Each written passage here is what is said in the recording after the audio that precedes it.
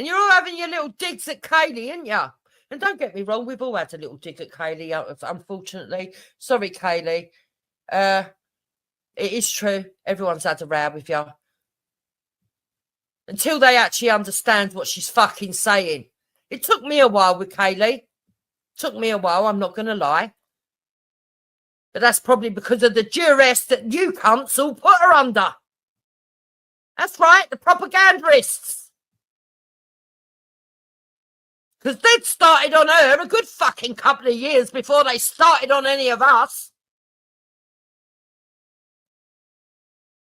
You see, A1000, because A1000 was over there on her own, it was a lot easier for me to decipher that she had something that she wanted to get out, that something had happened and that she needed to get it out. I could understand it with A1000. I could take my time, just listen, because there wasn't that much interference. But you see, with Kaylee, there was so much interference around her, wasn't there? You bastards.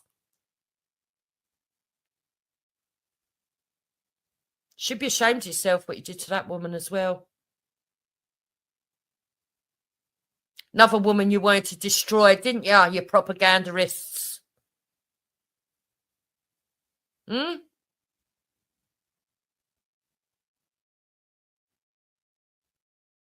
Meanwhile, you got all the little hangers on, and you're, isn't it funny?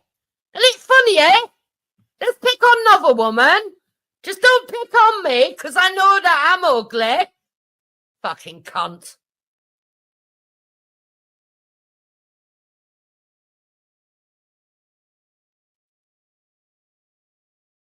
Bag of cunts, that's what you are. You don't care about kids. You don't care about women. You don't even care about yourself. You've got no self-respect, none of you. You've got no standards. And then you want to try and have the cheek to tell me that I can't maintain mine. Well, I can. And I will. So, Dave, you fat lump, you piece of shit. Yeah? And I don't care how much weight you've lost. We'll all remember you as the drunken, fucking, alcoholic cunt that came on here and was abusive to everybody. And the one person that reached out a hand to you, Dave, was me. That's right, Dave. And you're never, ever going to be able to rewrite that piece of history.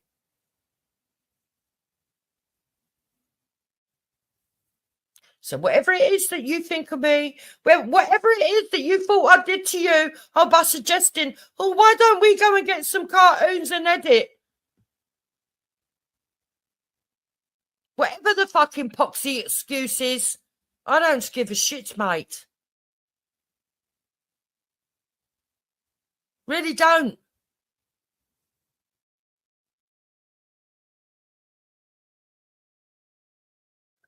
Enjoy your fuck up. Sitting with the wrong uns. The minions that assist that propagationist group. Enjoy it. Because I don't know how many times Kaylee's going to try and explain it to you. Or Den's going to try and explain it to you.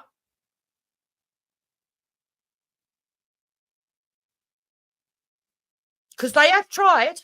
I've sat and watched as they've tried to explain to you what's going on. But you just don't get it, do you? Because you're just too fucking dim.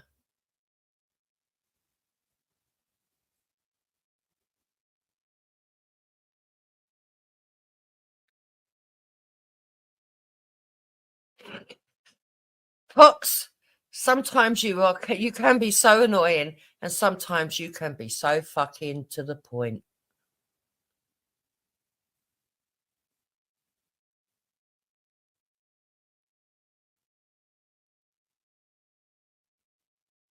You know, trying to stir up trouble for me, Dave, when all you've done is stirred up trouble for yourself consistently, persistently, since you have been on these panels.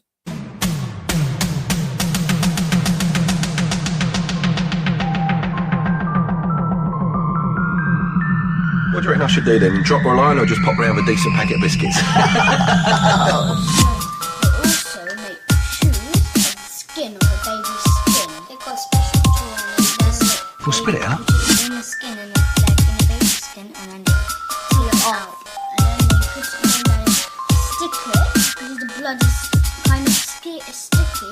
And they make the shoes the sole and flip-flops. They stick on the flip-flop. They've got flip-flops and So now you're incompetent as well as a liar. The one that I like, the ones that I showed my mum in the shoe shop in Grand Cross. Those ones with this big, it got a big star and it's baby skin, but it's not like This man you're great mate with, me, and his daughter. I wouldn't be surprised if he was a murderer. Yes, it's skin. Okay, we're trying to... A big black star. Same old Peggy, innit? Everyone else's fault. When it falls to go and get all the star.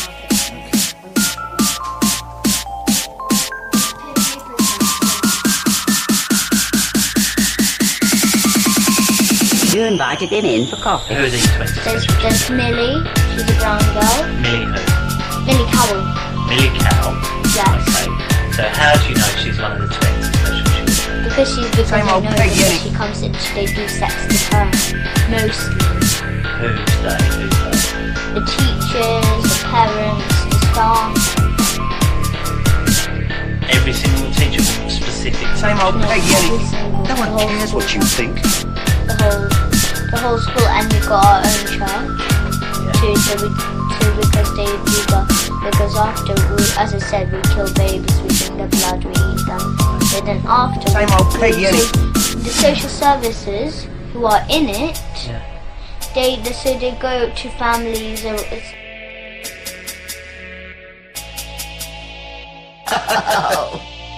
We'll spit it out.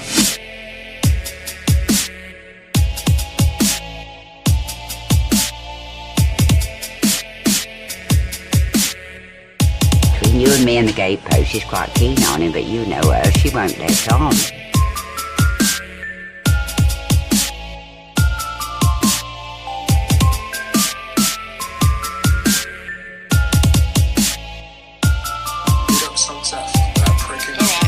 I feel like a film star. I'd like to see that film. They're gonna let me put out my fat whether you like it or not. I come back to speak to Jukes, but if he still wants to carry on, carry on. You speak to Jukes, I don't want to talk to you, you're a faggot. Right, so what I wanted to say is if you're serious at any point about going to the police about the harassment that you're getting on the phone calls, I will join that claim and I will phone my own force at the same time, because I have also had phone calls that have been uploaded, and there's several other people on this panel who may want to join as well. Whether I agree with you on some of your ideals or opinions, that's one thing, but going into the private world, into the real world, and doing the harassment that's being done, I don't agree with it. So okay, thank you for that. I haven't decided if you want to see Jukes, because every time I've just thought about it, I thought she ain't worth it. Every time I thought, she ain't worth it. She's got nothing. It'll make her life even worse. But it's going to come to a stage where eventually I'm going to go, fuck it, do it. It will come to that stage, so I will keep that in mind. Yeah, please keep it in mind, because it's all right. There's people like us that are strong enough to overlook it, but there's other people that are not strong enough, and we won't be the last. Yeah, if this has happened to, I'm not going to say that, if it's happened to weaker people, let's put it that way, right? Not been on the internet long. If this had happened to them, they'd be alarmed and distressed. They would be in fear of the police knock on their door. You know what I mean? I'm not, because I know she's talking shit. Well, she is causing alarm and distress all over the place. It's not about whether you're alarmed, Danny. This is what a lot of people don't know. It's about her intent, and her intent is to cause alarm and distress. And which she's done for years over me, AJ, and others. Yeah, but you fucking know nothing about it apart from entice her, antagonize her. Let's not forget what I'll be honest with you, Esau, I'm not going to even call her. Let me just be honest, right? I don't know the full ins and outs of it. Jason's never done nothing to me.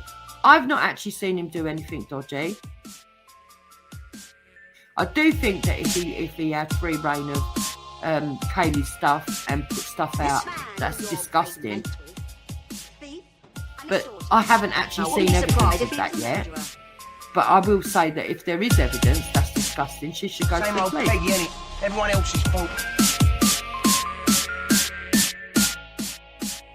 But I will say that if there is evidence that's disgusting, she should go to the police.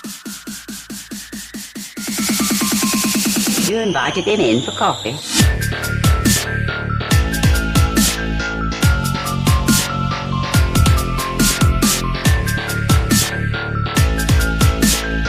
Same old Peggy, innit?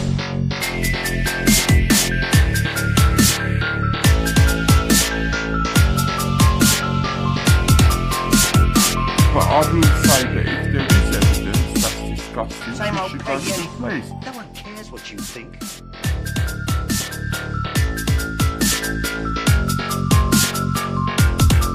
But I will say that if there is evidence that's disgusting, she should go to the police. Same old Peggy, innit?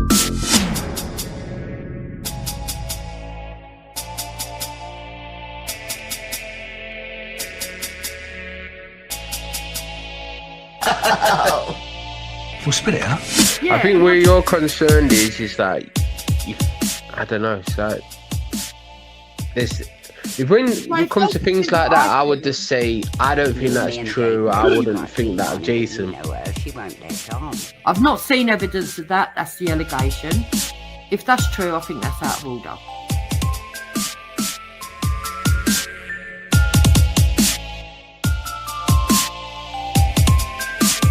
I feel like a film star. I'd like to see that film. Fighting his battles, I don't know. I won't do it myself because it sounds a bit like energy consuming. I'm done with this. And yeah, I put the video up. I did. You know I did. And that's why I was fucking pissed off with you. Well, basically, you know Umbrella and that fucking stupid means to clean out the sink.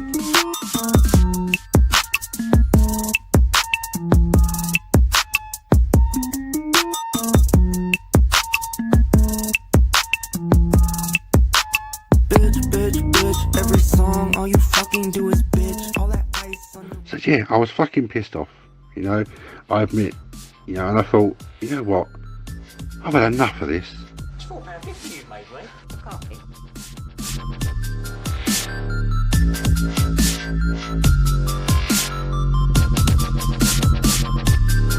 Well, basically, you know Umbrella and that fucking stupid Ben Kerrigan.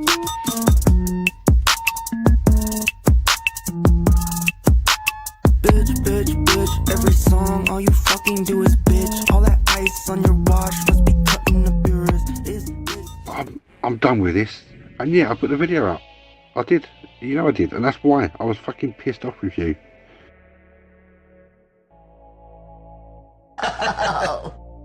We'll spit it out.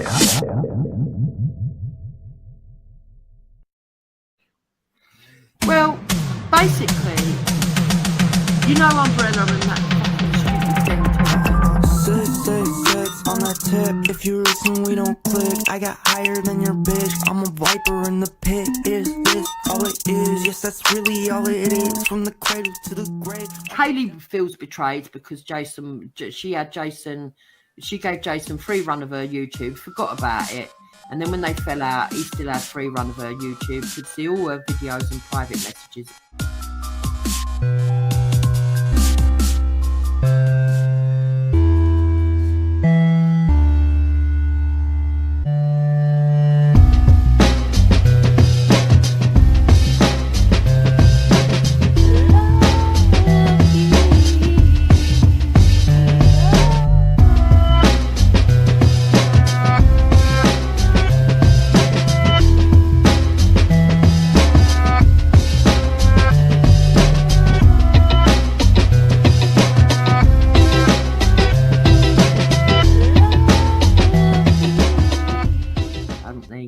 And put videos out that she didn't want put out, released them on her channel or whatever. I don't know.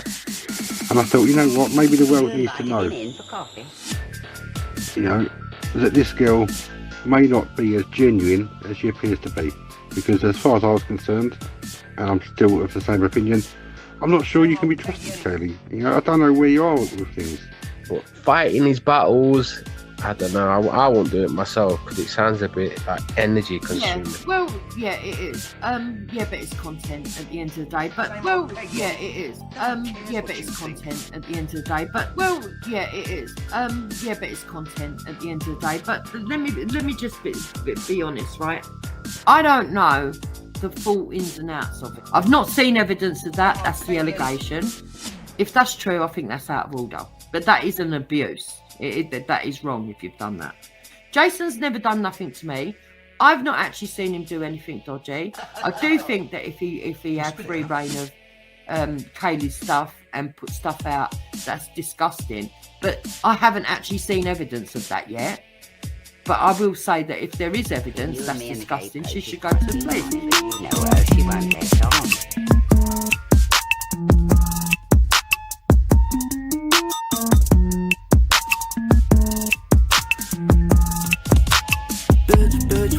Every song, all you fucking do is bitch. All that ice on the rock, cutting the booze. I'd like to see that film. This is really what it is. Every minute is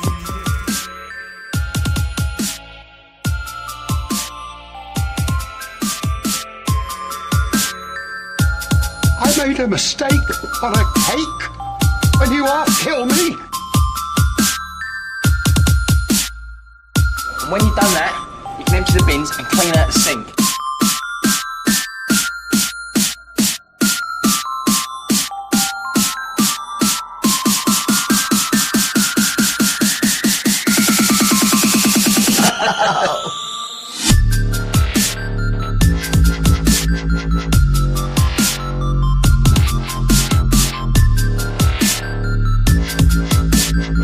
It's £4.50 you made, mate. For coffee.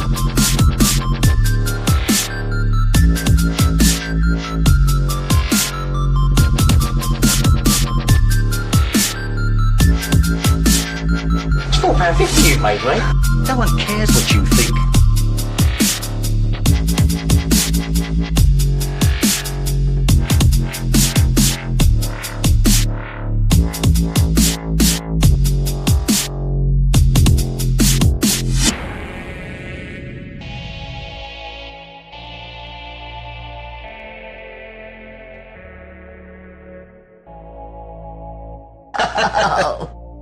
We'll spit it out.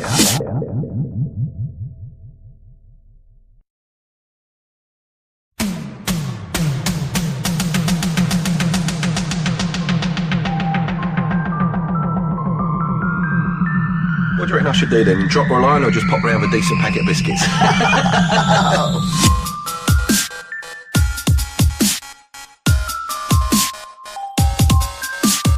We'll spit it out.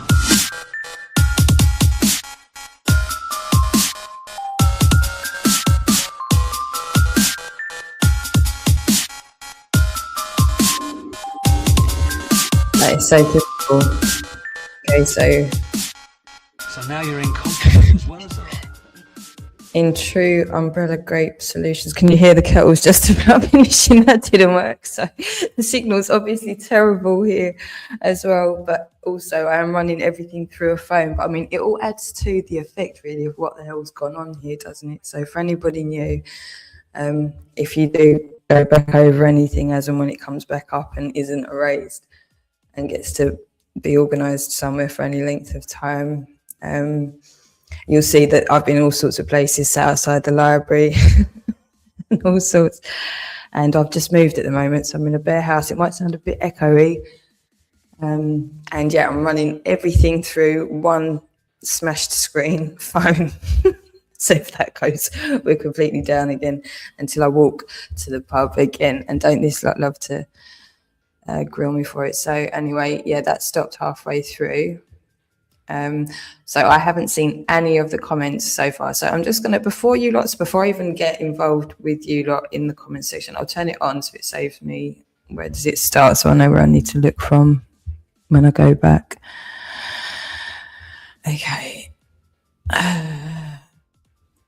There. So I'm not even reading anything, but that's where it's up to. So anybody that's new to this, you'll see there's a stream of abuse non-stop. Non-stop. This has gone on for fucking years on end. And Michaela Oniovosa is very, very, very, very, very guilty in enabling not only this, but so much of what's gone wrong around the world. Now that might sound dramatic as an opener, but I don't use my words lightly like so many of these fucking idiots on YouTube do. If I make a claim like that, it's because I mean it, and I've got evidence that supports that claim, enough for me to make the allegation at least without appearing sinister or like I've got a nefarious motive or something like that, which apparently these lot do. That's what I've got the evidence for, and that goes some way to explain the level of abuse that I've got 24/7 now. After how many years is it, guys? 8. Yes, Michaela herself, I think, stipulated it earlier. 8 years. Everybody's like bang on the. It seems like everyone knows when this started. Okay, so again, we're just going to throw any newbies when we've got things like, let's have a quick look at these things that I'm subscribed to. So I mean, none of this is imaginary. You can go and subscribe to these places yourself, and when you like realize that actually these people, there's jobs like this, and then there's people like this, and then there's things that are not allowed to be spoken about, there's money being thrown around. It's so fucking criminal what's gone on YouTube. So fucking criminal what's gone on YouTube. So basically my job is to pretty much take the abuse, record it, and then point out where everybody's broken the law so that this can't happen again and people are held to account, and that will hopefully deter people from making the same fucked up mistakes again. But really, it's just a reminder again that it's the basic principles of law that always apply. No matter what the new phenomena is, such as the internet, the law will always apply to it, okay? And then you're just playing catch up, and a few heads need to roll first for people to understand how it's applicable. Now, I've really tried, because I've used analogies and all sorts of things that nobody's questioned me on. It's only you lot that have got, well, it's only you lot that have got an issue with what I say I am in real life anyway. And when I say that you lot, I'm talking to this lot, because what they've done is I did have thousands and thousands of followers and whatnot on Facebook, like way back when in 2000 and fuck knows when, how long ago, 10 years probably, I don't know. I've lost count. My life is literally a groundhog life of this, just abuse this. And it's mental, but I've recorded it all. So thankfully I don't need to, well, we are going to have to go over it a lot, aren't we, really, to point out exactly what's gone wrong. But I mean, this is why we're eventually going to just welcome in as many people as want to get involved. You're welcome to, if you just sign a confidentiality agreement, you're welcome to take any of my thousands of streams and start working through it, either personally or with friends or whatever, so that we can just really break down what the fuck has gone on over the past few years here. But yeah, so sorry, that slideshow, that again, the slideshows aren't going to really be working perfectly, so it's not going to be very well put together at the moment. But again, what I was going to preface the entire thing with is this is just going to be completely informal and laid back. This is like I've done everything else, okay? My entire life is lived under duress. The fact that I'm surviving whatsoever is an achievement as far as I'm concerned. To even follow any kind of schedule, I'm all right with that. I've done a lot of work. I've got a lot of work. You can't see it. I don't need to show it to you. You're the ones that are just exposing yourselves 24. So I don't really need to do anything. I don't even need to be here. I do this all the time. I'll set the live up and fuck off. I go to sleep. Just go and do what I need to do. And you're just still here laying down the abuse, just waiting for me to come back and take it in person. It's mental, isn't it? Now, what Michaela's problem is that she's also trashing my name and reputation to like hundreds of people at the same time when the cunt doesn't know me. She doesn't know me. She trashes my reputation along with paedophiles and criminals, and she has done this for years. And so people like myself who needed to be heard to prevent so much of the carnage of what's gone on over the past few years, we've been silenced thanks to cunts like Michaela Oniovosa of 7 Joan Crescent, Eltham. And she's still doing it today. And I'm well fucking pissed off with so many people right now. And I've clearly told them, because they haven't sorted their shit out or repented, and the police haven't sorted them out, I want them dead at this point in time. So this is where we're at. And it's a bit awkward, isn't it?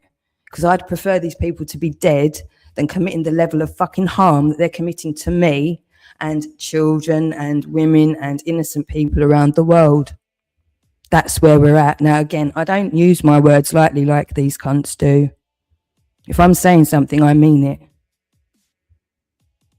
Okay, so what we're going to do is I'm going to play, well, actually, we'll see how it goes. I'm going to try and play a couple of the videos that I've made that touch on a few of these things. But I mean, I don't need to, because they're freely available. But I mean, they're also just available in Google, in the internet. We've got Danny Wester show, right? I've just seen you've all shown up, so we'll try and play something. So we're just going to make a coffee, and then we're just going to... where to start? Where to start with this woman? We've got years and years and years and years, and she's pretending still that she doesn't care. What a silly, silly, silly woman. And just, yeah, so well, you guys crack on for a little bit. You guys just crack on and find something. But this entire stream is dedicated to Michaela Oniovosa of 7 Joan Crescent. And we'll see how we get on. But I mean, this is the first. Again, this is more just to set the tone of what's going on. Completely informal. And it's the first hearing. I might have a power cut in 2 minutes. Not a problem. I'll go and do something else. Go to sleep. We'll crack on with Rebecca's tomorrow from a pub if necessary. Do you know what I mean? That's how it's going to go. And then we're only committing to 1 a week. So like every Thursday, there'll be a hearing. But we're going to go over, in Psychoanalysing Social Media Superstars and Psychopaths, we're going to go over the deleted abusive streams. So we're going to start attaching and organising these streams and the crimes within these streams to the relevant people. So by the time they have their hearing, we'll probably have a wealth of evidence already stacked up, I'd imagine. And obviously, at any point, the police are welcome to get involved if they want to, or anybody else.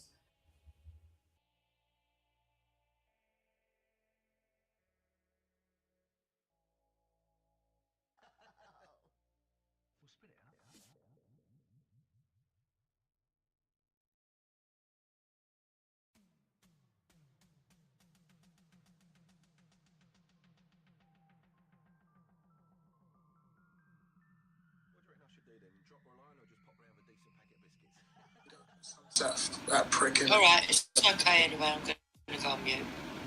I got on Daisy. No. Yeah. No, Okay, so this I have is to what point out a fact. Are you gonna let me point out my fact whether you like it or not? I come back to speak to Jukes, but if he still wants to carry on, carry on. You speak to Jukes. I don't want to talk to you. You're a faggot. Right, so what I wanted to say is if you're serious at any point about going to the police about the harassment that you're getting on the phone calls, I will join that claim and I will phone my own force at the same time, because I have also had phone calls that have been uploaded, and there's several other people on this panel who may want to join as well. Whether I agree with you on some of your ideals or opinions, that's one thing, but going into the private world, into the real world, and doing the harassment that's being done, I don't agree with it. So okay, thank you for that. I haven't decided, if you honestly, Jukes, because every time I've just thought about it, I thought she ain't worth it. Every time I thought, she ain't worth it. She's got nothing. It'll make her life even worse. But it's going to come to a stage where eventually I'm going to go, fuck it, do it. It will come to that stage, so I will keep that in mind. Yeah, please keep it in mind, because it's all right. There's people like us that are strong enough to overlook it, but there's other people that are not strong enough, and we won't be the last. Yeah, if this has happened to, I'm not going to say, it's happened to weaker people, let's put it that way, right? Not been on the internet long.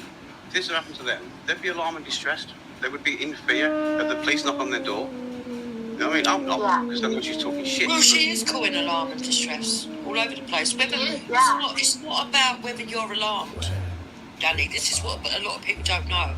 It's about her intent, and her intent is to cause alarm and distress. And which she's done for years over me, AJ, and others. Yeah, but you fucking know nothing about it apart from enticing and antagonising. Let's not forget. I'll be honest with you, Esau. I'm not going to even call her. In 1984.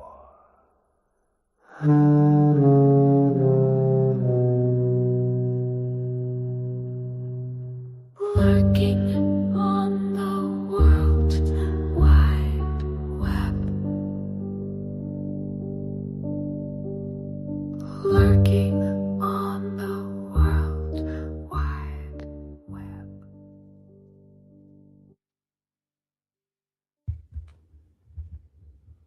You're really just still not getting it whatsoever, are you? Normal, rational people at this point are going to go, hang on a minute, what's that person who Kaylee says is actually a paedophile, not an old lady? Why would an old lady be here demanding anything at somebody else's hearing? Why would that Danny West fella that keeps pretending to not be Danny West be here yet again? They're here all through the... Just imagine your other people, okay? Because other people are going to go, yeah, but it's not about you, Loisy, because you've silenced and erased her over and over and over again, so people still haven't heard or seen any of my work for how many years? So you lot have heard it and seen it because you keep erasing me, so nobody else has yet, have they? So until you stop erasing me and all of this nonsense, then I'm just going to keep... I'm not going to play all of my evidence to you lot here, am I? The evidence will come when the viewers come, as and when. Or it is where it's at already, as and when members... Do you know what I mean? I'm not in a rush. You lot are in a rush because you're flapping because you know you're fucked. Okay? Along with Michaela Oniovosa. Now, why would you all be so invested that you're here for her hearing? And why is she pretending that it's so irrelevant, but she's just flapping like fuck, like you lot are? I mean, it's just so pathetic. But again, this is for the benefit of everybody else. Wallace Hoogley, hashtag not an old lady. This isn't for the benefit of you paedophiles. This is you lot exposing yourselves right up until it's too late. So you crack on. We're just going to keep doing that. I've got fucking years of Michaela that I can play, and we can do hearing 1, hearing 2, hearing 14, hearing 144,000. And you lot are going to die in the meantime. I'll probably die. But this isn't going to die. Your reputation's going to outlive you.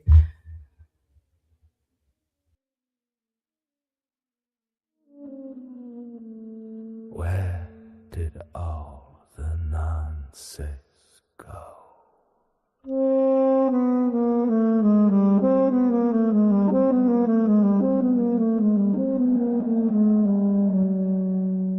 Where did all the nonsense Again, flapping nonce who probably, if you didn't outright murder, like intentionally murder Sabina, that was a fucking massive coincidence for that day, the same day that Eric or Brian Leroy Hansford, the director of Advanced Demolition Southern, the same day that he phoned and threatened me like that.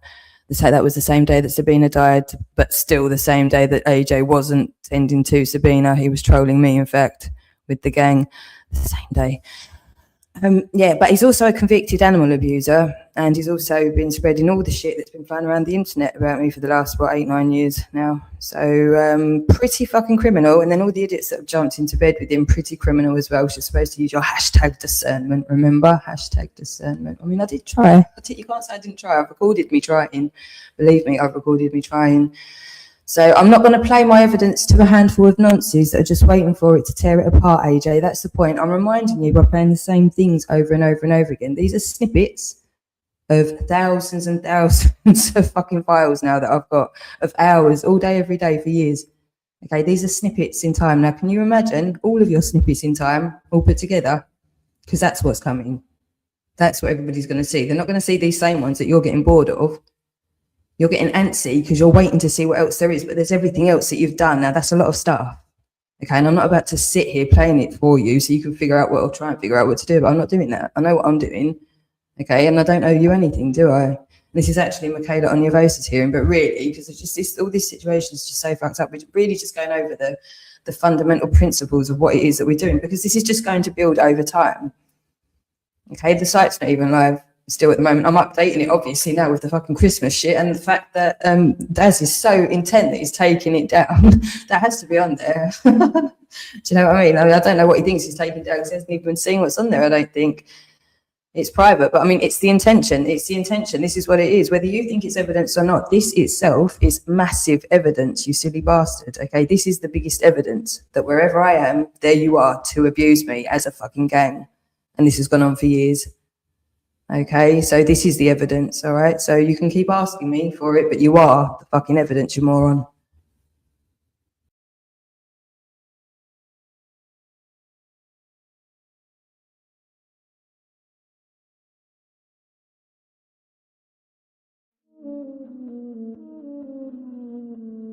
Where did all the nonsense go?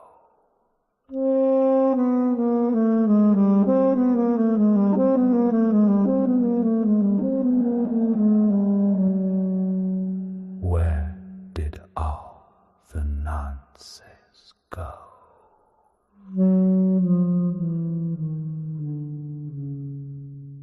In 1984.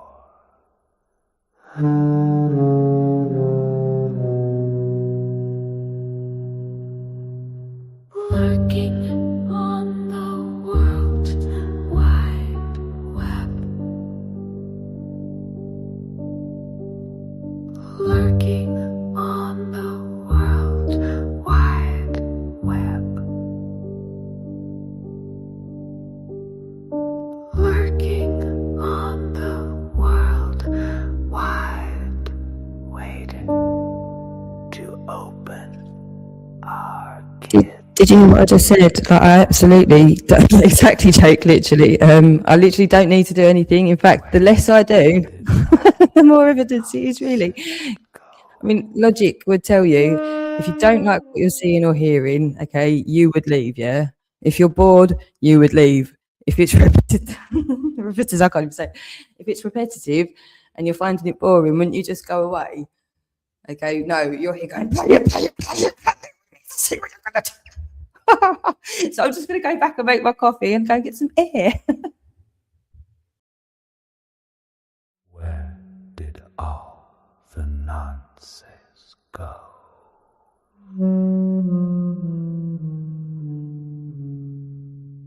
In 1984.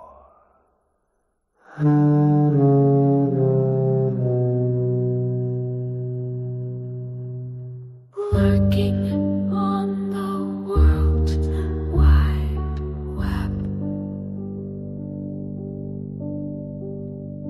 Lurking on the World Wide Web.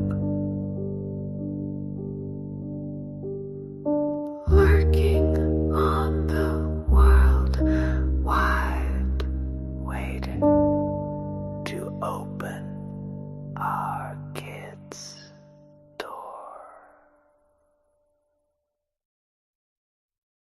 Where did all the nonsense go?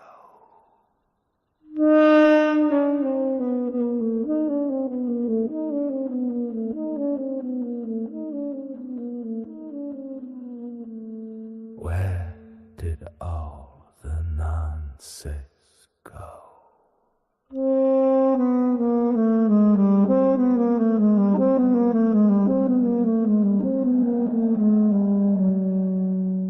Where did all the nonsense go? Now, I wonder how many other people AJ here In 19. goes up to give a hard time for drinking coffee. Should we take some bets? This is where hypocrisy is really going to fuck you all up. I mean, this is insane. Like, who else do you campaign against for their coffee, for their all of the things you do and accuse me of? And would you ever go to anybody else for any of these same things, like drinking fucking coffee? Really? Do you think this is helping anything, you silly cunt? Honestly. Jake, actually, do you fancy, I don't know what you're up to right at this second, do you want to come on and play Faker? What the fuck? Right, you are a lunatic. You're so unhinged and dangerous, right? This is insane. Jake, do you fancy playing some of the bit that you wanted to play, and then maybe we'll get on with... Yeah, we don't care. Look, you're obsessed, okay? I'm not doing this for you lot. I'm showing everybody else when they see it what my life has been for all of this time and is still now, right up until this second. And that cunt, Michaela Oniovosa, is so fucking complicit in allowing this to happen to me. And not only me, because of what's gone on to people like me, okay, the world's gone to shit. So you lot are responsible for the death and suffering of so many fucking children. Okay, and I've said it very clearly. I'm not expecting you lot to hang around and hear me keep saying I want you dead. I don't care. Probably should have gone away a really long time ago. It's too late, isn't it? So we're just now opening the conversation as to who's responsible for what the fuck's gone wrong on this planet for so many years, okay? And it starts with you lot. as far as I'm concerned. So I'm making that claim. Feel free to refute it with evidence or to go to your solicitor or police or whatever. Go ahead. But just sitting here giving me shit 24/7 is only adding weight to my claim, isn't it? You're shitting yourselves, as you should be, because people are going to want to really hurt you, and I've been warning you about this for years. So there's really not a lot you can do. And calling me a pisshead, and what is this? You fucking moron. Just slandering and lying at me 24/7. All about my kids, all about my... It's just sick. It's beyond sick. It's satanic. It's clear as fucking day what's going on. You're possessed, demons. You're possessed, okay? You need a chill pill and to go and ground. Get off whatever you're taking, okay? And I really could help you, but... Hey, nobody really wants to listen to anything that I've got to say. You just want me dead or sectioned, and you don't even believe me now because I got out so quickly. Because clearly I'm not mentally unwell. I'm just really fucking pissed off now. Okay, really fucking pissed off. And nobody in authority, all the way up to Archbishop, actually disagrees with me. So, honestly, I don't know what you think you're going to achieve here by telling me yet again that somebody else is just fucking mental. Anyway, it is what it is. Fucking ridiculous. And a paedophile, I mean, oh, the mush. And again, no ID. So, I mean, this is basically what Michaela's got in her chat all day, every day. A load of fucking idiots that are probably paid and just, I don't know, just so many narcs. And it's just a mess of weirdos, isn't it? Just a mess of weirdos. But loads of them are just faceless. This lot, you'll see them over being Michaela's audience. She's convincing herself these are normal people. Yet they're hiding, while she's getting her ego stroked, they're hiding in these shadows so that they can do this to people like me. And she's been told about this, and now she's got that cunt is going to pay. Michaela Oniovosa of 7 Jane Crescent, Eltham. She's going to pay for what she's done. Like I say, it's not just about me. It's everything I was speaking about, everything I was trying to, try and avoid happening because I knew what was going on to a large degree, where a lot of people weren't paying attention. I just happened to know about things because of my own circumstance. Okay, and we're supposed to, if we've got a voice, we're supposed to speak for those who can't speak for themselves. And the cunt keeps using Christianity as well. God really doesn't like that, Michaela Oniovosa of 7 Jane Crescent, Eltham. He really doesn't like blasphemous cunts. Okay? Oh, it's not that. He loves you, but he doesn't like you being blasphemous cunt. Okay? Sorry, I should rephrase that, shouldn't I? Again, Wallace, I don't care. It's gone back up to 7, Wallace. So there you go. I just don't care because it's not about you lot here now, is it? It's about what's going on record.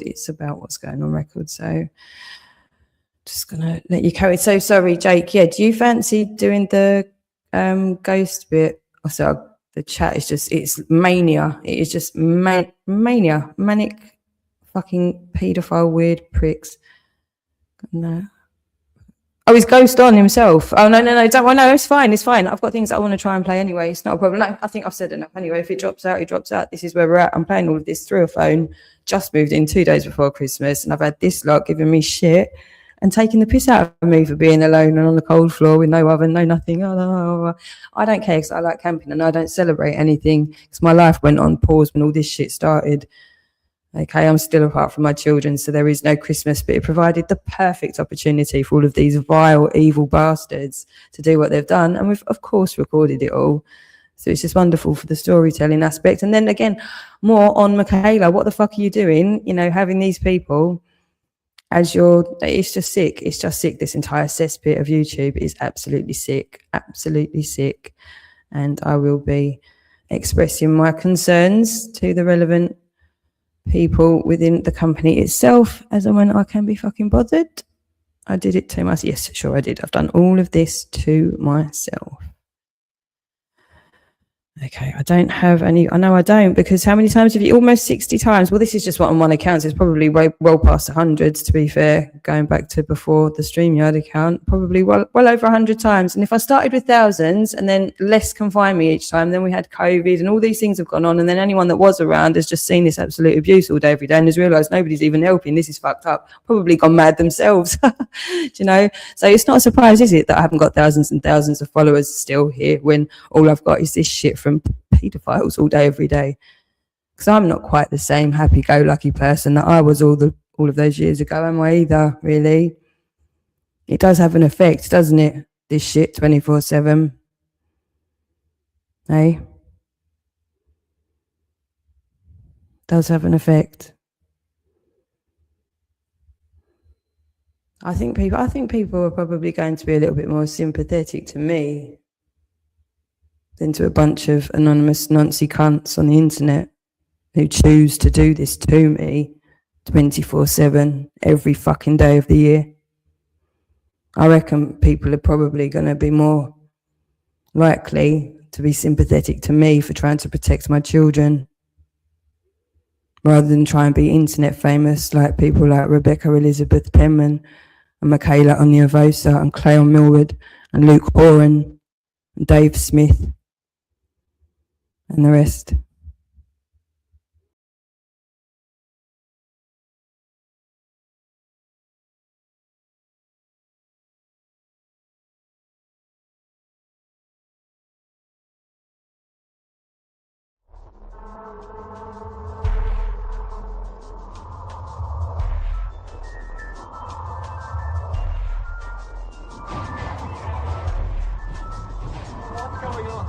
Has this happened before? We have to get out of here. We have to get out of here. Take it easy. You take it easy. Quiet.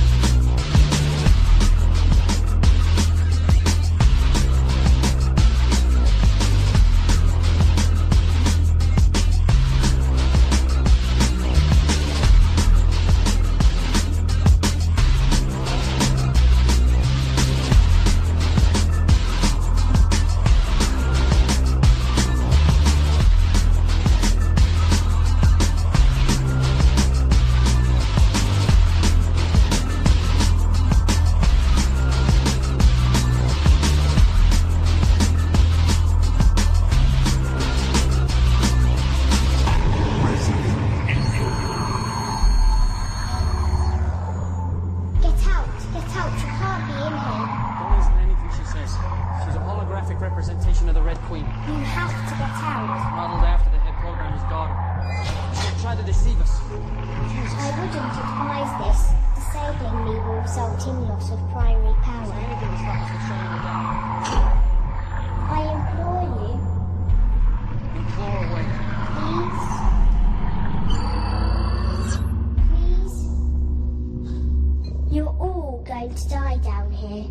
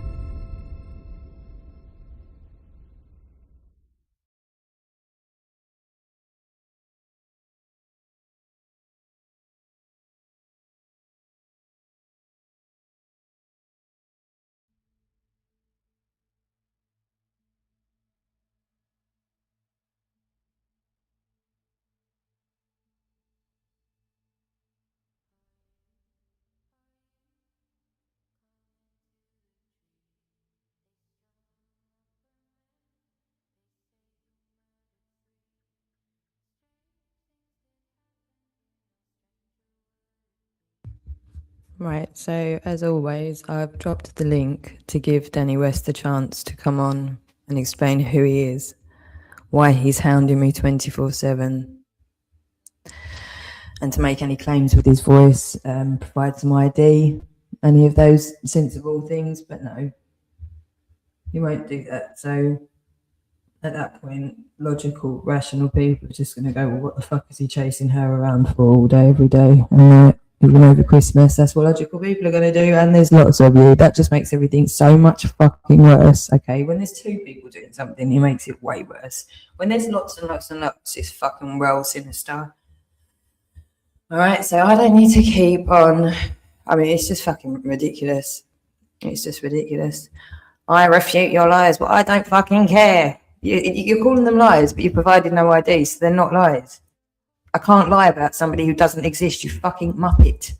This is, oh God almighty, please go and speak to a solicitor. It's fucking embarrassing. I'm not doing any more. But again, okay, and the fact that you lot just allow each other's madness as though it's okay and normal, and there's so many of you doing it whilst abusing me, whilst erasing me, and then just flipping out and going sick and abusive and going on and on and on about my children. And Michaela thinks you're all amazing. Did I ever think there was going to be hundreds of people here, you idiot? No, of course not. When I go public and send this to people, then people are going to see it. Okay? At this point in time, it's still just you lot chasing me around, isn't it? And you can fuck off, AJ. Okay? You're never speaking on my panel again, cunt. Bye. Almost. It's the wrong one. It's good on pick. Later. Go away. No, I'm not begging for anyone's attention. I'm giving Danny West the opportunity to prove who he is or who he isn't. But no, I'm not taking abuse from you, cunt. You're done. You had years. You had years. Now I just want you to repent or not be alive anymore. It's as simple as that.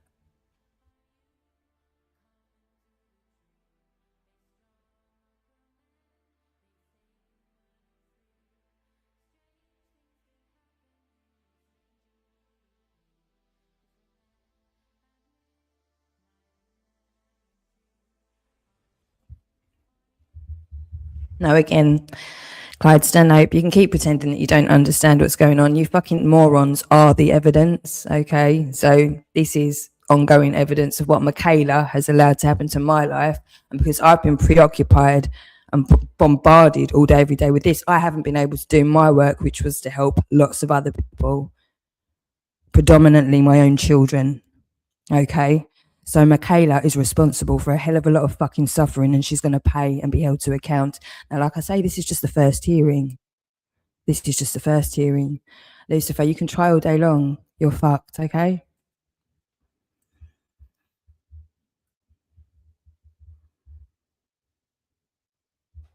Fucked. And you all deserve it all as well. So I suggest you repent, like I've been saying. Yep, exactly. This is what I keep saying. It's not just about me. I'm just lucky enough, and this is why I have to, no matter whether I want to be the center of attention or not. I've now got what I've got. I've got the evidence. I've got what's been recorded. I'm no fucking coward, you cunt. You've had years. You know where you did know where I was for how long? How many times did you threaten to come round and you never did? Big man. You're shitting yourself, and you should be. But no, you're not entitled to me. None of you ever were. None of you ever fucking were. You're fucked and you deserve it. You're shitting yourself. Shambles, according to who? It's just you nonces here. You nonces who've been deleting me for the whole time. This is going to be new and fresh to everyone else, isn't it? It's a shambles to you because you're desperate to find out what's going to happen. Well, you're not going to find out until it happens. How about that?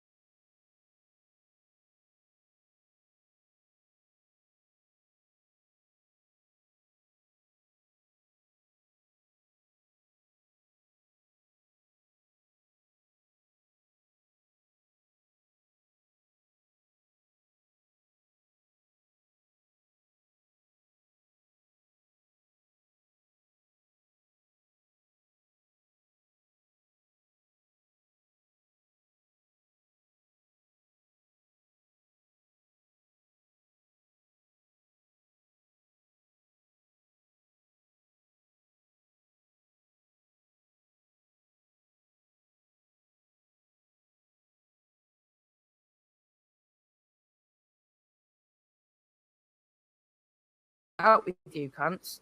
You've gone on to trying to fucking destroy my life day in, day out, day in, day out. And now Danny's just confirmed that there's a lot of assets that Eric has.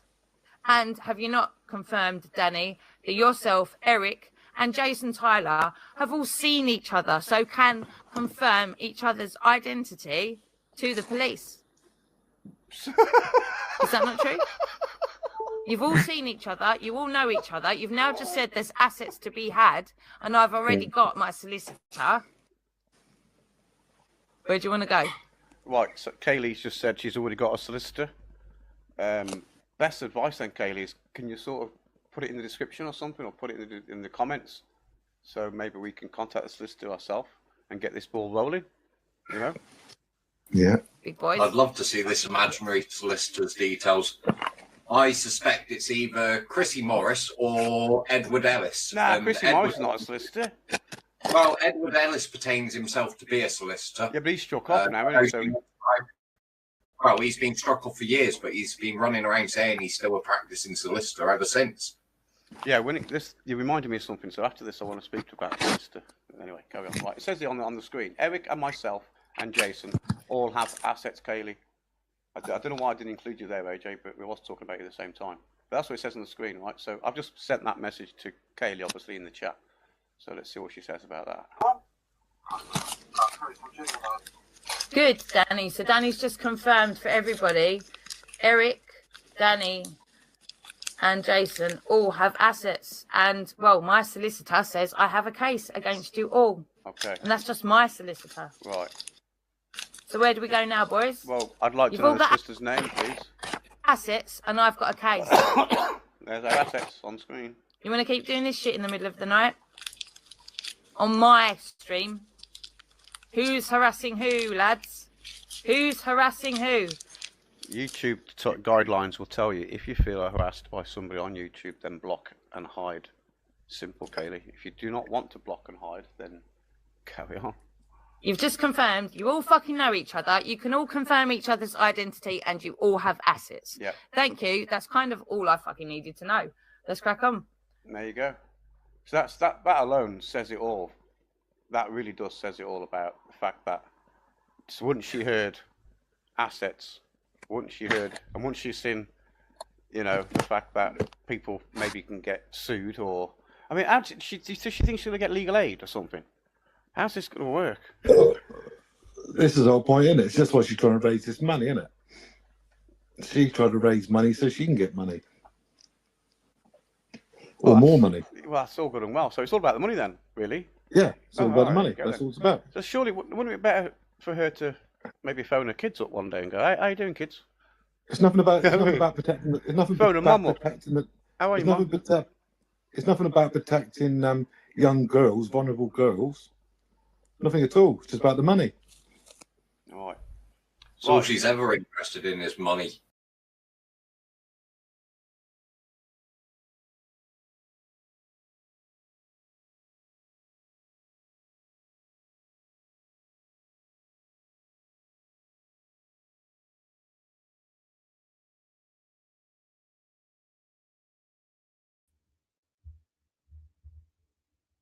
Danny West, are you talking to me?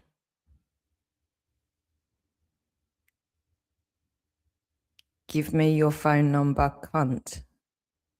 Well, so I can get threatened by more men on my phone, rather than, as you're here in my church, rather than just speaking here where you're abusing me anyway. You're not willing to use your voice here. You want to have my number, and you're demanding it. You cunt. Yeah?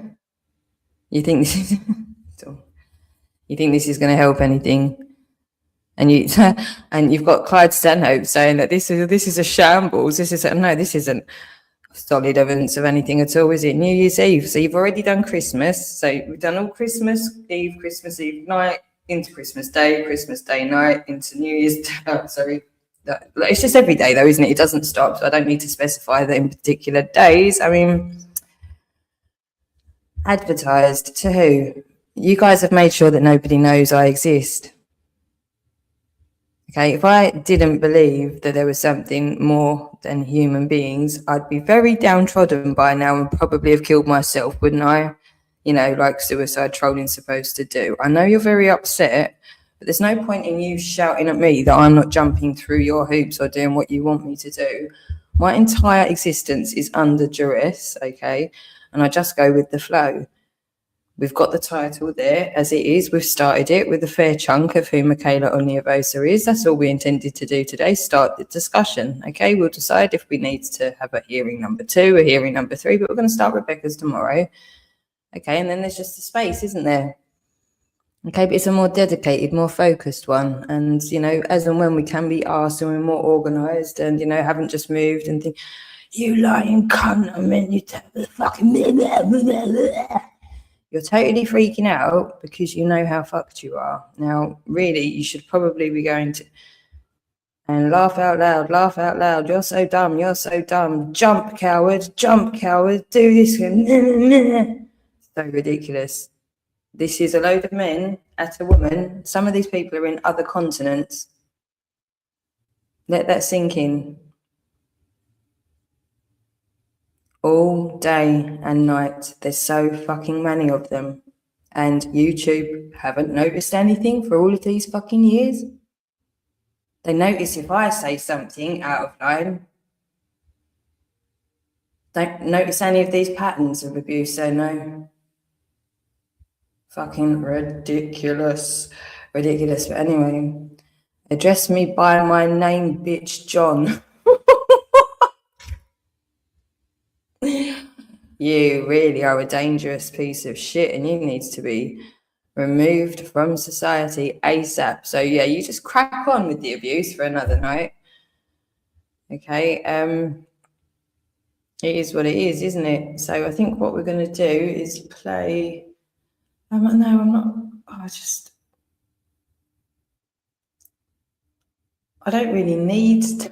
I just don't need to, because I mean, there's more than enough already documented. So now it's just, when I do decide to just push that button of send, you know, it's all there already. I don't need to sit and waste hours and hours and hours doing what loads of other people are just going to do naturally anyway now with what's already available. Do you know what I mean? It's already done. You've already documented how fucking insane you are all day, every day. Do I need to come remove me, cunt? Who are you even talking to? Is he talking to me? I don't even know who he's talking to. Are you talking to me, Danny West?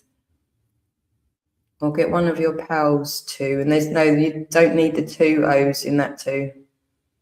2 is in also, that's with the 2 O's. So, you know, and like, remember, an extra O, because you've got an extra, it's 2, it's additional. So he's flapping the fuck out. Thank God you're here. Can you see? He's really flapping, isn't he? We've got Lucifer in the back. He's changed his name to John Williams to pretending to be. So you just, I'm not stupid, okay? You're not coming on. You guys have had all the years, and I'm not taking any more abuse, okay? I'm opening it up for people. The reason I'm not actually banning you from the studio is so come your hearing, you can actually get on if you need to. Okay, so I'm not banning you entirely. Oh my God, he's actually put it in the back. Give me your phone number, cunt. Maybe it was him. I've just got a screenshot that. I think it actually was him. Give me your phone number, cunt. He's written it in the back like I'm not going to screenshot it. What is wrong with you? What the fuck? He's just come back again. Shall I? I mean, I'll let him on, but it's not him. Then he's not going to. Well, I suppose we'll just let him on and see what happens. I guess. I mean, anything needs to record you, right? Wow, what a fucking moron. Let's see what happens. I'll put him on.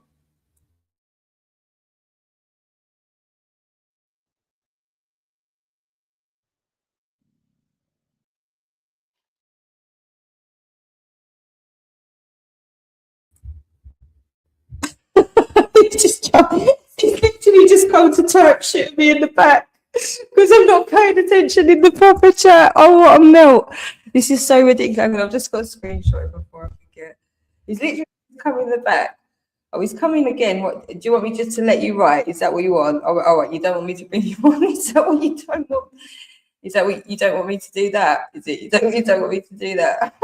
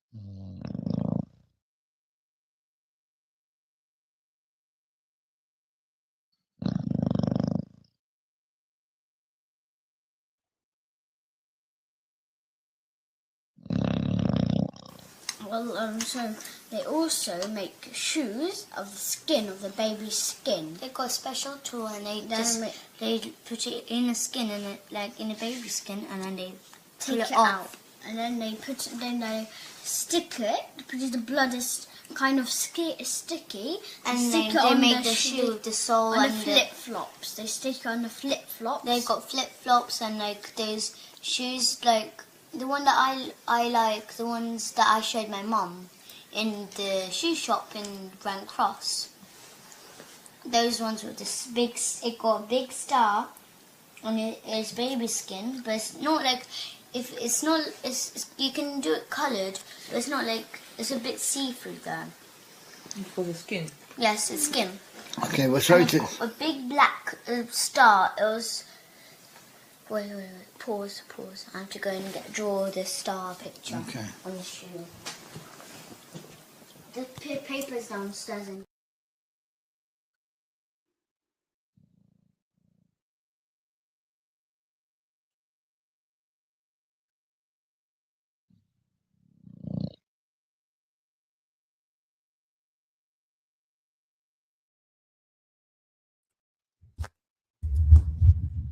You all say Kaylee's triggered.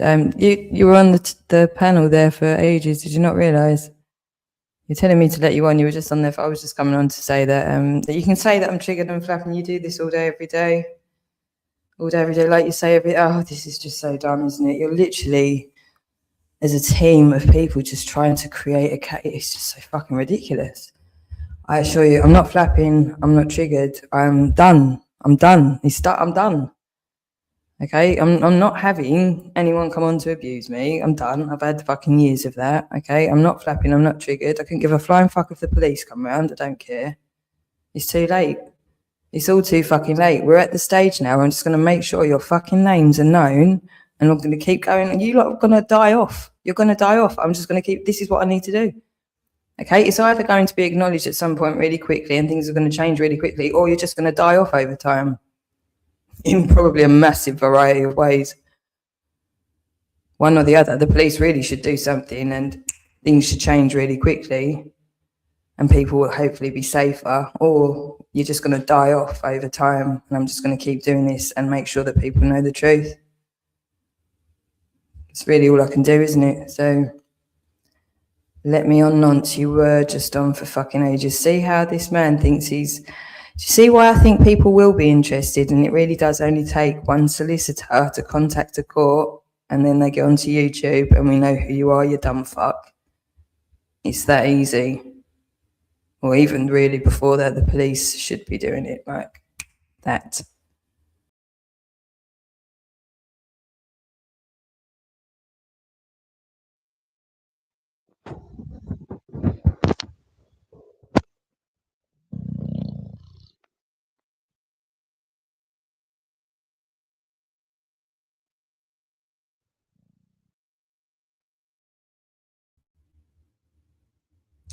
Yeah, this is what I see. I don't acknowledge them when they try to be funny, because it's really just such a fucking insult to all the dead children. I don't know if you could faintly hear the snoring before. I knew he was trying to be funny. This is how fucking pathetic these men are. They think, he thinks that's really funny. It wasn't even coming through. I don't even know if anybody else heard it or picked it up. Certainly not funny, you dumb fuck. Okay, this is why I want you guys taken out. Okay, there's people suffering right now, and you're not being funny, you cunt. You've ruined my life. There's lots of dead children, suffering children. Your jokes are not funny. Okay, this is why I'm quite happy to tell. All right, and this is his response. Kaylee killed all the kids. This is why I want you dead, cunt.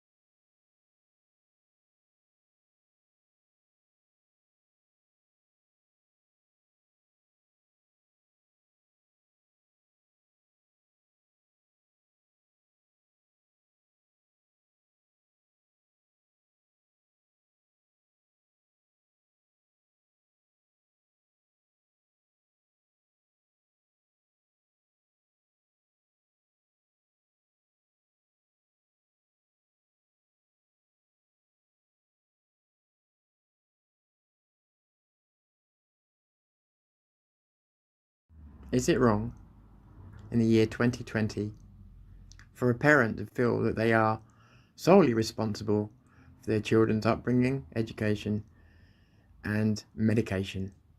Is it wrong, in this day and age, for a parent to believe they have the right to know exactly what laws and guidelines surround their children, whether they're in school or out? This is the continuing efforts of Kaylee and other mothers to find out where the tests are being done and what the rules are regarding their children being tested without consent.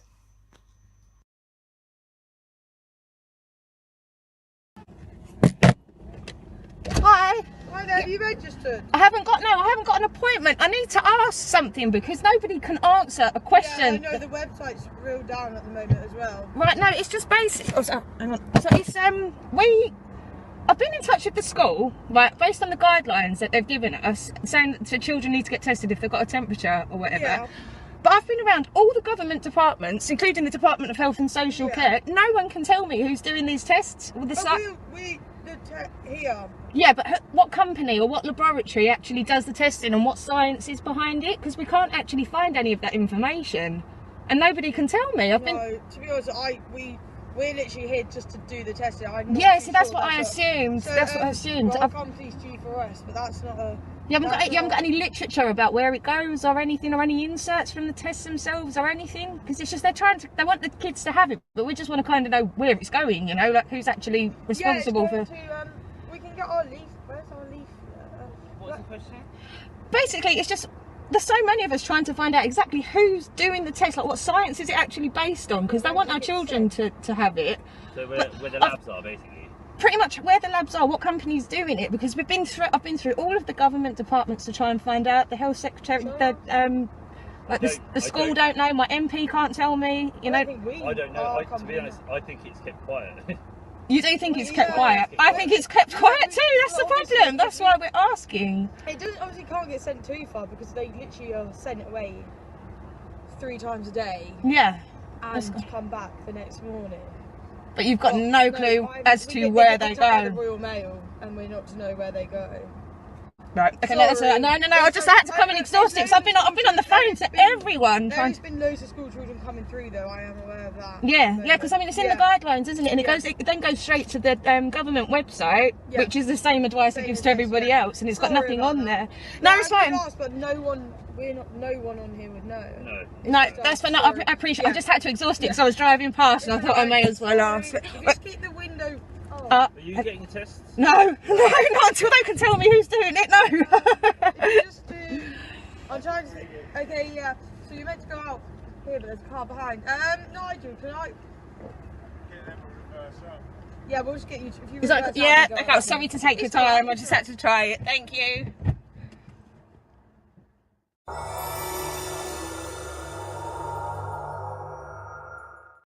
The following calls are to G4S, a curious security firm that seems to be holding the COVID tests, and Boots, the only named company on any website that does COVID tests.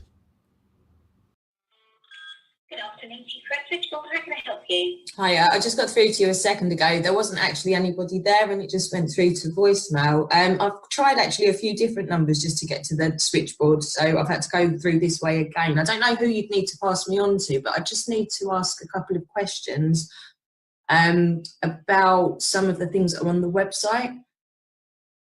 Who would I go to? Or do you have a legal department, or that I could be? Yes, the only problem that we've got at the moment is because we're obviously all working from home. Right. I can only go by first name and surname. So obviously, if I try to get you through to a PA and it goes through to voicemail, it could be that she's either dealing with another call, or she could just be in a meeting. Voicemail activated. So I can certainly get you through again and just leave the lady a message and she will come back to you. Okay, then I'll do that. That's perfect. Is that all right? Yeah, that's brilliant. Thank you. You're welcome. I'm just going to try again for you. Thank you. Thanks. Your call has been forwarded to the voicemail for machine. No one is available to take your call. At the tone, please record your message. When you've finished recording, you may hang up or press the hash key for more options. Hi, Elizabeth. I've just been put through to yourself via the switchboard. I understand that you're Ashley's PA. I've got a couple of questions that I just need to clarify, if that's okay. If somebody could call me back on, I'd really appreciate it. Many thanks. Good morning, you're speaking. Good afternoon, you're speaking to Lynn State Boots. How may I help you? Hi, sorry, what was your name? Sorry? Lillian, how may I help Lillian, you? oh, hiya. Yeah, basically, I've kind of been around in circles for the last couple of weeks, actually, just trying to get hold of some information. And I finally ended up getting back to yourselves. Now, I'll just basically explain. I understand that it's actually Boots, the company, that are issuing and doing the testing for the COVID-19 virus. Would that be correct? No, it isn't. No. Oh, it's on the G4S website that you do. So it may be, is it to do with like COVID-19? No, basically, I've been to the COVID-19 test. Well, I actually started phoning around all of the government departments initially. My MP spoke to the school. This is all basically on the back of the guidance that we've been given for our children in case of assumed COVID-19. And basically, I just went on to look on the government's website, and it said the only one test that was actually branded and named, which I believe was Randox, had been recalled as problematic. Now, the other tests, it said that there are other tests, but they come under an umbrella term called the Kingfisher tests or something to that effect. But it had no mention on there of any of the information regarding any of the companies or the science or what the tests are actually called. So I've been around in circles trying to find that information and still hadn't been given it. So I actually went into a COVID-19 test centre a couple of days ago, and the lady there told me, and I mean, I've got that recorded, like she said that she works for G4S. The lad that worked there said that he thinks they're keeping it quiet, which is a bit suspect, but I was like, okay. But they couldn't tell me where any of it goes. Now, coming back and looking through G4S's website, it clearly states on there, her name is Jo somebody, the woman that's running the whole show. But it clearly states on the G4S website that the tests are all sent to Boots to be done. So we need to find out, because obviously my children are off school at the moment because nobody knows what these tests are. But it says on their website that they send them on to Boots for the actual testing. Let me see if I can try. You just come through. I just do opticians, appointments, and vaccinations. I just do the booking in. Let me just take some details, and I'll probably put you through to customer care. Can I just take your first name so I can introduce you? Yeah, it's Kaylee. K-A-L-E-Y. Kaylee. Yeah. Kaylee, thanks. Just down the line, Thank Kaylee, you. please. Thank you. Hiya, speaking. How are you? Hi there. I'm very well, thanks. My name's Rob. I work with the customer care team. How's that can help you today? Basically, I was just explaining to your colleague, I've kind of been around in circles trying to find out some information regarding these COVID-19 tests. We've all been given, obviously, these guidelines, not only for ourselves, but for our children, and how to go about getting a test for them if they show any of the symptoms at school. Now, obviously, just as a concerned parent, we kind of would like to know where the tests are going, who's doing the tests according to what science, just to kind of figure out what the actual test is based on. Now, the only test that was actually named on the government's website, which I've Randox, I can't remember off the top of my head, was recalled as problematic. And the other tests that were available, they weren't specified, weren't named, and they were just called a group under an umbrella term, which was Kingfisher, I believe. Now, there's no information regarding these tests at all on the government's website. I've been through all of the departments, Department of Health and Social Care, Public Health England. I've been onto the COVID calling centres, and I've been passed around in circles basically until it gets back to the first one, telling me to go back to the last one, how that goes. So I've been onto the MP. The MP's taken it up with the Department of Health and Social Care. Now, I thought in the interim, while I was waiting, I'd pop into a COVID centre myself, which I did a couple of days ago, and found out from the lady, they were actually really pleasant, the two people that I spoke to, they had no clue about anything. They said there wouldn't be anybody on the site that would be able to let them know. Now, she did tell me that their company is actually G4S, which is a security/surveillance company. And she made it very clear that nobody on site would have any idea about this information, about where the tests go. All she could say was that the tests went via Royal Mail and then came back the next morning. She couldn't tell me where to. And obviously saying that nobody else would be able to kind of suggests that there's nobody medical actually present on the sites, which is a bit concerning in and of itself. But anyway, all of that aside, that's just the backstory to where I'm at. So coming back, I've then gone and looked into the G4S website to see if there's anything on there to say where these tests will be going to, where they actually go to, who's actually conducting it. And it does say on there, the chair, or I can't remember her exact title, but the lady in charge of the whole operation anyway for G4S regarding the COVID testing centres has specified on an article from June, so only a month and a bit ago, that they get sent to Boots. They get sent to your company to be, the testing is actually held at Boots somehow. So I'm now asking you, Boots, do you have the information for us? It's really very strange. I mean, I should say straight away, so I actually work with the central booking line based in Nottingham head office. The types of appointments we can book strictly at the moment are, from a pharmacy point of view, just nothing to flu jabs. It does have been sort of taken off the shelf for the time being, but there's been no communications about actually doing COVID tests from the Boots, so that's quite strange. I mean, certainly what I could do is see if we can find any local Boots opticians to you and then ask them directly about it in case that's something that the stores deal with directly. It's not something I've heard of.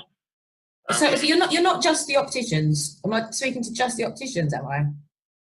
Or, no, we take pharmacy appointments. it was the pharmacy number. Yeah, that is incredibly strange. That is incredibly strange. Perhaps you might need to get somebody to check on G4S's website, because they are naming your company. Your company is being responsible for all of this. Now, obviously, there's a lot of it's not just parents. Everyone all over the world has been affected by COVID.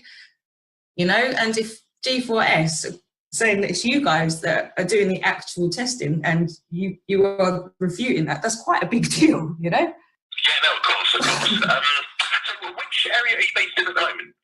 I'm near Ipswich. Ipswich, that's my look.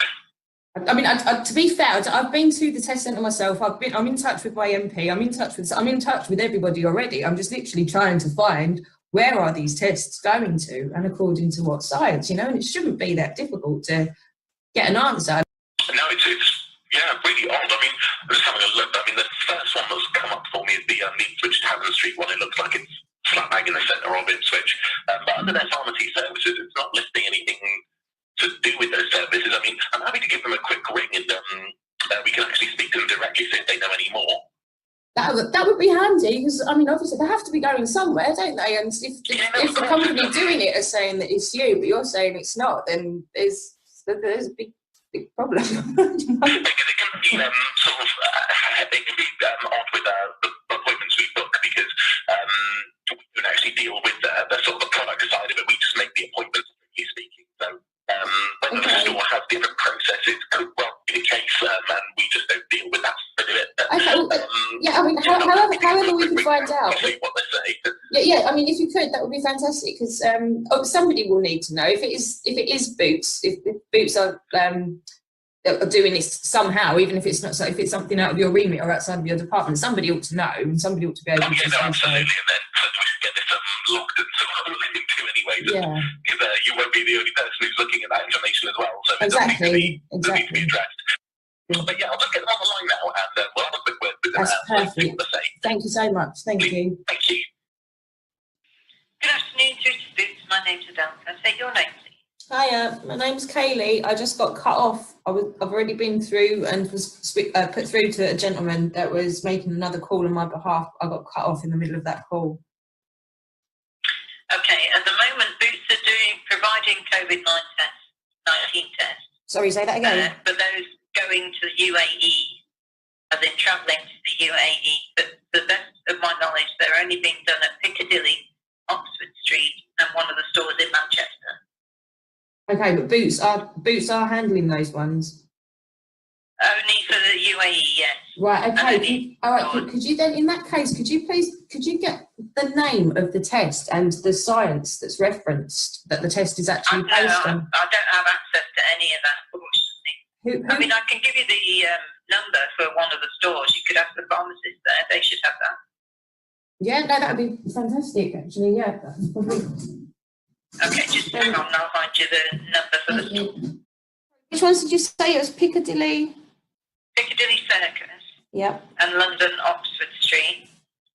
And I believe there's one in Manchester, but I haven't been told which one. Brilliant. And they're open till 11 night, so. Oh, fantastic.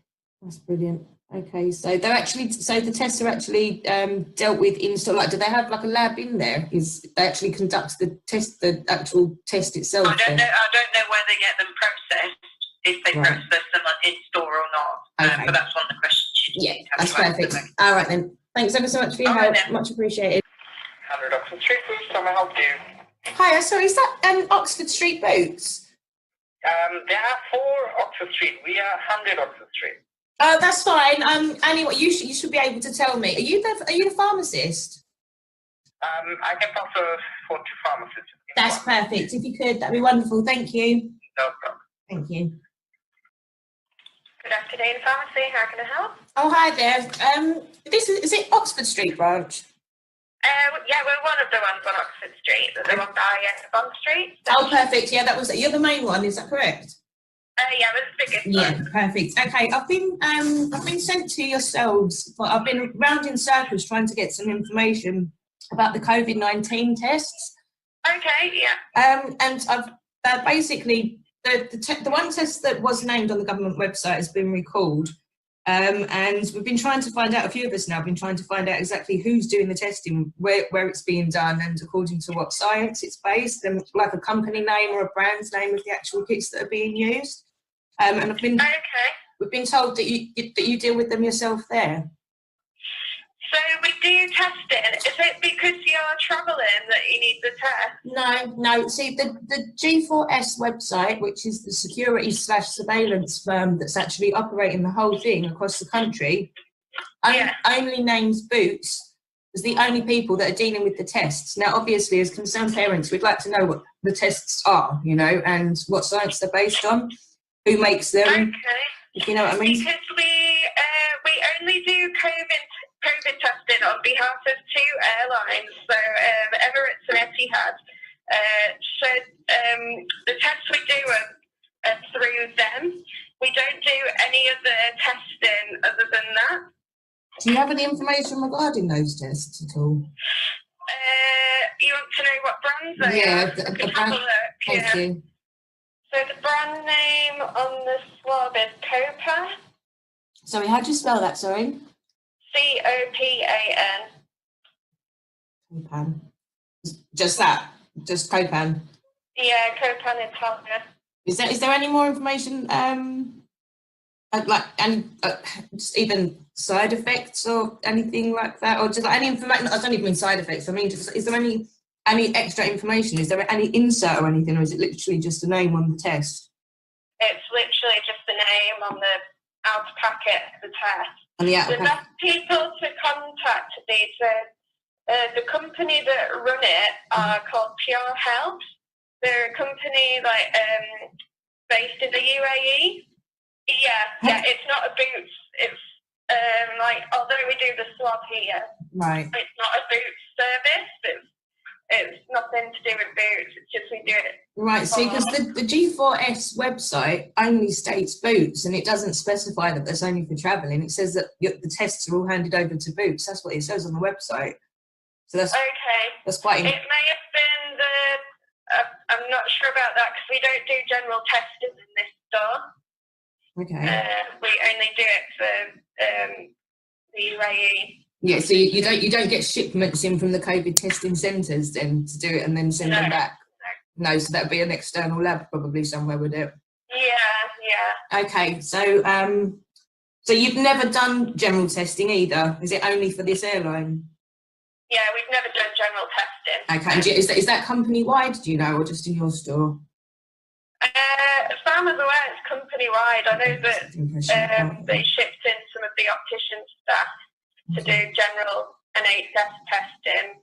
Good afternoon, G4S Switchboard. How can I help you?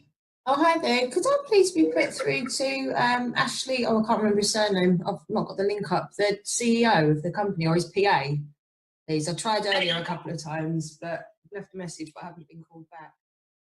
In the recent days and weeks, Kaylee has been in constant contact with the school. What you're about to hear is a compendium of those calls and the progress or lack of made over the period of time. Please try and remember these are calls that have been spliced together to make it easier on the ear. Basically, I'm just asking, have you received I sent through some documentation and an email. Yeah, I'm sending a reply back to you today. Okay. But basically, I can't find anything until it's gone to the county legal team. Because it's talking about legal documents and things like that. Yeah. You maintain the school, so I can't do anything about that. I'm just sending up the copies of the county legal team. Okay, do you know how long that might be to... I don't know. See, this is the issue that we've got. I mean, it's not just myself. There's lots of us parents that are really... Have you read the Commissioner's report? Yeah, the one that you referenced to, yeah. I mean, it's all very involved and everything, but we've got like DFE guidance and passive blue, what's on the guidance, full stop sort of thing. You know, I can't find anything that says anything different to what's on the guidance that says me. You know, I mean, if we were an academy, we'd go to the academy for officers, legal things, and then other county school, we're governed by the county legal team. So anything like that, to go directly to county, I can't find stuff like that. Right, but do you understand the predicament that the parents are in at the moment with the situation? Yeah, I understand that there are different points of view. I get that. You know, lots of people have different points of view on the whole thing, and I understand that. But from the school and me being an employee at Suffolk County, I can't different to that. You know what I mean?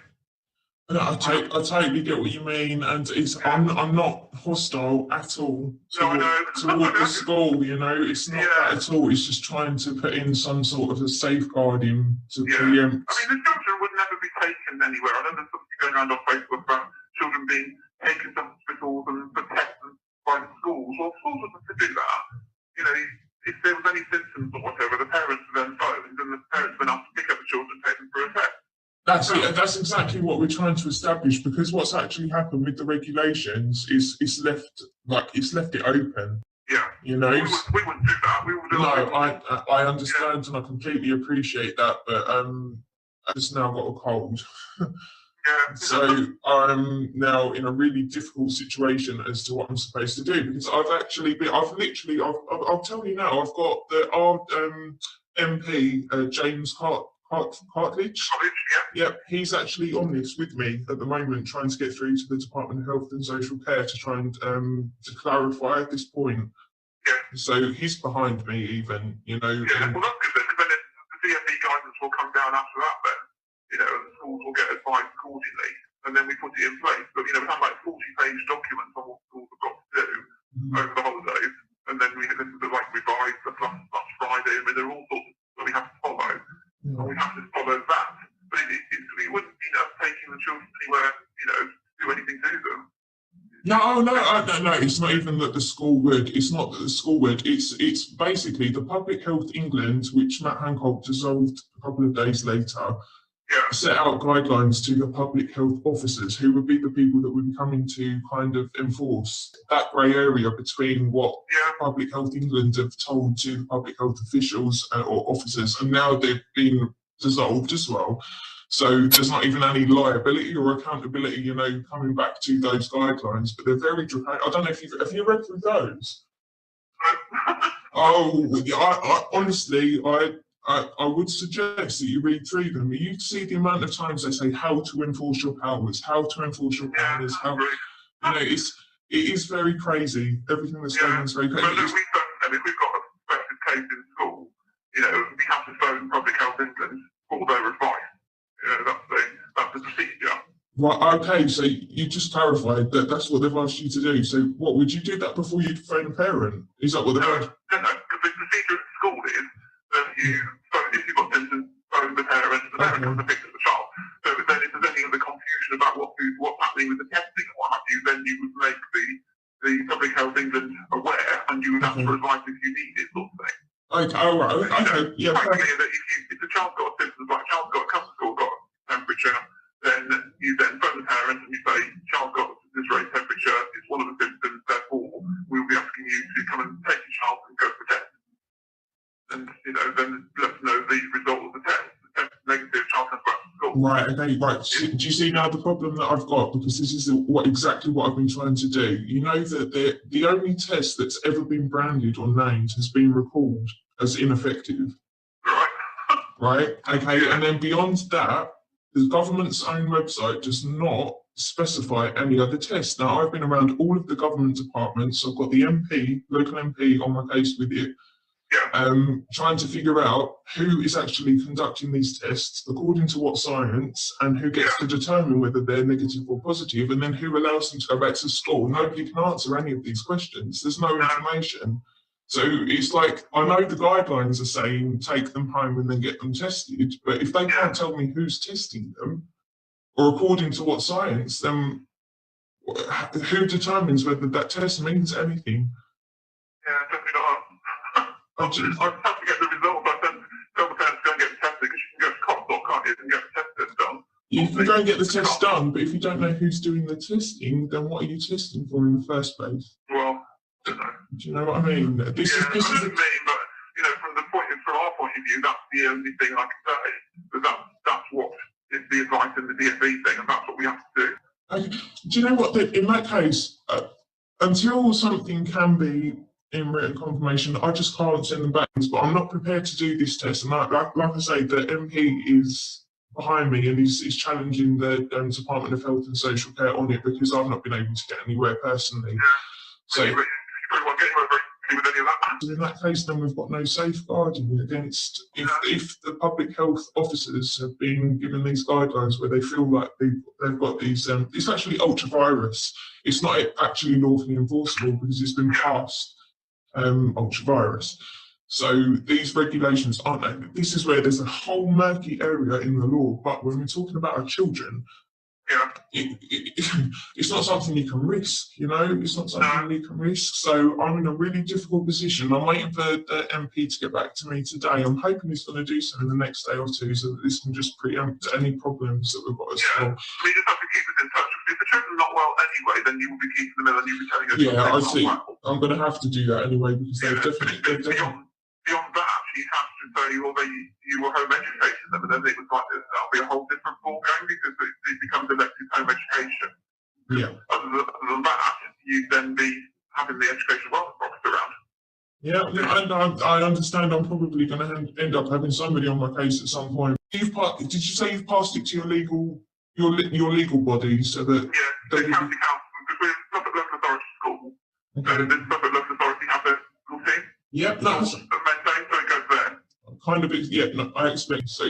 If the teachers are allowed to sign off that what you've just said is what you're happy to do, then there's no problem. As long as the parents are going to get called first, and we've got that in writing, that's literally all that we're looking for. Yeah, we'll do. I mean, as soon as I hear anything back, obviously I'll let you know what they've got. I'll send you this letter back that just, the acknowledges that I've got it. Yes. I can't sign anything. I'm not allowed to sign anything. Right. To say, but looking at what's on the thing that I have to sign technically, taking temperature, we wouldn't do anyway, other than doing it with like a temperature gun thing. But if you just want that, then we can do that.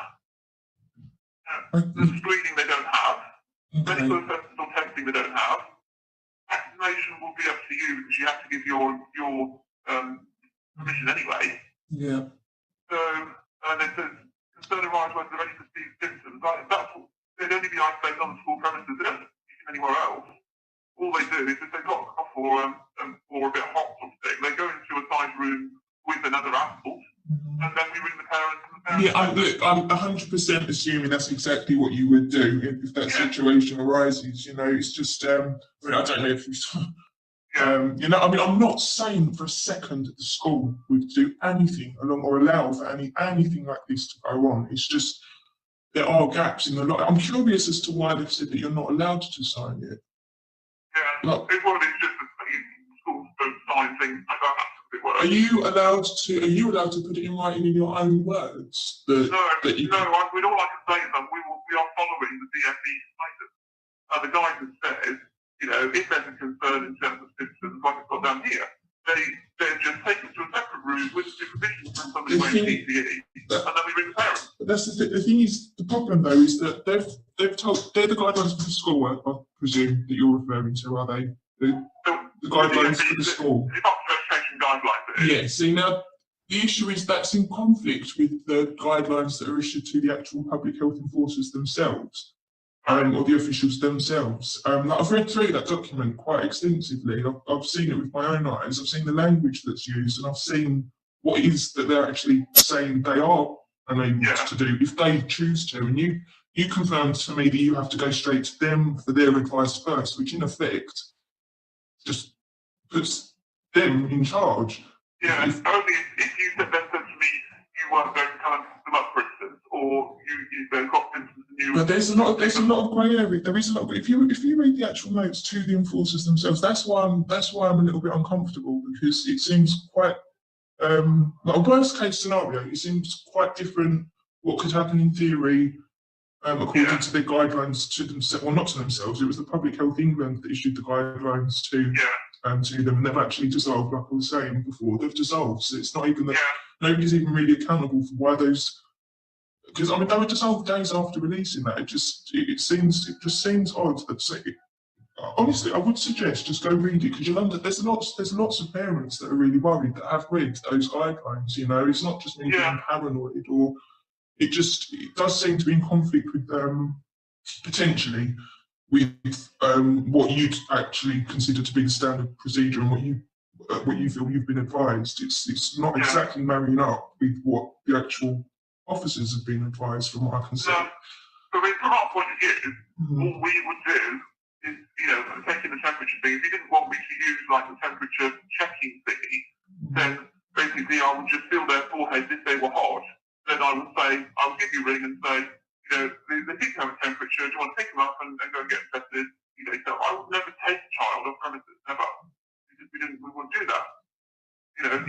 Nobody wants to do that, because that's just not what we do. Okay? Yeah, no, I understand, but it's them. Do you then become, if they're your authority, because you've said a few times you have to do what they say. So if they then only if you refuse to come and pick them up, but then you still wouldn't then take them as children anywhere. Then somebody else say, well, the parent is refusing, but you're not going to refuse anyway, are you? I know, obviously I'm not going to refuse, but worst case scenario, say somebody couldn't get hold of us, another teacher that hadn't had this conversation with me then does make that phone call, then a public. Do you see why there's a concern? There's always different scenarios that could arise, and if there's gaps that haven't been closed off. That could be, for instance, say, the child fell over and broke their arm or whatever, and then you couldn't get hold of the parent, then there'd be certain protocols to follow. That's true, but then I'd have faith in the fact that you've assessed that there's a broken arm. What my issue is at the moment is still nobody's been able to tell me where these tests have come from. And Boris Johnson's just announced today he's plowing 500 million more into the whole scheme, but still nobody's been able to clarify where these tests have come from, because the only ones that have been out there have been recalled. So that's what's concerning. It's just that's not been clarified yet. And I mean, even the Department of I've been through literally every single department. My MP's now been onto the Department of Health and Social Care, and they've told me I might still need to wait a month to even get a response on it. But the children needs to be back in school. All we want is just confirmation. Did they give you a reason? Like, what law would it be? Why would you not be allowed to? Like, did they give you an actual reason, or just say no, you're not allowed to? Because no, we don't. It's just that schools don't sign things like that. They don't sign things that parents send to them as if it were. There's legal law against it as such, but you can't just sign stuff that somebody sends to you. Sign them on the way you have to do it. I say to you, because all we're doing is following the guidance, and that's all I can say to you, is that we are following the DfE guidance. The DfE guidance says that we will phone the parent if they've got symptoms, and the parent will come and get them. It doesn't say anything else other than that. Yeah, no, it doesn't at the moment, but then there's other literature which is given a different scenario to other people involved in the whole situation. That's the concern. I think about tests and where they come from and everything, we can't get involved in all that. They should have been able to answer. This was weeks ago. I've asked for this information. I didn't want this to be an issue. I want the children back in school. Would come in and want to do anything like that. I'm just saying it's open to it. We just have to be careful. Yeah. in school. So would you be able to, maybe, would I be able to contact the department that's giving you the answer, or the legal department myself, and just maybe have a conversation with them? Just to... No, they wouldn't make no, because they provide legal guidance to schools, not to parents. They give you the test and stuff. Anyway, Yeah, the legal side of it is that we have to follow what the DFE says, because that's the government side. So they pass the government down to us, and we have to do it. You know, there's no question about what you have to do, like having all these staggered starts and writing everything down. That's the guide, and you have to do it. You know, there's nothing leeway there. We have to follow what they say. But it does, the guidance is what's on there. But if they got symptoms, we would phone you. Nobody's wearing a mask today. And when you were saying that in case, let's say if you couldn't get the hold straight away, you said that if there was a suspected case that you need to phone them for advice anyway. So would it be a case of if one of the children's head was warm and I came to collect them, would you still get onto them and report it as a like a potential case, or? No, I don't think so. We don't have a slow sharp diet. I don't think so. I think you then, what we do is you pick them up, and then you take them to be tested, they get a negative test or whatever, and you phone them and say they've got a negative test, you bring in the test results, Right. Until I know what the test is, they're not going to be getting tested. So would they not be able to come back to school? If they've been sent home unwell, is it a condition of coming back to school that they have to provide a negative test? Well, they have to go get tested. I think that's Right. So this is where we're going to come unstuck. That's going to be the issue, because if it's a COVID symptom, then there's only like a tiny chance that it will be COVID. However, if it's a COVID symptom, the children have to get tested, because technically they could then, if you didn't get them tested and they came back, they could technically bring COVID back into school. This is where there's going to be the sticking point with a lot of the parents, because a lot of the parents, until they understand where the tests have come from, what science they're based on, aren't going to be happy to have them subjected to a test. That's the problem. So it is a condition, basically. They have to prove negative to be able to come back anyway. You have to go and have the test. I mean, you haven't actually necessarily got to bring the negative test in, but you will be able to go and get it tested. Yeah. Right. And then that protects them from the rest of the school. Yeah, no, I see. Yeah, this is kind of what we envisaged being the problem then. So this is exactly why we just want to know what the tests are. Yeah. Which has started me off on this whole thing of just being on a roller coaster run around, just trying to find some information. Okay, well, I'm going to have to take some time out to think. I mean, they're off for a couple of weeks now anyway, because they've had the colds. So, so I'm just going to have to really think this through and see if... I mean, they really need you back in school. Somehow or another, find a way to have them back.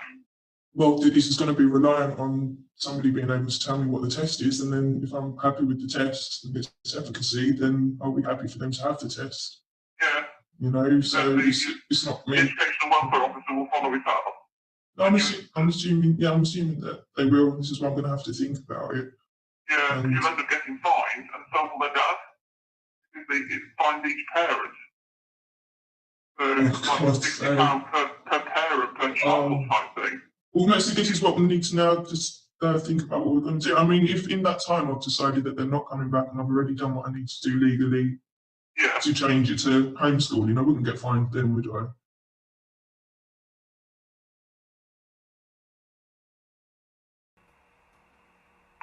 Good afternoon, primary school. Hiya, it's Mum. I had a missed call again. Yeah, sorry. I've been speaking with Mrs. Mitchell about it, and she said, are the children still unwell? But it is definitely till Monday that the children will have to come back into school. Otherwise, it will have to be referred to the EWO, which is the Educational Welfare Officer. Right. Okay. No, you said tomorrow, and I was just like, that's just a week. That's only a week. So. Yeah, but what she's saying is, as a sort of discretion, we'll give you till Monday. I mean, tomorrow's Thursday, but I mean... Yeah, no, but you said 10 days, and they were supposed to go back on the 3rd, and it's the 9th today. So 10 days would be Monday anyway, wouldn't it? Yeah. So I think... Do you think they will be back Monday? I really can't give you an answer at the moment. I'm really up to my eyes in trying to sort this out. There's a lot of us that are in this exact same situation at the moment and facing the exact same thing, and it's not been finalised. We've not It's very complicated, very involved, and very stressful. And we all want our kids to be back at school. It's not that we don't want them to be there at all, but there's stuff that's just not making sense and not ironed out that should really be very easy for us to be able to clarify. We've just not been at. There's lots and lots and lots and lots and lots of us doing this. This is a big thing at the moment. So I just can't give you an answer right now. Although I do understand, as the school, if you've not been notified of anything else, that would be the step that you need to take to follow your guidelines. I understand that. I do understand that, but obviously it's only, it's Wednesday today, isn't it? Yeah. Yeah, so I need to just get as much as I can together and figure out what's going to go on, and obviously speak with their father as well. Yeah. And just... He knows they're off. Oh, he does, yeah. No, I'm talking to him every day about this situation. He does know, yeah. He knows. Okay. All right then. Well, if you could give us a call on Monday, obviously, if we'd like to see them here. So if they're here Monday, that's absolutely fine. If they're not, can you give us a call in the morning? I'll be in touch before Monday. I'll definitely be in touch by Friday at the latest anyway. But all right. Yeah, sorry, I can't give you a clear answer at the moment. But, that's right. Okay. Thanks for coming back. No problem at all. Thank you. All right, take care. Bye. Bye. Hello, Rachel. Oh, hiya, how you doing? Oh, fine, thank you. Oh, not too, well, I'll say not too bad. Still in a bit of a sticky situation, to be fair. Yeah. Yeah, no, I've seen the email that was sent out today of the flowchart of the COVID. Yeah. It doesn't leave an option for not having a test, does it? No, that's the guidance is if they have symptoms, but that's only if they have symptoms they've got to go to test. Yeah, but see, like, this is the tricky bit. They've just been off with a cold, right? Yeah. Which I'm sure is a cold. You know, they're over it. They're fine. You know, I don't believe that there's anything more to it. I'm still waiting for clarification. The MP has told me I might have to wait a month. I've been on to yesterday. I spoke to the team leader of the parliamentary branch of the Department of Education. And she's taken the case on, along with all of my everything that I've done so far, to actually take it to the MPs and to try and actually get an answer for us. Yeah. So what's happening? The issue is the test is the issue then, is it? Well, it's the fact that the test is the issue because we don't know what it is. But what is more alarming is the fact that you've already acknowledged that the public health officers you deem as your authority. Yeah. Right, but what they've been told is in conflict with the guidance that's been given to yourselves as teachers and to us as parents. And there's more legislation that was passed, I don't know if you know about it, on the 28th of August. That it's kind of lining up for a vaccine rollout, you know, and they've actually taken away any liability or accountability for any damage or injury that may come from that. That's a personal choice for a parent to take with them or not. I mean, that's a way off the vaccine. I mean, we're talking like next year or late 2021. We say that, but everything changes day by day, and they've actually passed this legislation to make it from 1 week. We've actually got 1 week as the populace to speak out against this. We've got 1 week. This legislation will be passed. That's going. They don't vaccinate children unless they've got permission. It's like the flu vaccine thing that's coming up in November. Nobody vaccinates children without permission because you've got to give you permission to do it. As it stands at the moment, but if you go and if you read through all the legislation that is being passed, it's absolutely not as black and white as that. It's really not. It's really not. And there's a lot of, like I say, I have the team leader of the parliamentary branch of the health, the Department of Education actually on this at the moment because she's as concerned. After listening to what I had to say, she's concerned too. So all of us are. But what the problem that we've got is now I'm in a position where come Monday, if I've not legally removed them from school, I'm now in a position where I'm going to be sanctioned. But in effect, I'm under duress at the moment because I've not been given the information that we should be privy to. If we're expected to have our children do something, and I've had this agreed with, this isn't me being antagonistic or like a pain in anyone's butt or anything like that. I'm just literally trying to find out what is going on, what the tests are. And every human being that I've spoken to has agreed with me with what my concerns are. And I know that there's also a large group of people across the country who are in exactly the same position as me right now. So we've been put in a place where we're kind of under duress because we're waiting on this clarification to make us confident enough to send our children back to school. But if they can't give it to us quick enough by the guidelines, then we're in the wrong. You know, we're in the... If they got the symptoms, which is unlikely they've had a cough, they won't get any of the symptoms anyway. So if they then came back to school, if they then had the symptoms and we had to ring you, you pick them up, then they'd have some education, and then you say, all right, I'm not taking them for test, and then they'd be off school. I understand what you're saying. This is not my issue with the school at all. It's not my issue with the school. It's the fact. It's the fact that you've already acknowledged that they are your authority, and now what I've seen makes me very uncomfortable about them being an authority and the way that everything's changing day by day. I'm not confident in that. Now, their education won't be a problem. I'm more than capable to take that on if I have to do it in a homeschooling setting. I don't want to do that. But I can do that if I need to. I obviously do not want to have somebody turning up and giving us a hard time because we've been forced into this position under duress. It's not that any of us have chosen to do this. I don't want them to be homeschooled. I want them to be in school. But at the same time, as a vigilant parent, especially when I've had so many people in different departments of government agree with me and they're still waiting to find the answer, it would not be responsible of me to send them back in at this point in time until I've got some clarification from somewhere. About what the test is? But what the test is. I mean, they're rolling out 10 billion into it by 2010 and still nobody can tell us what the test even is. Yeah, but if they were here, we wouldn't take them for a test anyway because we don't do that. I know you wouldn't, but you've already said that the Public Health Authority are your authority. You know, so what they told us to do is like on my phone shop. What we have to do is if a child has symptoms, we ring the parents comes and gets them. Now at that point, you are then supposed to take them for a test. But then if they're not in school, then we're not going to enforce that. It would be up to somebody else. But until they get symptoms, have a normal schooling then. So it would be better for them to be here because just while you're waiting to find out what the test is, they could be in school.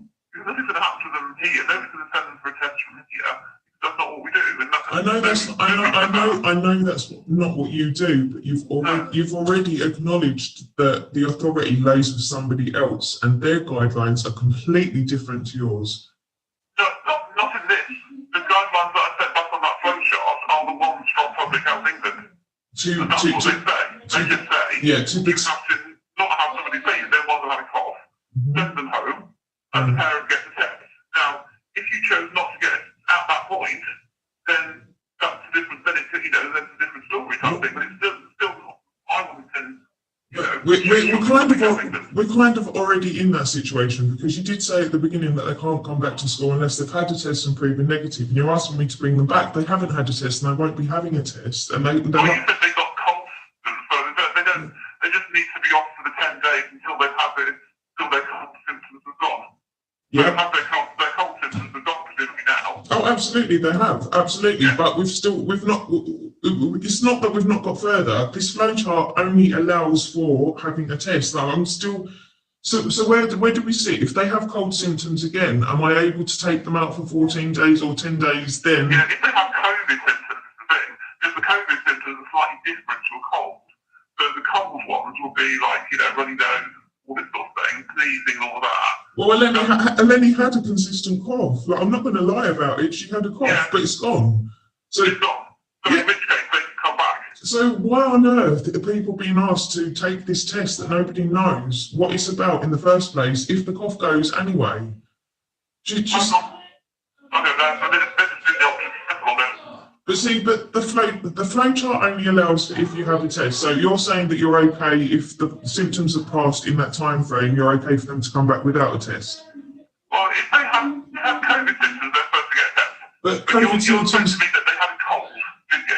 Yeah, but a cold is also a cough. Like, who gets to determine what's a cold, what's a flu, what's a cough, what's COVID, what's... Normally, people will just get tested in case, because, for different cough, we're not medical people, so we can't say, well, this cough is COVID, and that cough's not COVID, or whatever. Exactly. So they don't have a test, the results come back in 12 hours, they come back to school. That's that. Right. Okay, I see what you're saying. I'm still in a sticky situation at the moment because the test has not been clarified. I am not confident that if something changes overnight, that these guys don't come in and say that they're running the show, because apparently they feel like they've got that authority, and apparently the school feels like that they've got that authority as well. You know? I don't think anybody's going to do that. I think there's nobody's going to walk into, like, you know, and be a military operation and what to do. You know, you've got thousands of children back in school, hundreds of schools, and we're just getting on with it as normal.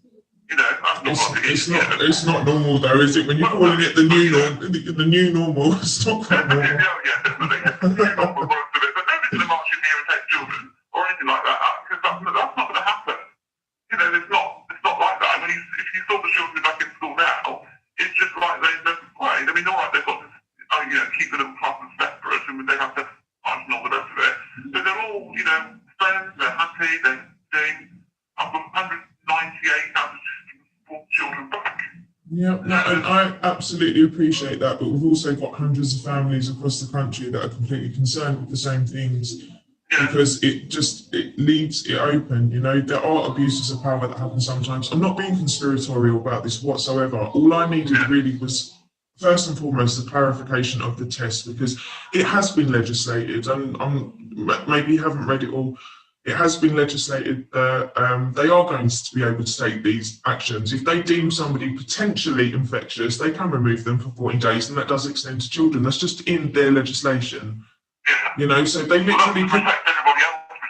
It would, yeah, it would be to protect everybody else. It doesn't stop it happening to my child. If for some reason their father and myself was not available for a few hours, and somebody took it upon themselves to phone the public health officers, and they came in, they have the power, according to themselves and according to the Public Health England, via the guidelines that they issue to the public health officers, they have the authority to take our children somewhere for 14 days, and I'm just not happy with that. You know? That's not in our guidance at all. No, that's the exact, right, thank you. That's the exact point I have I've addressed with all of the government departments, and nobody can clarify it. Why are they in such conflict? Yeah, but at the end of the no, they won't. Yeah, absolutely. But then you've got the public health officers, who you've already acknowledged are your authority, have been told that they have the power to implement this. This is what's in their guidelines. I can send you the link. You can read it for yourself.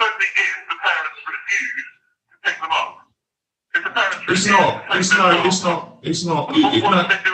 No. In the guidelines, it actually says if you feel that somebody may be infectious, you have the power to do this. I'm telling you now, go and you have to read it. I'll send it to you if you want. Yeah, well, I get that they have, if we had a child in school, say, for instance, that was coughing and having high temperature and had those symptoms, and the parent said, I am refusing to pick up my child from school, then potentially you'd have to, for the sake of all the young children and their health, you would have to then ring up another authority who would then deal with it. That would only be if somebody was refusing to pick up an infectious child from school, because then you're risking the health of the other few hundred children. You wouldn't have any other situation, because the parents just pick them up. I imagine that's because the government is there to protect everybody from a parent that might say, well, I'm refusing to pick my child up. Yeah, no, I completely understand, and I get what you're saying. And if I'd only read the teachers' guidelines and the parents' guidelines, I'd agree with you. But the fact is, I've been through this with people in government, people in office, and they have acknowledged the concerns, and they can't answer me, and they're concerned as well, and they're pushing forward to try and find out what's like really going on here. And I cannot in good conscience send them back at this point in time, not having this clarified. It should be something so simple that the government should be able to tell us this is what the test is and this is where it's come from. It should be so simple, and everybody's agreed with me so far. I'm not doing this out of trying to be awkward, or I really do want my children to be back in school. This is heartbreaking for me. This entire situation is heartbreaking. I don't want them to be at home at the moment. But until this is clarified, I just cannot in good conscience send them back until I completely have it signed off, like exactly what. I don't think you'll ever find out what the actual test is, because the test is done in a laboratory. So basically, they take a sample of and they test it for the virus. And, you know, the test is either positive for the virus or negative say, right, who gets to say that? The first test that was being used widely was actually named and branded and has been recalled, and we've been able to follow that one. That one was called Randox. Now, the others have all been termed Kingfisher group of tests with no name, no branding, no nothing. So there's no science to back it up. There's nothing. There's absolutely nothing. So how vigilant a parent is it to be to say, okay, then just because somebody says so? I mean, you could test for 1,000,001 things and find out who gets to say what is going on. Yeah, but it doesn't harm them to do it. It doesn't harm anybody to get a negative test or a positive test. It doesn't harm them. Yeah. You know. But I can't advise you anything other than the children need to come to school.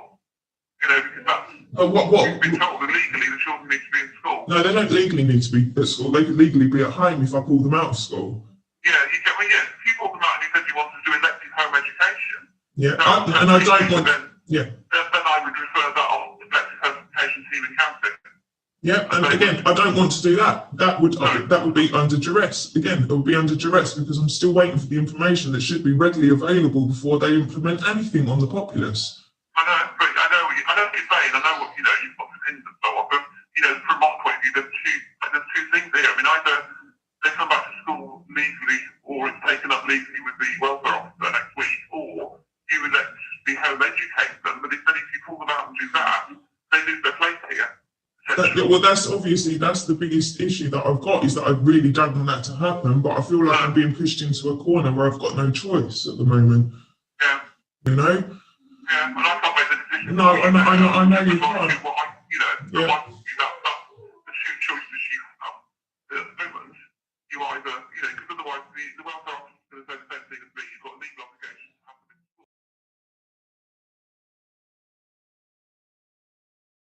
Then we become in the wrong in their eyes because we're not sending our children to school, but we should be privy to this information if it's something that we're expected to do with our children, you know? Definitely. Well, thank you so much for getting in touch and calling. I want to look into this and try and help you with it. So you've actually come through to the parliamentary team at the Department of Education. I head up that team. Okay. But I deal with queries all the time from MPs and in turn through constituents. I can look into this for you. Would you feel comfortable dropping me an email? Absolutely. Yeah, bear with me 2 seconds. I'll grab a pen.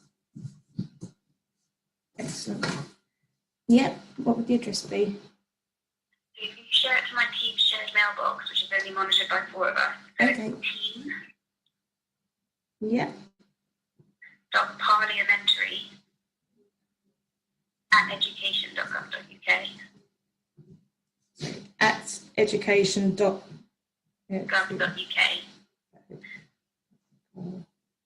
UK. That's perfect. Sorry, what was your name again? I didn't quite catch. My name's Amy. Amy. Perfect. Yeah. And if you can direct it to my attention, and I will endeavour to find an answer for you. And it's helpful as well if you can flag the link that you've spotted on gov.uk. Oh, absolutely, yeah. I've got lots and lots of things that I can send you that you'll see for yourself why we're a bit concerned. But all the guidelines are in conflict with one another as well. And just talking to everybody, it really seems like nobody knows what's going on or what. And I know that everything's changing daily, but obviously as parents, this is the most basic thing that we need to know, really, if we're expected to do something, what it's based on, you know. That's fantastic. Okay, so I'll send you an email now then, and with the links and whatnot in it, my contact details as well.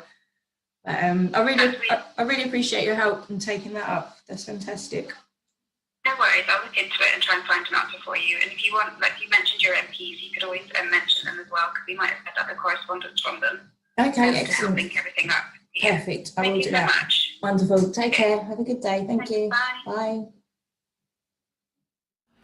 This video has not been made to try and say Kaylee knows this or Kaylee knows that, or this conspiracy theory has been worked out, or this is how it's happening. This video has been made by concerned mums for concerned mums and dads. This video has been made for people asking very sensible, very normal questions that would be negligent not to ask. So while this video doesn't claim to have all the answers, it does claim to try and find out what truth that it can, and will continue to do so, as you'll see in part 3 that's coming.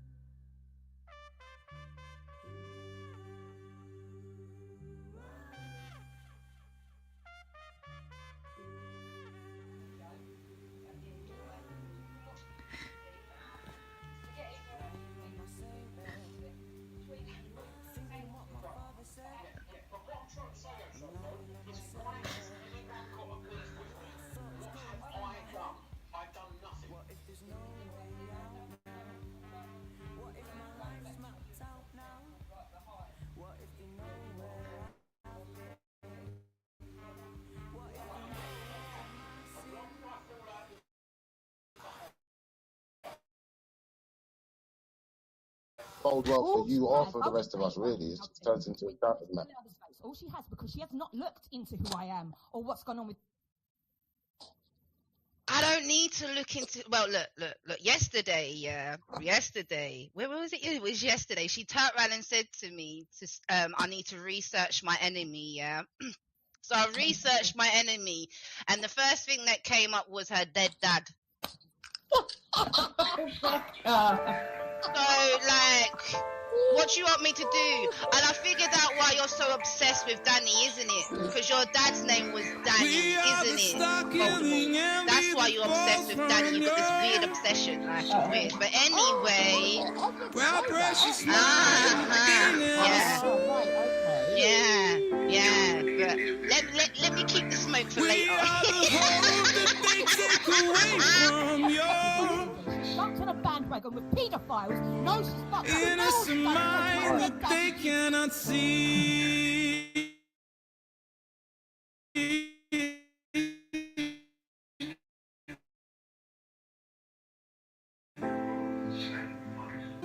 Yeah, like fuck. They bring you down like None of us have ever done anything to the levels of what Esau have done.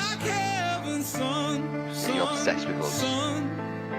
Esau, on the other hand, you're terrified of, aren't you? You are terrified of Esau. On that note, big up in the super chat. Another 1999 from Arafina. She put, "We are family. Hey, hey, hey, hey, hey, hey. Hogshead trolls." Oh, wait, let me think that through. We are family. Hey, hey, hey, hey. We've got all the Hogshead trolls with me. No, that doesn't fit. We are family. Hey, hey, hey, hey. I've got Hogshead trolls all with me. No, one more time. We are family. Hey, hey, hey, yeah. I've got all Hogshead. No, I've got Hogshead. I've been losing sleep at night, 'cause what you did set my world alight. Set my world alight. Set my world alight. You get what's coming to you. I was searching, I was breaking, I was beaten but never in your sin. I was breaking, I was left out. You get what's coming to you. I was waiting to be played in. I was left to tell the devil that he can't win. I was searching, I was left out. You get what's coming to you. You get what's coming to you. You get what's coming to you. Bode well for you or for the rest of us, really. It just turns into a shouting match. All she has, because she has not looked into who I am or what's gone on with. I don't need to look into. Well, look. Yesterday, where was it? It was yesterday. She turned around and said to me, "I need to research my enemy." Yeah. So I researched my enemy, and the first thing that came up was her dead dad. So, like, what do you want me to do? And I figured out why you're so obsessed with Danny, isn't it? Because your dad's name was Danny, isn't it? Voldemort. That's why you're obsessed with Danny. You've got this weird obsession, like it's weird. But anyway. I didn't know that. Yeah. Ah, right, okay. Yeah. But let me keep the smoke for later. With my children, she's jumped on a bandwagon with paedophiles. No, she's fucked up, and now all she does is go to my dead dad and kids.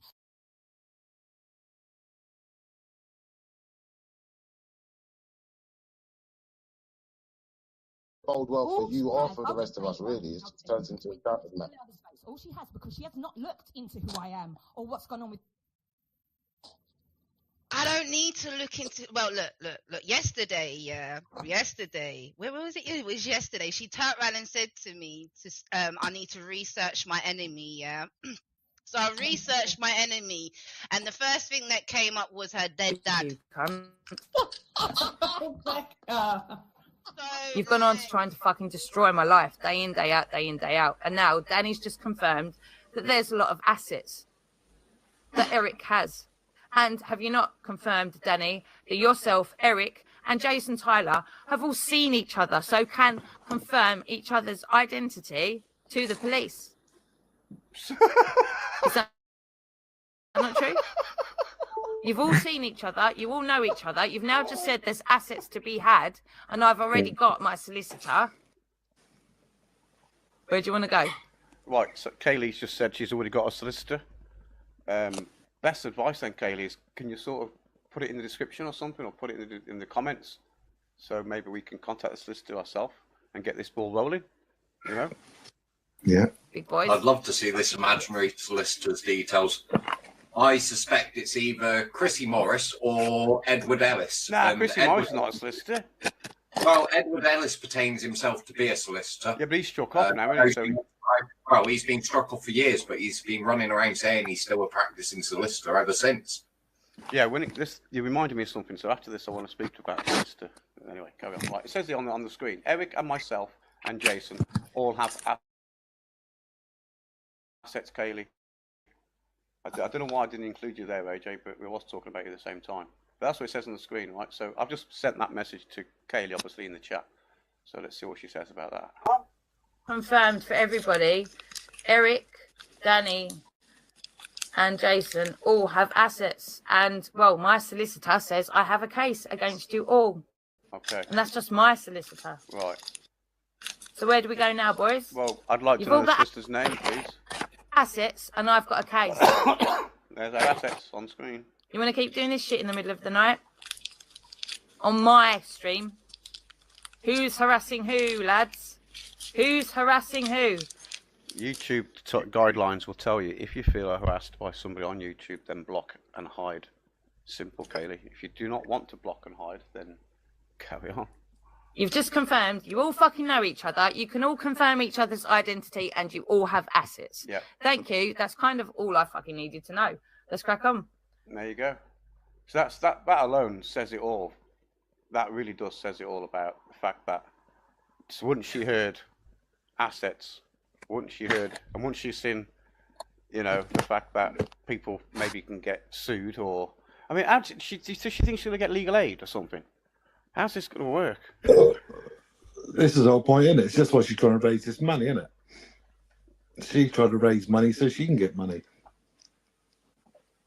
Or more money. Well, that's all good and well. So it's all about the money then, really? Yeah, it's all about the money. That's all it's about. So surely, wouldn't it be better for her to maybe phone her kids up one day and go, "How you doing, kids?" It's nothing about protecting. It's nothing phone about mum up. protecting. How are you, mum? It's nothing about protecting young girls, vulnerable girls. Nothing at all. It's just about the money. All right. So all she's ever interested in is money. Right, I'm glad Sabina's in the chat. Can AJ and Sabina please clear this, whatever the fuck she is on about, with some sort of solicitor claim or something? Can please someone clear it up? All right. Kaylee's trying to make out that my lass is intimidating her because of my lass's job.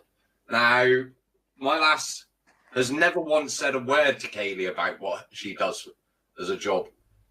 And Kaylee, in fact, is blocked by my lass. So there is no way in hell that my lass is intimidating Kaylee while speaking to someone else about what my lass does for a job. Right. But you haven't got to divulge what she does either. I'm not asking for that. But can I ask you this question? It's in the legal profession. Yeah, can I ask you this question? This is really what's going to put it to bed or not, really, right? If I was going to court tomorrow, could I phone Sabina up and use her as a solicitor or not? Or is she not fully qualified yet? Can I use her or can I not? You could, but whether she would take on the case or not, it depends on what type of law that you're wanting to go to court for. Right, so she's a solicitor in certain sectors. Is that better to put it? That's a better way of putting it, yes. Okie-dokie. That's all I need to know. Right. Right, cool. That's cleared that. Well, it's cleared a bit for me anyway. Let's see. Hopefully it's cleared There's- for someone else. There's a comment in the chat I think could be relevant. Right. Can you see it? M2M. In other words, they don't prosecute anyone in civil matters. Is that what he said? Oh, hang on, no. She's confusing criminal law with civil cases, i.e. the Crown. Yeah, you're right, M2M. You bang on. She is confusing it all. But remember, this woman is an ex. I'm going to say ex loosely. She's an ex-free man of the land type, sovereign citizen type, constitution is a solution type, lawful rebellion type person. So Well, she is. Sab's just confirmed what Kaylee's trying to say she isn't in the chat. Sab is on the solicitor's register. Fact is, Kaylee does not know Sab's actual name. Yeah, and she's never going to Haley will not be getting told Sab's actual name. There is no lawful obligation for Sab to divulge anything about her personal details to someone who is not a client of hers. Right. So the facts of the matter is that she is a solicitor. End of. Yeah. Right. That's it then. So she's not making a claim that's what is called unlawful or whatever the fuck Kaylee said, illegal or whatever it was, criminal. No, convict. What was it? The one you're a convict. That's another false claim Kaylee's made. Kaylee's running around saying that Sab was convicted 3 years ago, lost her license 3 years ago. Now I know for a fact that Sab has had a valid driving license for the past 3 years. Oh really? I know this for a fact because I've got her driving license in my wallet at the moment.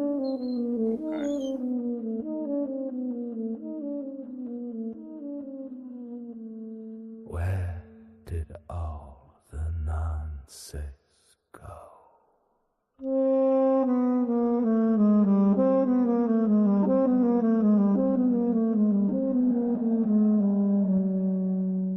Where did all the nonsense go?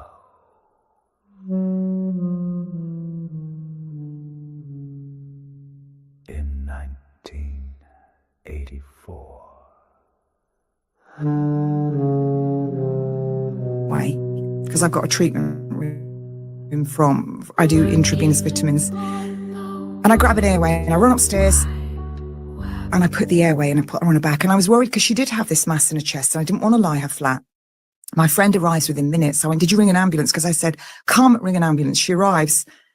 I said, did you ring an ambulance? No. I went, ring one. She calls one. It was minutes. So I said, get the oxygen. We put the oxygen nasal cannula in. We get her on that. You can hear my daughter's heartbeat because I said to her, I'm looking and I'm thinking, they said, are you doing CPR? But she's not cyanosed. So when you have cardiac arrest, you'll see cyanosis, bluey-grey tinge around the mucous membranes of the face, the fingertips, the nails. They might go clammy. This wasn't happening. I said, run downstairs and get my pulse oximeter. It's a £200 piece of kit. It's not a cheap one like the NHS use on the finger that they, mobile one. This is an expensive one. Works through infrared through the nail, and it will show if you've got. It's not just a case of it's beeping because you're pressing. So she gets that. We put it on her. All of a sudden, 110, 144. It's a pulse, and then it's going 34, 45, 50. Or the sats are going up. I put the stethoscope in. I listen. I said, she's got a heartbeat. I'm going, Paloma, Paloma. You hear all this on the 999 call. You hear them.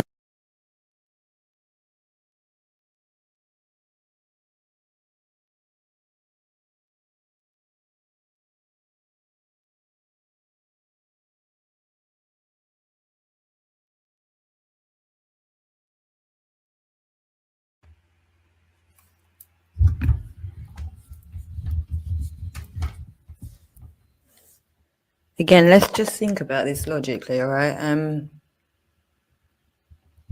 I reckon you're a paedophile, and that's why you're so triggered and frantic all the time and just really upset that nobody believes you're an old lady.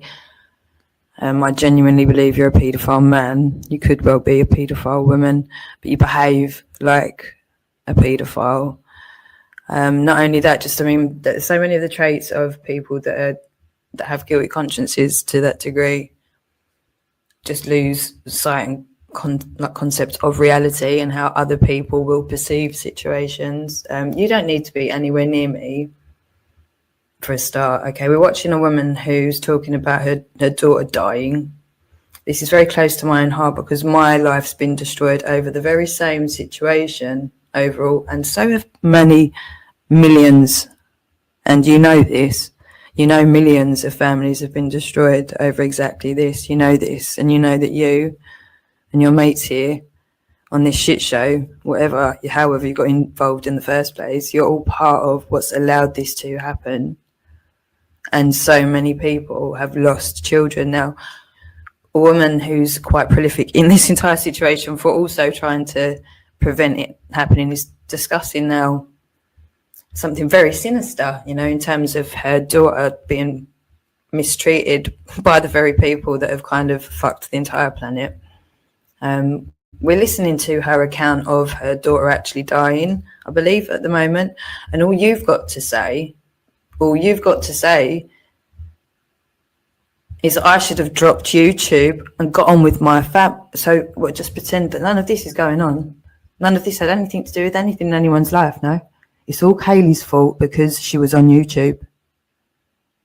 But let's not forget, I wouldn't have been on YouTube if it wasn't for Justin Ormrod, who's been right at the centre of all of this shit. Going way back when, why so many fucking names, you cunt? In your Clacton caravan, if you're really there, Justin Ormrod, Jason Tyler, eMedia Hosting, WeberLogic, Right Unity, Wake Up UK. Why so many names?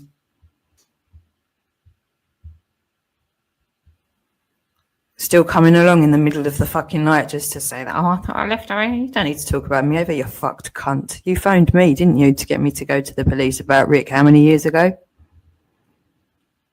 You stupid cunt. You did what? Christmas Day? With what video? A stolen how? How? Who asked to be my manager to protect me from all the men that were trolling me? Who asked who? Jason, Justin. And look what I've still got all of these years later, all these men trying to tell me that somehow I've done this to myself because I chose to be on YouTube. Like anyone could even escape social media anyway. And I wasn't. I was on MySpace because I was in a band. Then I was on Facebook, but I got kicked off of Facebook. And just looking into some court cases I didn't even know had happened last year. So fuck a Borg and co. I'll be in contact really soon. Again, some of you lot may well be could well be. I don't know. I don't know how human half these idiots even are in the first place. I don't know. I've literally grown up in a family full of people in denial, so I know what the human psyche is capable of doing to itself in terms of denial. I'm fully aware. So I don't know what I'm dealing with at the end of the day. That's why you can only have your faith in Mother Earth and God, which I believe is the law, pretty much, isn't it?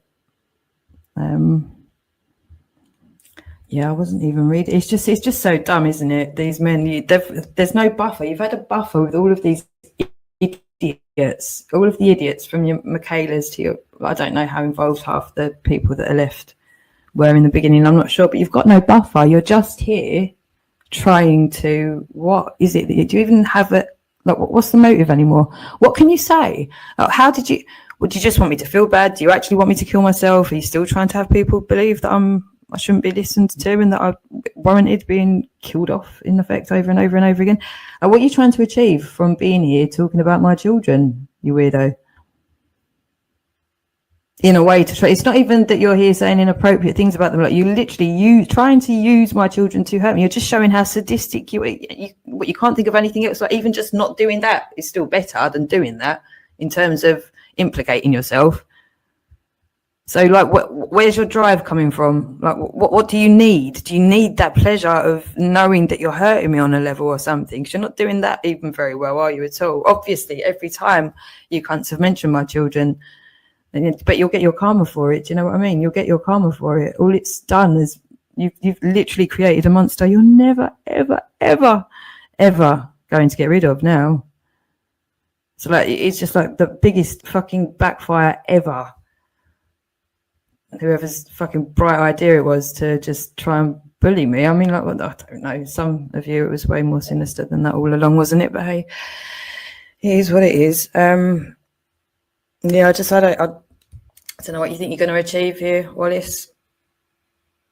It's pretty fucking pathetic. Pretty fucking pathetic and sad. And Clyde Stanhope and John, possibly Phantom, possibly Ricky Dearman, possibly Bill. There's only going to be so many people left, like, that really are going to have to take the shit.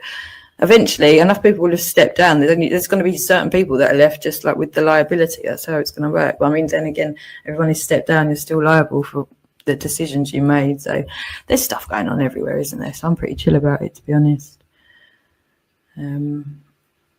Again, just going to draw attention to the fact there's a load of men here. All they talk about is paedophilia anonymously.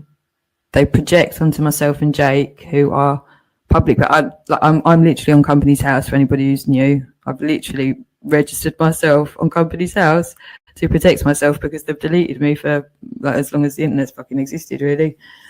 So I can't really hide myself anymore, or I couldn't expose myself anymore than actually being registered at my home address, you know, in my own name. You know, everybody knows who Jake's been around for ages as well as himself, you know, so we're known, yet we're hounded 24/7 by a group of people that are literally obsessed with Hampstead to try and tell us that we're obsessed with Hampstead. No, we're obsessed with protecting children, and because that's not been investigated yet, and 10 years down the line, fuck me sideways, hasn't a lot gone on to make sure that it's not investigated. I think everyone's a bit like exhausted at this point, but it's really clear, isn't it, that as anonymous people, it's far more sinister that you're lurking around us trying to tell us that we're paedophiles when we're the people that are out there with our faces and names, and you know, like it's just common sense, isn't it? But it is what it is. You just crack on. You're not winning anything at all. You're just making it worse for yourselves every day. And it is coming to an end. It literally is coming to an end, and you're not making it any better for any of the idiots that have got caught up in it along the way as well. You can't make it work as anonymous people. It's as simple as that. You've got no ID. It's as simple as that. You're just there to try and influence things without being brave enough to. You don't want to own it, which means it's not good. It's as simple as that. If you were proud of your actions, you'd do it with your ID. You'd do it with your face. You'd do it with your chest. You'd do it with your voice. Same way that if Jupiter was okay with everything that she was saying, she wouldn't block people from having their right of response. Madness. Absolute fucking madness. To create a space where she thinks she can just abuse the fuck out of people in public and use false controls to stop them having their right of response for years, whilst the things that they were talking about all came to fruition and so many people are dead. I mean, it's so bad. It's just so bad. And again, these are all traits, funnily enough, that we're all spoken about in the Bible. She professes to be a Christian. The biggest blasphemers in the world on YouTube. It's insane.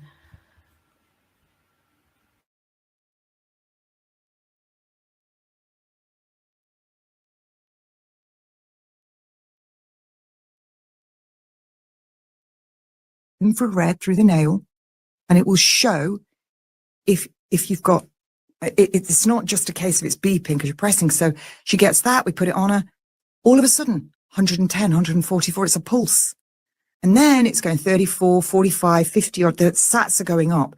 I put the stethoscope in, I listen, I said, she's got a heartbeat. I'm going, Paloma. You hear all this on the 999 call. You hear the machine in the background, beep, beep, beep, beep, beep, beep.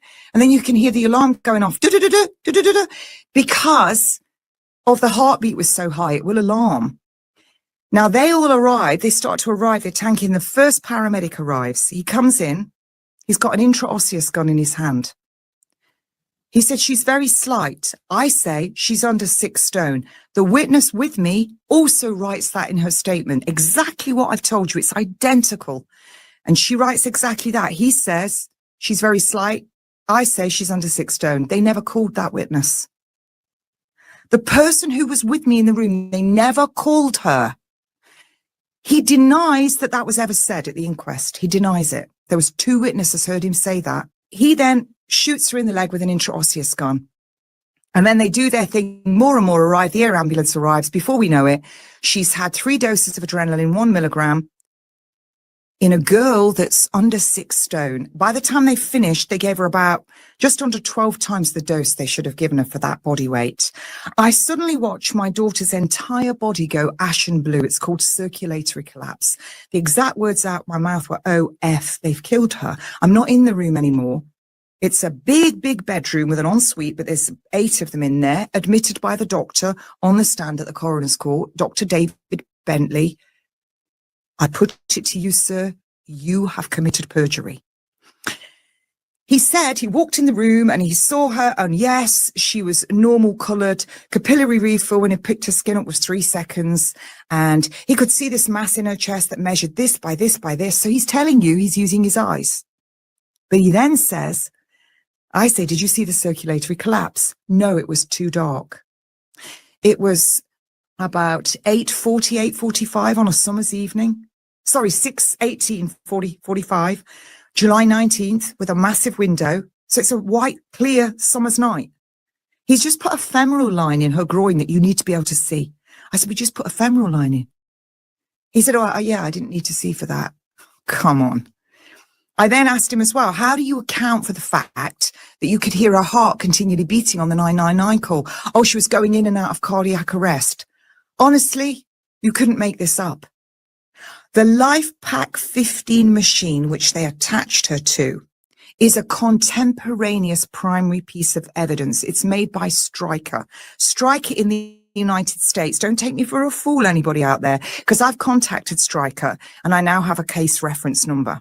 If you were on your phone, Liam, and you made a phone call and you had a car crash and you said, no, I wasn't on my phone, what are they going to look at as evidence? Your phone records. And what are they going to take as evidence? Your word or your phone records? Your phone records. There is endless case law regarding the Life Pack 15 machine. That is contemporaneous. When paramedics or doctors have lied, that is primary evidence. She was never in cardiac arrest. It is on there. You can see that she's got a pulse. She's got oxygen sats. She's got an ECO2, meaning she was never in respiratory arrest. Why did I say on the 999 call she's dying? Because I knew it would be a category A. Get them out there quicker. If only I'd known that they were going to come in my house and kill her. So that Life Pack machine gives me the printout, and there it is. I've got the printout. It's there. I find it then in the bundle when the coroner's court. I've sent hundreds and hundreds of reports to Sussex Police. I even gave Jo Shiner an invoice for 50k for doing her job for her, and told her she's derelict in her duty. She needs to stand down for impersonating a police officer. We've given. My daughter was never in cardiac arrest. Their own records prove it. And Dr. David Bentley on that stand said, oh, I disagree with that equipment. Oh, really, Dr. Bentley? Well, let's see what strikers say about that. Because all of what goes into that machine goes into the iCloud and gets stored for 7 years. So I've now got administrators. So I've gone back with everything and asked them for the serial number of that machine, but they're not giving it. There was also the fact that once they got my daughter into the hospital and I next saw her, they wouldn't let me in the ambulance. They wouldn't let me in the ambulance. I said, can I come in the ambulance? No. That was how they answered me. I thought, this is really not, something's not right here. They sat outside my house for another 20 plus minutes with her in the back of the ambulance. They didn't take the air ambulance back. They go down to Brighton. In the back of the ambulance, they give her rocuronium. They give her midazolam. They give her more adrenaline. And they give her more rocuronium. These are drugs that they use to paralyze you. She wasn't coming out of that. They use them on death row as well. And they use them in organ harvest. So they get my daughter down to Brighton. When I next see her, I said, what is that? It's this huge surgical emphysema in her neck. So what had happened, and I've seen the scans now. He's gone in, paramedic Bass, with an airway that's too big. I've done my advanced trauma and life support. He goes in with an airway that's too big and it causes barotrauma. So air escapes into the surrounding tissue. Now you've got this air in there. He then has to switch to an adolescent size because she's small. He then tries to get a cannula and he can't get it in. So he uses an adolescent size and it fits because you use the biggest ones and they have to go down. So they go in with adult doses, 1 milligram every 3 to 5 minutes. So you are quite beefy. Imagine giving an under 6 stone girl, and let's say a 20 stone man, you get the same dose. Women have got more fat. It's going to take a lot longer to metabolize it. The studies show the paramedic 1, 2, and 3 trials, and the Warwick University's running that on the people of Sussex. They ran the paramedic 3. But there was a French study showing that by the 3rd dose of adrenaline, your brain is damaged. They're delivering organs. 2.7% survival once you've had that adrenaline, if you've had more than 3 doses. And at 1 year, it's just over 1% survival. My daughter had those doses and she wasn't even in cardiac arrest. They shouldn't have given it. They didn't follow the protocol.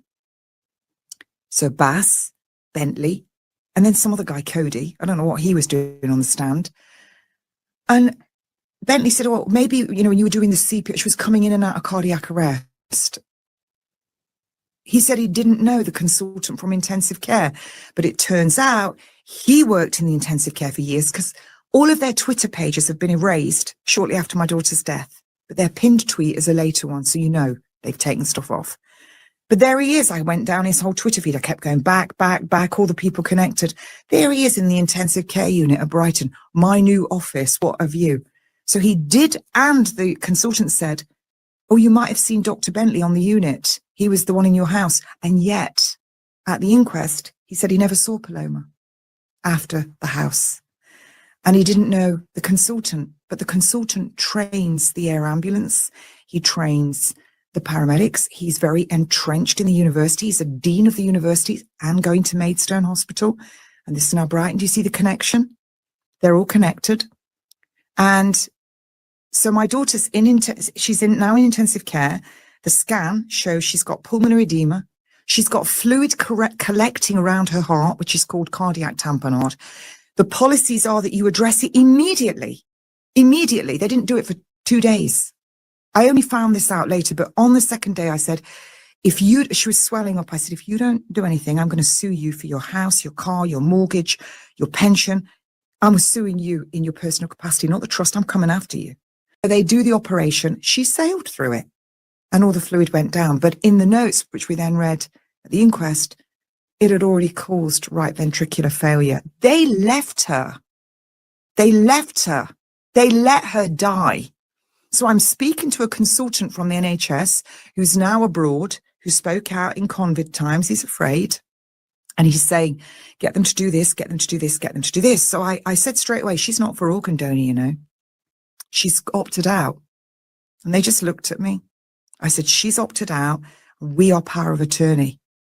And all they were interested in was seeing the documents for power of attorney. But because they weren't registered yet with the courts, they said they weren't going to honour it. But then they did honour it in the notes and said they weren't going to treat her. She didn't want chemo. So this is what happened. He calls me up the day after they do this drain from the fluid around her heart, the consultant, Peter Anderson, and he says, we want to make your daughter do not resuscitate. I went, absolutely not. You're not doing that. You do everything to save her. And he said, we've done a brainstem test this morning. I said, you're not supposed to do that without us there. Why did you do that? He didn't tell us. It's supposed to be, the policies are that you're meant to be told. And I said, you can do another one. He said, why? I went, what do you worry about? You're not paying the electric bill. And he agreed to do it. So there's a time limit of how long it takes for these drugs to go out your body. They're going to still be in your body. You could do a drug clearance test. You could do toxicology on the liver and on the kidneys to make sure those drugs are out the body, because those drugs will suppress brain activity. They will also suppress breathing.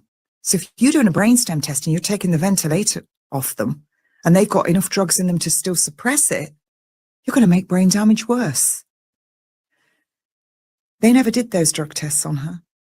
They just went ahead and did that brainstem test. And then I said, I want you to do an MRI scan, because the CT scan they did said at the bottom, suspicious of particular brain injury, suspicious of. Please do an MRI scan to confirm. So I said, I want you to do the MRI scan. And he said, no, she's brainstem dead. And I said, well, then do the MRI scan, because it shows blood flow. He said, I can't. She's not stable enough. And if she dies on the table, it'll upset my staff. We wrote witness statements to this, and he admitted he said that in the inquest. Well, I'm sorry, but, you know, correct me if I'm wrong here. Can you die twice? I don't think so. No. So he wouldn't do the MRI scan. They did the next brainstem test on her, but they had to stop it all of a sudden because all the machines went off. And it's interesting. They turned the screen away where they were trying to intubate her again. They told me she had narrowing. Now, going back to the inquest, one of the paramedics with the red epaulets, a critical care one who was in the inquest, Karen Clark, she said when she entered, she found there was resistance trying to get the airway in that she was trying to put in. Well, of course, because Bass has just caused loads of barotrauma by ramming one in that's too big. She said, I assumed it was the mass. So I said, how long have you been a paramedic? And she'd been 14 years, critical care, really well qualified. And so she said 14 years, I think it was. And I said, how many mediastinal masses have you come across? None, she said. I said, but you assumed it was the mass. So I then said, so when you put in the laryngoscope that opens up the airway, and the coroner interrupted, and I told her to be quiet. You know, this was my arena, not hers, because the coroners are not medically trained. They're not Quincy. I don't even know what she trained in, just solicitor, I think she was. She certainly doesn't know the 2009 coroner's guidelines because she just broke them all the time. Anyway, so I said to this Karen Clark, so when you put the laryngoscope in, could you see any tumour? She said, and the coroner interrupted again. I said, stop interrupting me. And I said, was her airway patent? Yes. That means there was no obstruction. Her airway was patent. She was able to pass that airway. So they say, your daughter's brainstem deaf. We're going to turn the ventilator off. Now, at that time, you may remember the case where the two doctors, the two consultants and the little girl, they didn't want them to turn the ventilator off. And the next thing, the father tried to stop them and all the police and the security jump in. The guy has a heart attack. The doctor has a heart attack and he takes them to court. They throw the parents out. It's horrific. So we're all braced because I know if I do anything, they're going to throw us out. Thank God I didn't, because behind the scenes, once we read all the notes in the inquest, they were up to every dirty dealing you can imagine. Liaising with Maidstone, all sorts of stuff. And it's called self-exculpatory evidence, what I'm going to tell you now. And I say this because it's fact, because I've got the notes. And he admitted it in the coroner's court. So they agreed to turn the ventilator off the next day. And of course, we're on the phone. It was too late to get a high court ruling. They never ever did a blood test to check any drugs are out. I'm in there. And they turn the ventilator off. And I watch my daughter, and I watched her father grab her face, and he fell apart. I went, don't do that, because she's going to stay. Just don't. And I told the staff, and the doctor removes the endotracheal tube, which he shouldn't have done. He shouldn't have done that. But he removes it, and I told them to get out. They leave, and I move the pillow, and I push my daughter's jaw up, because she's had this tube out her mouth, and I put her teddy and her shawl, and I watch her go ashen. And then my daughter said, Mummy, I want to hug her. They were best friends. There was only 19 months between them. They were best friends. She said, I want to hug her. So I lift my daughter up and I pull her over towards me. My daughter got on the bed. She put her arm under her sister, another arm around her, and she went to sleep for 45 minutes, hugging her sister's body as the life drifted out of her. And we left her in privacy. And I said, do not leave this room ever. And if they tell you to leave, you don't. You call me. We're going to be downstairs. So we go downstairs. My friend and her husband, who are Christians, are with us. My good friend Simone Plow is with me. My ex-husband and I. And my friend goes out and smokes God knows how many fags. We'd been saying, we'd had psalms playing and praying over her. I'm Christian. And I'd said to my daughter when they were going to remove the ventilator, I said, my darling, if the Lord is calling you, it's okay to go. I'll be okay. Daddy will be okay. Oriana will be okay. And I know you've forgiven your brothers. And I've forgiven them. I said, it's okay if the Lord's calling you. And I went downstairs and I'd brushed her hair with a Tangle Tease brush to get hair from the roots. And I'd got this and I'd given it to my ex-husband. I said to keep that, stuff it in a bag, keep it, because we needed it.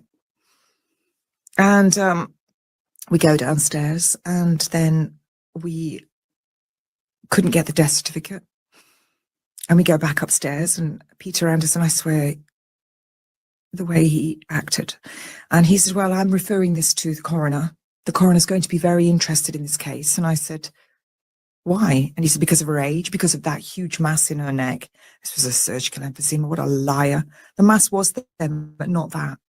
And he said, he paused and he put his head to the side and just looked at me and I went, and because it's me, and he went, yes. This is what witnesses saw it and said it.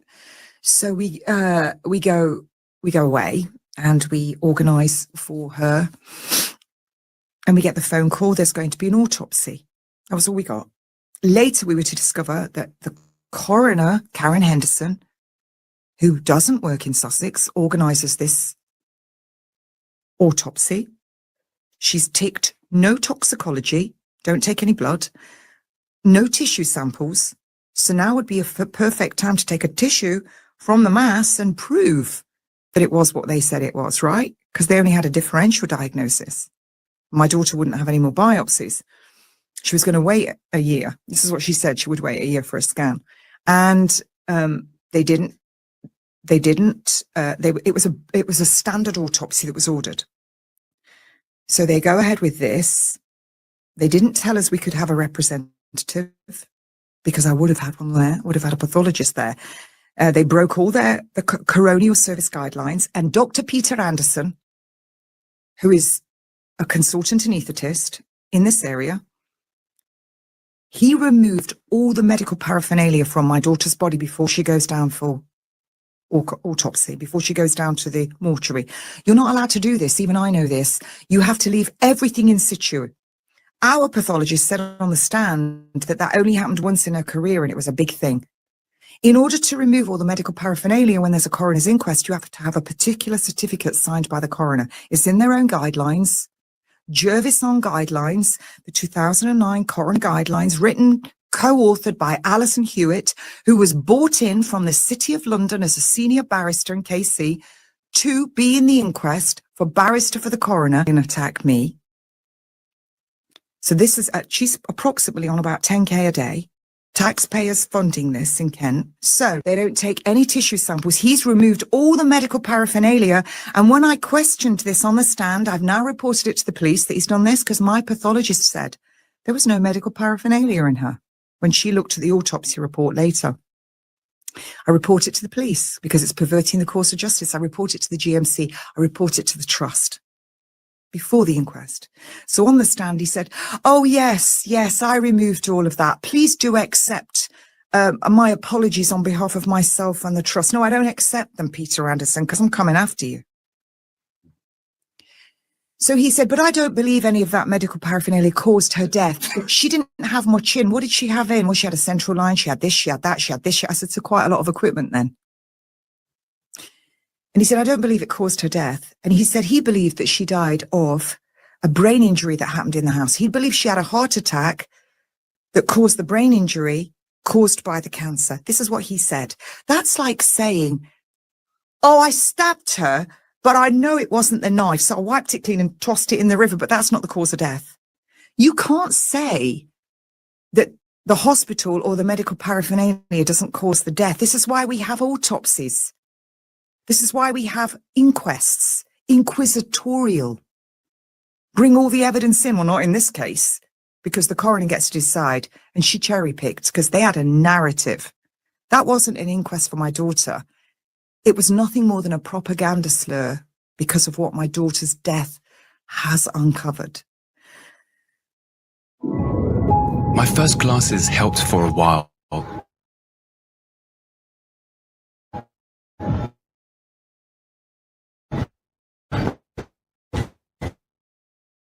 We get it back, not for me personally, but where it is. And I said, right, have a good look at her.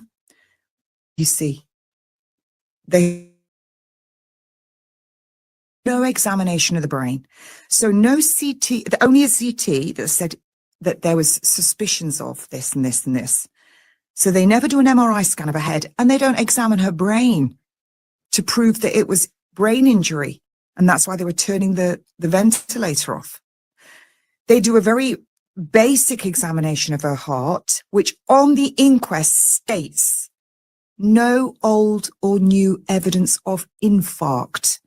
That means no heart attack. No heart attack. That's what it means, people. They didn't preserve her heart. Now, we had our own pathologist at the inquest, and she ripped them to pieces. Her transcript of her testimony is phenomenal, and you can all read it soon. We can't give you the recordings, but we'll give the transcripts. And they reported her as well. And we gave her report to the police before the inquest. And the police broke their own GDPR by giving that report to the coroner without our permission. That's okay, Joe Shiner, because I'm coming for you right now on that one. As these people all know, we've been very busy behind the scenes waiting for the whole slur to end. So they didn't save her heart. They didn't do any other. There was no heart attack. And yet the coroner's now written heart attack that led to a brain injury caused by non-Hodgkin's lymphoma B. That on the death certificate is worth nothing because none of it can be backed up with evidence, not a single piece of it. So I got my daughter's body back.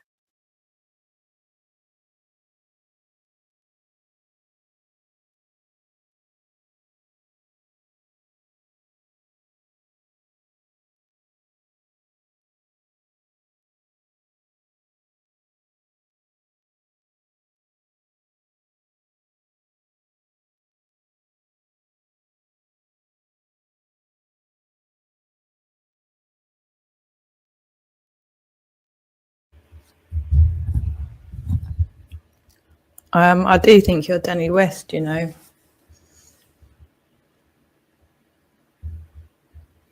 Now, remember, I have you record if you are Danny West. I mean, you have to. Somebody has to be Danny West. You can't be that addicted, and again, I'm not saying to me specifically, but the situation, the whole YouTube thing, which has ended up being just whatever the fuck this is. But yeah, let's again just draw attention to the fact we've got anonymous men talking about fucking sex and shit, but nobody pulls anybody. A child dying, her daughter dying. This is obviously very, very fucking personal to me, this entire situation story. Quite fucking traumatic, this situation in and of itself, even if we weren't listening to this at this point in time. But what are you doing talking about sex? Because this is what old lady, are you fucking right? Because YouTube are going to have to, we've obviously got your details, your handles, right? YouTube are going to be put in a position where they're going to have to divulge who you are. Maybe some of you do actually work for YouTube, perhaps, I don't know. Involved in some Pfizer shit, I don't know. Involved in the Red Cross, I don't know. Involved in getting the Grennans locked up, I don't know. There's a lot of dead people. There's a lot of dead people. A lot of people have been locked up, sectioned, suicide, you know, actual suicide and, you know, suicided. And still, as anonymous people, you really think that you're convincing anybody, anywhere, of anything other than exactly what I've been saying all along? Which, again, all the evidence of all of it. I mean, we're literally looking at in real time exactly why I don't have my children with me. This is an exact, so see, she was in the public eye. She, you know, was still around her children, and look, her daughter's dead. So are we really still going to keep going with, I'm a shit mum who abandoned her children? Are we going to keep doing that, are we? I'm not saying Kate should have abandoned her child. I'm not saying that at all. It's just I've been very aware, especially since Mr. Edwards warned me exactly what was going to happen. So, do you know what I mean? Like, we're listening to a woman talking about what exactly my biggest fear, literally, she's literally telling us my biggest fear was exactly that. One of my children dying at the hands of whatever part got them, but one of my children dying and me being able to do nothing about it. This is my worst nightmare that I'm listening to here, and I've got you lot talking about sex in my chat and being vulgar, and you wonder why I call you nonces, obsessed nonces, fucking monsters. And then your Rebecca Elizabeth Penmans, your Michaela Oniovosas, your Babs, your Wendy's, your Valerie Strouds, all of you getting kicks out of it. Amy getting fucking kicks, still talking about baby burgers yesterday, you sick cunt. Your son's gonna fucking hate you. Vile people, vile people. There needs to be a good, what's the word? Draining of the swamp, let's say, in a lot of places. A lot of fucking places. So fucking sick. So fucking sick. But thank God, it's coming to an end. It is coming to an end. Look at this sick fuck. Who's not delusional and is just in touch with any level of reality would even say something like that at this point? You are so desperate for me to not be me. It's ridiculous. You fucked up so bad. You know you have. So many of you have fucked up so bad. And you're fucked now because you thought you'd get away with it and you're not going to. It's the personality disorder, says the guy who's been sat around with nonces for years on end, telling me I'm getting sectioned, that I'm getting this, I'm getting that, I need to do this, I need to do that, then I need to take all the vulgar, disgusting abuse and then hear about you. It's just like the most absurd, abusive relationships. So many, just because you've got access to somebody. You happily tell them you do it just to get your kicks. You actually say it. This is exactly why I'm feeling what she's saying, because the doctors are just mocking her in her face over the death of their child that they're causing. This is going on everywhere. And you sick cunts are part of it. Are you that fucked in the head on your drugs and your alcohol? I don't know. Probably a lot of the time, but you are part of this satanic situation that is oppressing and traumatizing and fucking up women and children all over the planet. And the mockery that comes off the back of it is just, it's disgusting. But it's going on everywhere, and because people are too scared to see it for how bad it is, unless it's happening to them, people just ignore it and allow it to go on. Well, thank God she's got balls. She knows what she's talking about. She knows the law. She knows what she's doing, and she's doing it. But you think people aren't going to see how strange it is that there's a group of lads here now still just being sick and just ignoring what this woman's saying? If anything, it's just to make her or me to ridicule. You don't think that people are going to just see that this is a bit fucked up, fellas?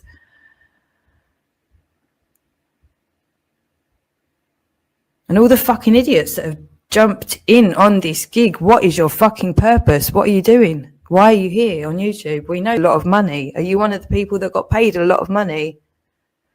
If not, what's your purpose? Why are you on YouTube? Do you have your own ID? Because it's especially bad if you get paid and you don't have your own ID, or you're taking perks, or you're covering up paedophilia or genocide, and you don't even use your own ID. Because that would mean generally you're getting perks somewhere. That will then need to be explored by the relevant authorities in due course. That's what's going to happen. Like I've said a million times, I can't make anybody do anything, but we can hold people to account. Okay, so if the right people aren't in the positions at the moment, then the wrong people need to step down and let the right people step in. The positions are there. The work's there to be done, or a lot of the work's that it's been done, just needs to be signed off by the people in the position. If we need to switch around who's in the positions, that's what we need to do. And look at you flapping 3 in a row, boom, boom, boom. She's a repeat offender. So, oh my God, you're talking about me, you fucking weird cunt, a repeat offender for hurty words on the internet, defending myself, because literally all we've got on the internet is our words and ID, and you fucking melts don't even have your ID. Pathetic cunt, so pathetic.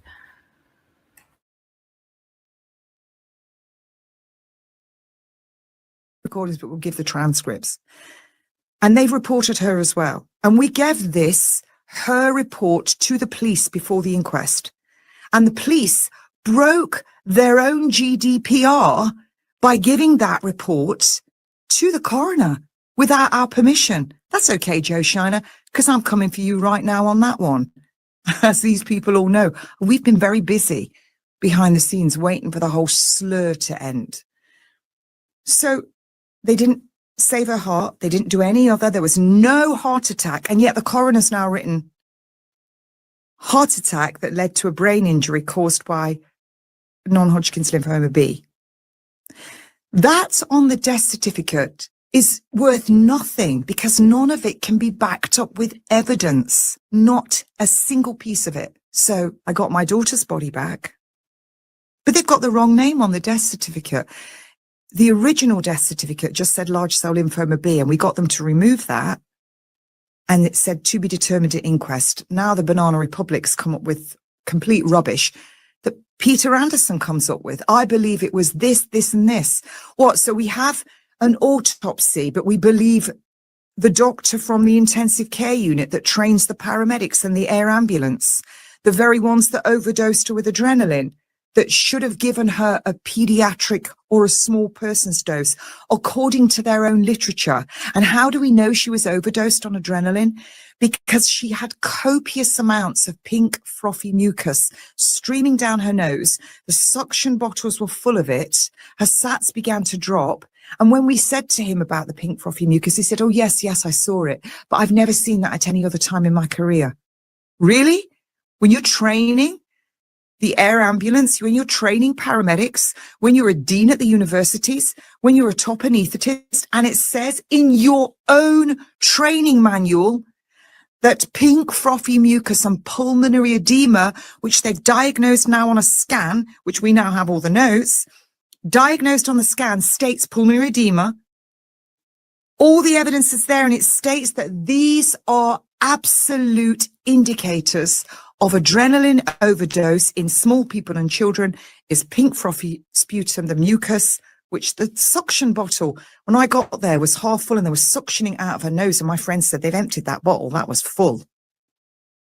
And he said he's never seen it before. There are so many publications on PubMed and everywhere about that very thing. So I find it very hard to believe that someone of that position, who's a dean, who trains, doesn't know that.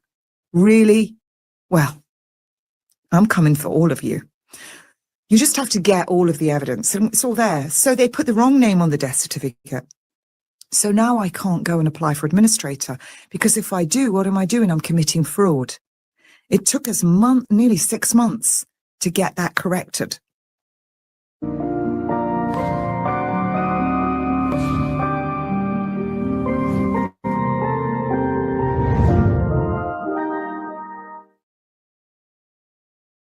But anyway, we go to an undertaker that we know, and we have my daughter cremated, and we have a celebration of her life. And there was only 25 of us there. The 7 friends, she named 6 of them. My daughter, and I'll tell you about that at the end. And we have a wonderful ceremony. But before we leave to go to the place where we were having the meal with everything she loved, the flowers and her pictures and all her friends talking about who she is, I go into the back, and there's her white coffin. The flowers are taken off, and there's the undertaker and the guy that owns the crematorium. And the oven is fired up because we paid extra for that. They don't cremate you all in the same day normally because it's too costly. I brought her into the world. And the undertaker, who's a good friend, he was with us at the funeral, he said, when you're ready, Kate, her dad couldn't come in. And I'd seen her at the funeral place. She was just wrapped in one white cotton sheet, which is biblical. And I'd seen her. I was the only one who saw her.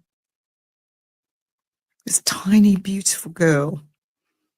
And there I was standing next to, and I could feel the heat of the oven. And I could see it. And she's on this runner. And I said, I'm ready. Yes. And the door opened and all the heat came out and her coffin went in. And I watched the door go down. And my daughter was now.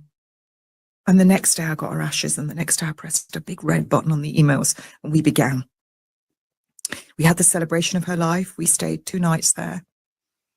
And we came back and we started.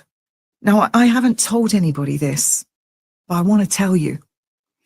And I decided you were going to be the one I would go public and tell about this. I'm good friends with the pathologist now. Very good friends with her. I'd already looked into near-death experiences in my lifetime, because when I'd nursed people, I've seen a lot of death. I worked in a gynecology ward as well, where we did abortions, suction termination of abortion. I've blood all over my hands.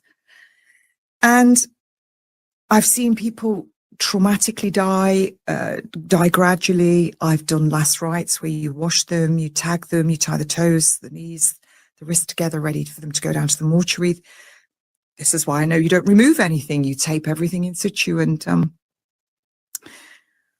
there was times in my career where I thought, who is that? I was in a room once and I thought, I felt like there was nobody in there when I went in, just me, the nurse, and that was it. But the nurse had gone off to get something, and I'm looking at the guy, and I opened the door quickly on a room because I thought, there's someone else in here. And I was only young, and that stayed with me. It was just at the end of my nurse training, Glasgow Royal Infirmary. So I'm fast asleep. It's 3 weeks after my daughter's death. We're talking constantly about this brain injury, and I'm talking to my researcher, my ex-husband, and they didn't open her head, and what are we going to do about this? And all of a sudden, my daughter wakes me up, and she's right in my face above me, and she's shouting, "Mummy, Mummy!" And that's how they used to shout me when they used to get cross in my house. And my daughter has hands like mine. Rub your finger on my hand. They're really soft, but they don't look it. They're all right. Yeah, they're like transvestite hands. They're really big. My daughter had beautiful, delicate hands, but she had my skin, wrinkly. She was the only one of my 3 kids that looked like me, but she was much better in every way, better looking, better everything, smart. So anyway, she had these funny hands, and she said, "Mummy, Mummy!" And I thought, oh my gosh, but she's dead. Does she not know she's dead? What is this? Oh. And she said, "Why are you holding on to my head? Why are you holding on to my head?" And I kind of was, I thought, am I awake? Am I asleep? And all of a sudden I felt her hands. I was asleep with one hand above my head, one down. I felt her little hands slide into my hands. It was the most surreal experience. And I gripped them and was rubbing to see if I could feel the skin. And it was her hands. And I gripped them. And I just went to sleep, back to sleep. Anyway, I woke up. It was an hour later. I didn't realize because I looked at my clock when she'd shouted. It was 12:30, and now it's 1:30. And I thought, God, I need the toilet. And her hands were still there. And I let go of her hands, and I felt totally peaceful. Totally, utterly peaceful about it all. 3 weeks later. And I went to the bathroom and I sat there and I thought, why are you holding on to my head? Why are you holding on to my head? So when I go back to bed, the next day I get up and I have this ritual. I go into the room that was her sitting room. We call it the Coimbra Suite because she lived in Portugal for a year as part of her 4-year Cambridge course. She was at Cambridge Uni. And there's a great picture of her and all her beloved books and her these little ruby red slippers that she had.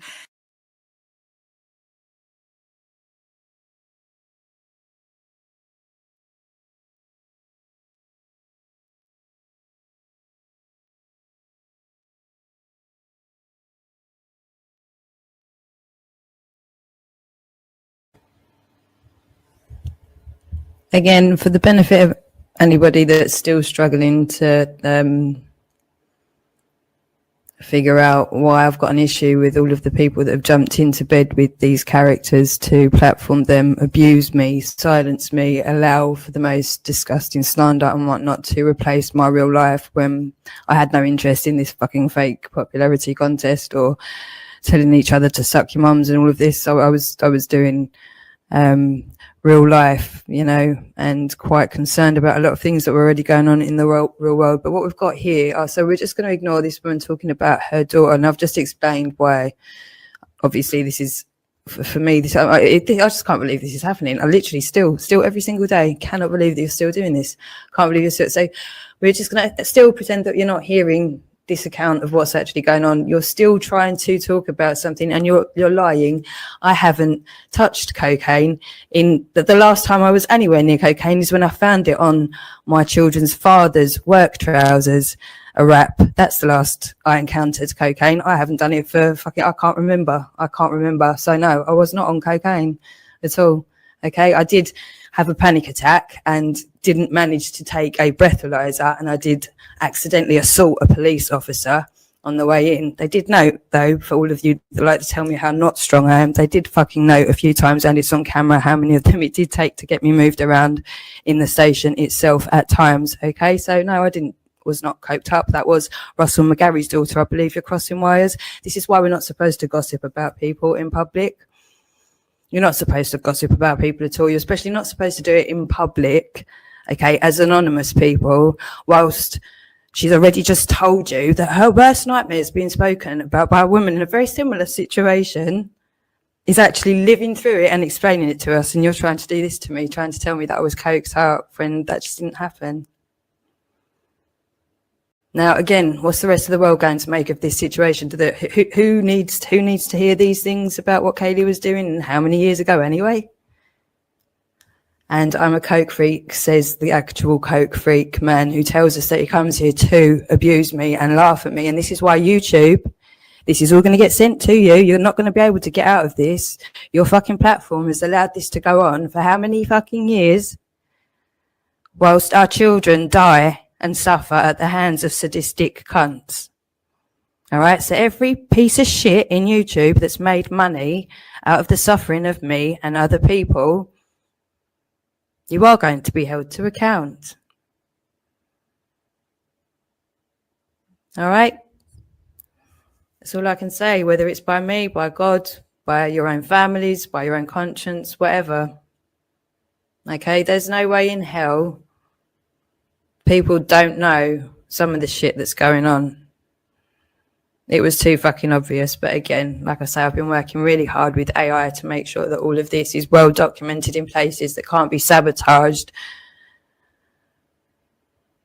And my job's done as far as I'm concerned. So you lot crack on talking about my children, my past, my life, how shit I am, whilst this woman's telling us about her daughter dying. You don't make it look whatsoever that you're anything to do with paedophiles or Big Pharma or the media at all. You must just be normal, decent human beings. Mustn't be invested in any of these despicable things whatsoever. I mustn't be a bit concerned now because it's all with you very soon. And people aren't going to be impressed, are they?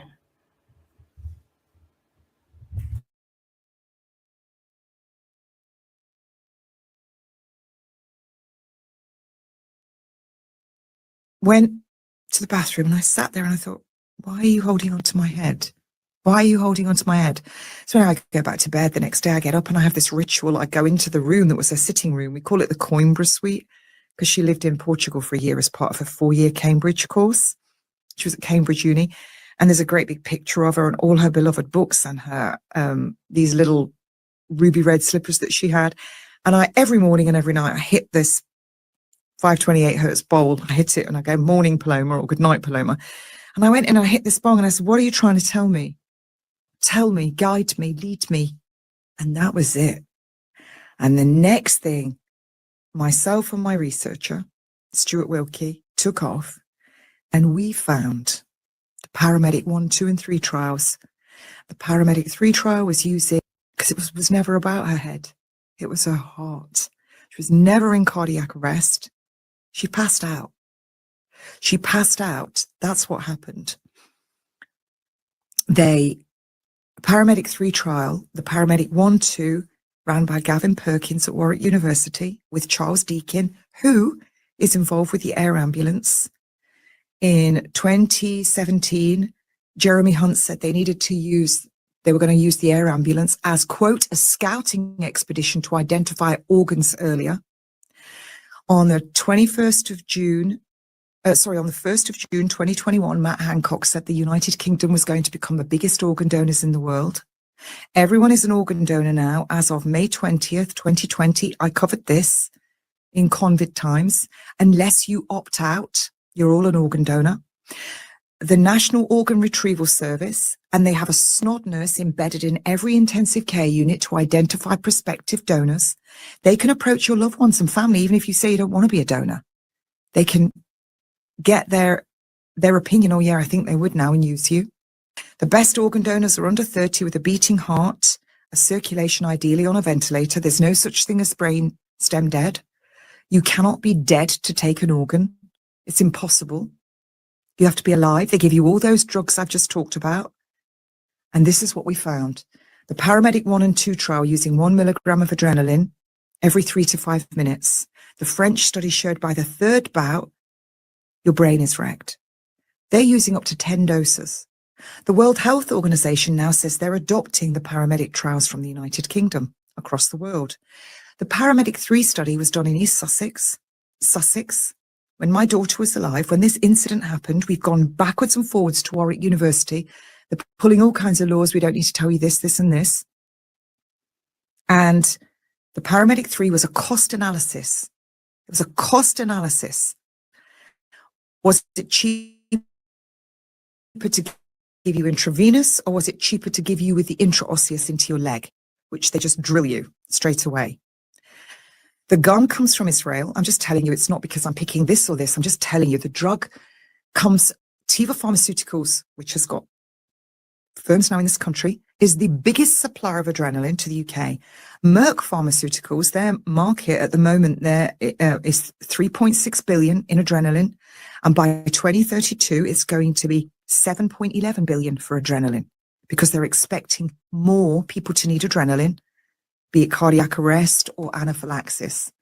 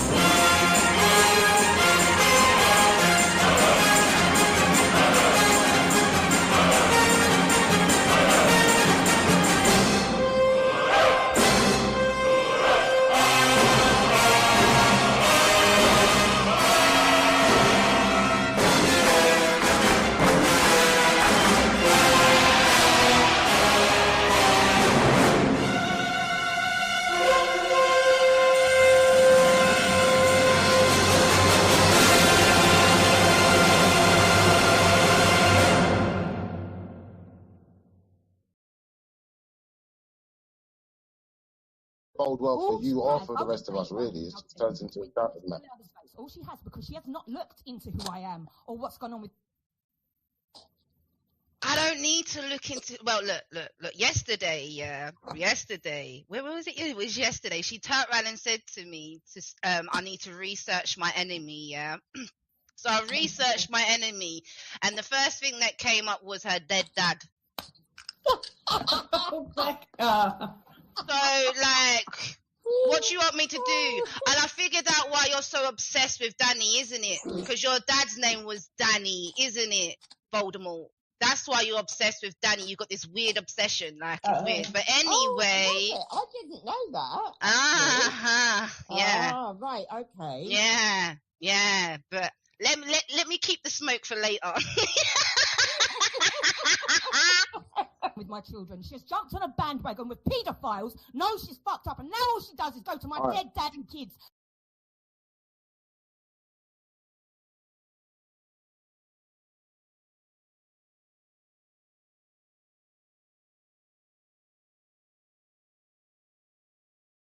Yeah, like fuck. None of us have ever done anything to the levels of what Esau have done. Yet you're obsessed with us. Esau, on the other hand, you're terrified of, aren't you? You are terrified of Esau. On that note, big up in the super chat. Another 1999 from Arafina. She put, "We are family. Hey, hey, hey, hey, hey, hey. Hogshead trolls. Oh, wait, let me think that through. We are family. Hey, hey, hey, yeah. We've got all the Hogshead trolls with me. No, that doesn't fit. We are family. Hey, hey, hey, hey. I've got Hogshead trolls all with me. No, one more time. We are family. Hey, hey, hey, yeah. I've got all Hogshead. No, I've got Hogshead trolls. I've got all Hogshead trolls with me. I've got all Hogshead trolls with me. That works. We are family. Hey, hey, hey, hey. I've got all Hogshead trolls with me. Hey, hey, hey, yeah. Fucking finally, big up. Getting dry mouth then.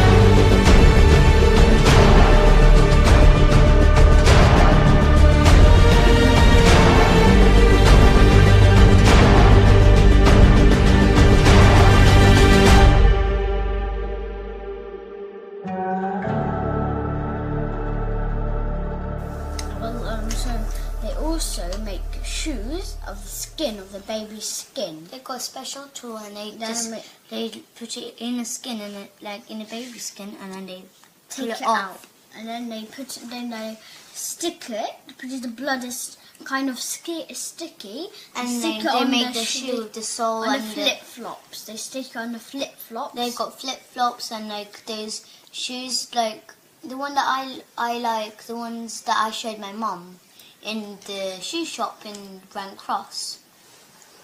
Those ones with this big, it got a big star on its baby skin, but it's not like, you can do it coloured, but it's not like, it's a bit see-through there. For the skin. Yes, it's skin. Okay, well, sorry to... A big black star. It was... Wait. Pause. I have to go and draw this star picture on the shoe. The paper's downstairs.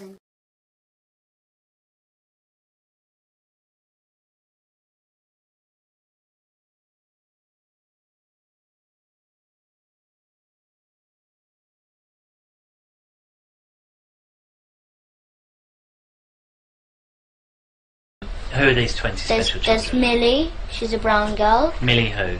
Millie Cowell. Millie Cow? Yes. Okay. So how do you know she's one of the 20 special children? Because I know, because she comes and they do sex to her. Mostly. Who's they? The teachers, the parents, the staff. Every single teacher or specific teachers? No, the whole school does it. The whole school, and we got our own church too. So because they do that, because after, as I said, we kill babies, we drink their blood, we eat them. But then after so the social services who are in it, they go to families or.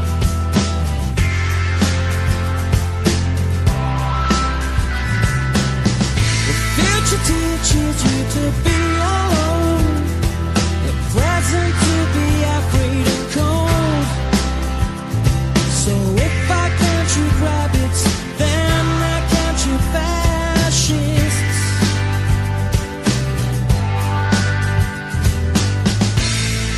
Bullets fire brain today, but we'll forget it all again. Monuments put from pen to paper.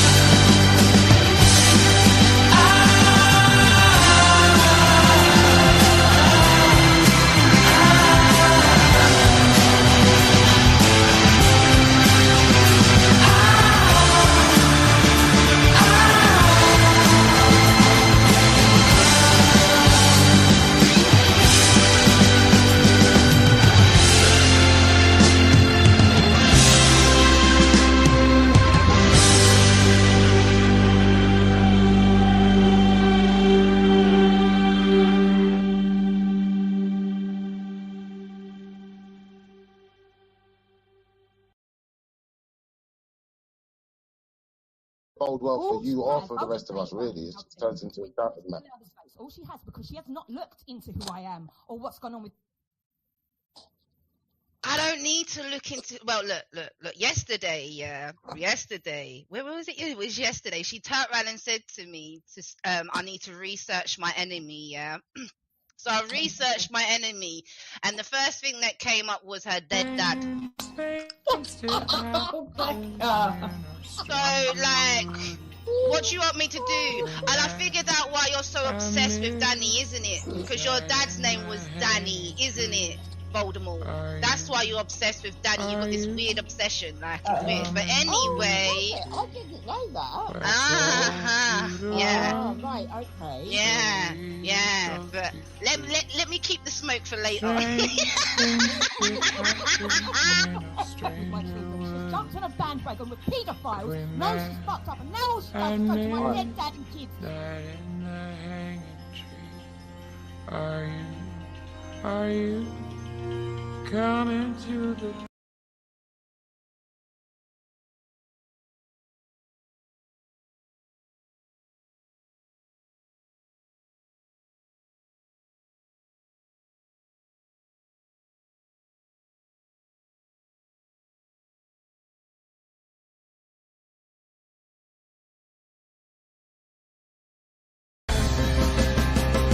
Everyone has AIDS. AIDS, AIDS, AIDS. AIDS, AIDS, AIDS, AIDS, AIDS, AIDS.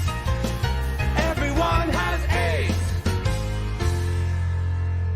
And so this is the end of our story. And everyone is dead from AIDS. It took from me my best friend, my only true pal, my only bright star. Well, I'm gonna march on Washington, lead the fight and charge the brigades. There's a hero inside of all of us. I'll make them see everyone has AIDS. My father, AIDS. My sister, AIDS. My uncle and my cousin and her best friend. AIDS. The gays and the straights and the whites and the spades. Everyone has AIDS. My grandma and my dog go blue. AIDS, AIDS, AIDS. The Pope has got it and so do you. AIDS, AIDS, AIDS, AIDS, come on, everybody, we got quilting to do. We're gonna break down these barricades. Everyone has AIDS, AIDS, AIDS, AIDS, AIDS, AIDS, AIDS, AIDS, AIDS, AIDS, AIDS, AIDS, AIDS, AIDS, AIDS, AIDS, AIDS, AIDS.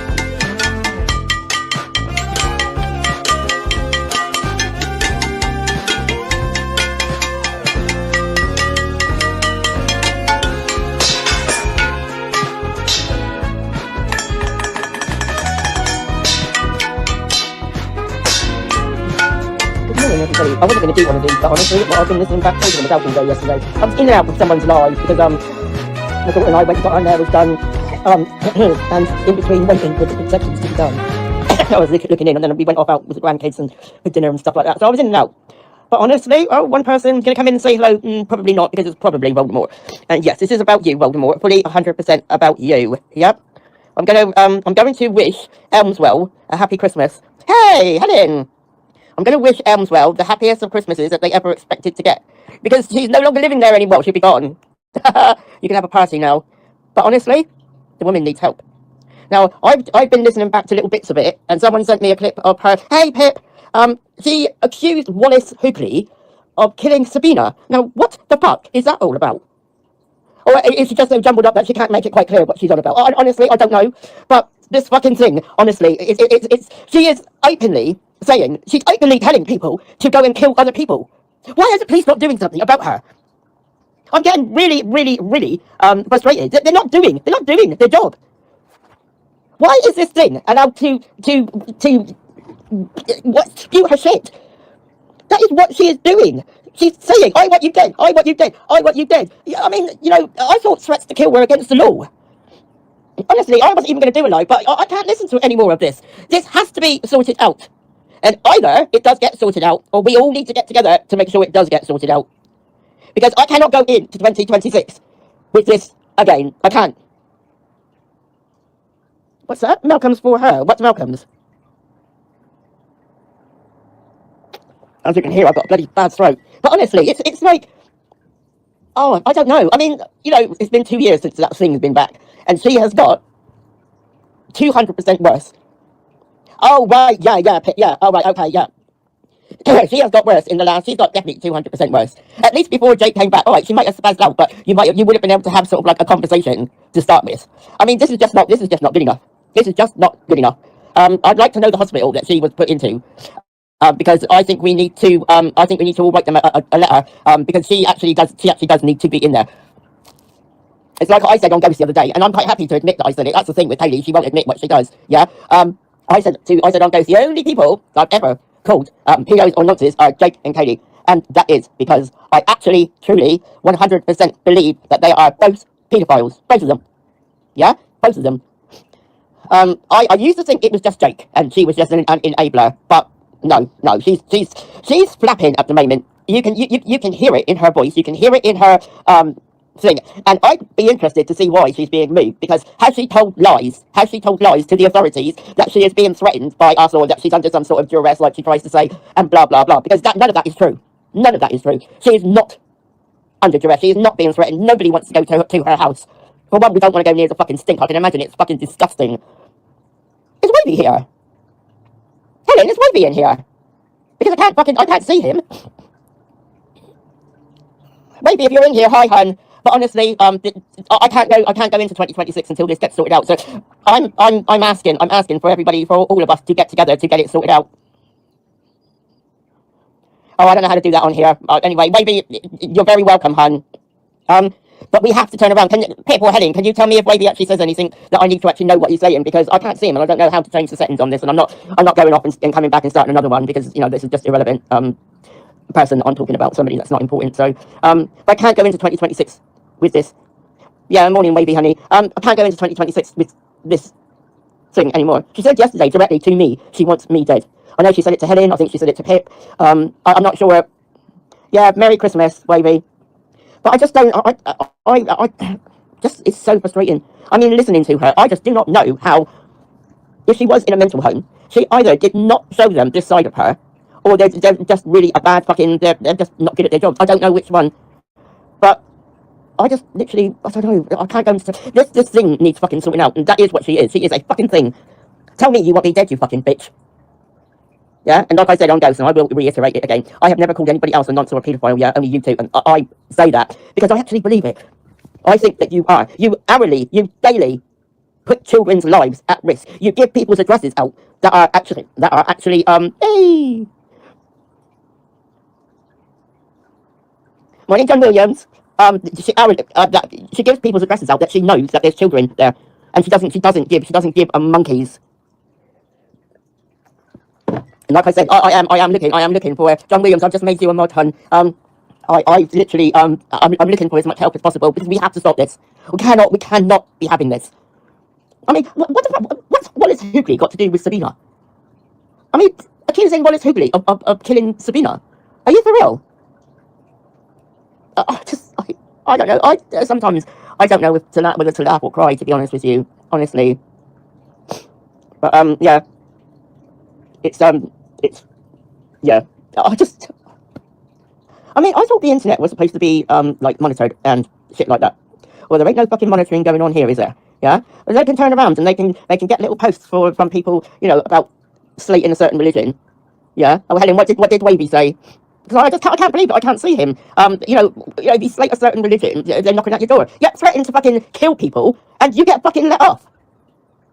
I want you dead. That's all she ever says. I want you dead. I want you dead. I think she's lying about the section, and it takes more than 1 week to be assessed and other things. Yeah, but did she not let herself? Did she not put herself in voluntarily? I think she put herself in voluntarily to get out of being in court. Well, I mean, and John Patterson is Hey, Lynn. See what's going on? Hey. Oh, here we are. Hi, Lynn. I just like. I don't know. I don't know what the answer is. I honestly don't know what the answer is. But I cannot go. I'm very well. So I've got a sore throat again. I had this cold and it keeps going and then coming back and then going and then coming back. Just seems to like me. But JOJ is here. No, Helen, you know what to do, hon. I don't want anything bad here. Yes, I think there's a case 110 unit, but that is not as a section in such low risk. You can come and go as legally. Yeah, that's what I think. I think that's what. Okay, so who is this Helen James 2? Oh right, okay, yeah.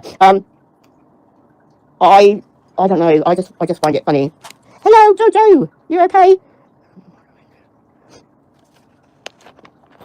Just make you a mod, Jojo. You don't have to have any responsibility mod-wise. Just it's a way of me knowing that I know you and that you're buying. Dragged her in, Babs.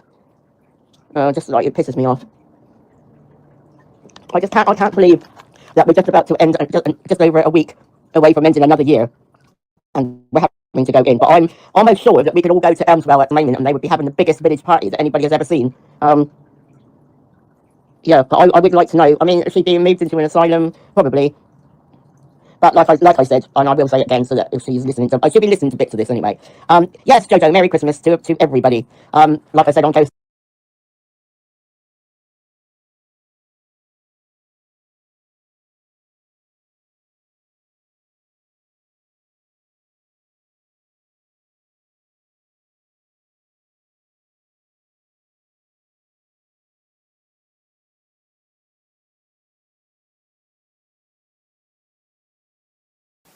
Well, so they also make shoes of the skin of the baby's skin. They got a special tool and they put it in the skin and like in the baby's skin, and then they take it out, and then they stick it. Because the blood is kind of sticky, and stick they it on make the shoe with the sole and and the flip flops. They stick it on the flip flops. They got flip flops and like those shoes like. The one that I like, the ones that I showed my mum in the shoe shop in Grand Cross. Those ones with this big, it got a big star on its baby skin, but it's not like blood clots. We're seeing loads of people with unnatural blood clots, like white calamari inside them. The coroners won't talk about it. They just don't want to talk about it. Heart attacks, strokes, cancers. They're not cancers, it's these white clots inside them. And what do you think they are? I think it's a result of COVID vaccines. And it's been well documented by people far cleverer than me. And I've been shouting about it for years, but people just don't seem to want to acknowledge it. Mostly people like the coroners, most doctors, government ministers, they won't talk about it. They don't want to know. I've even been to the police station. They don't want to know. They won't even talk to me about it. And what do these clots look like? I've got some here if you want to see them. Yeah, go for it. Wow. So all of these sort of calamari-looking clots, you've taken them out of people's circulation system. So there are two types of death. We've got an expected death, where there's no need for a post-mortem, and then we've got an unexpected death. Early on, we were finding them in post-mortem cases. So the way that works is we had a young lad of 30, and he died suddenly, and the family asked us to embalm him. Now, because he'd had a post-mortem, he'd been opened up and chopped about, and then they put all the bits back in and they sew him up. So obviously his circulatory system has been compromised. And when we embalm someone, we use the circulatory system.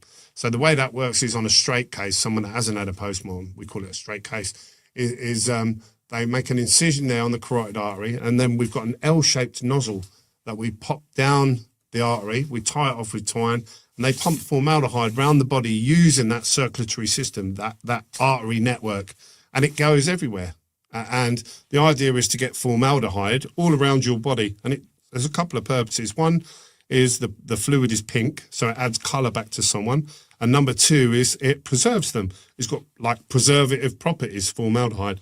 So it stops the deterioration in the body, stops nature taking its course, and it presents people better.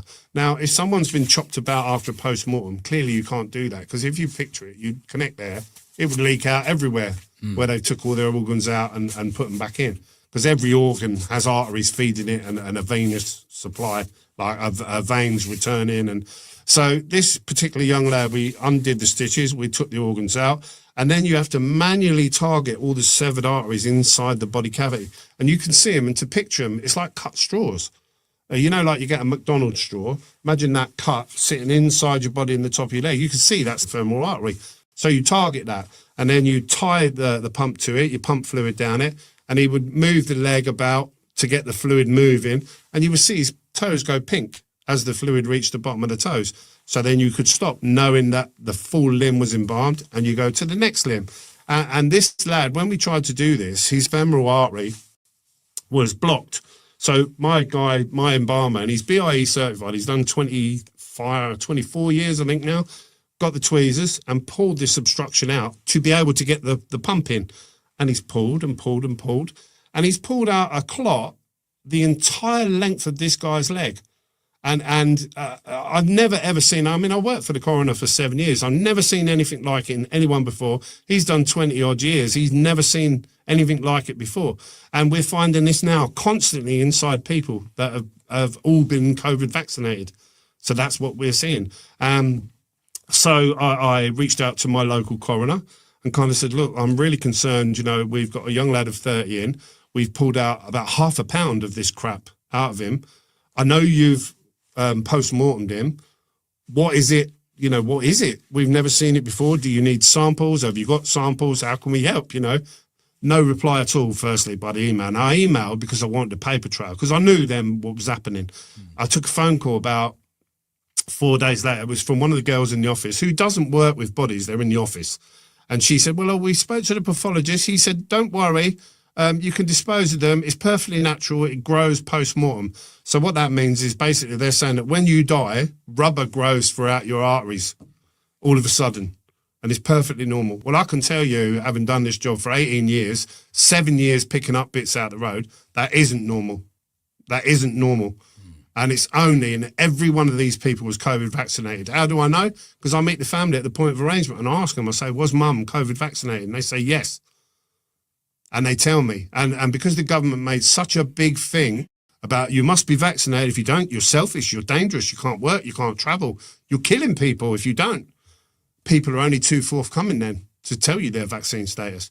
And they did get good coverage. A lot of people were vaccinated.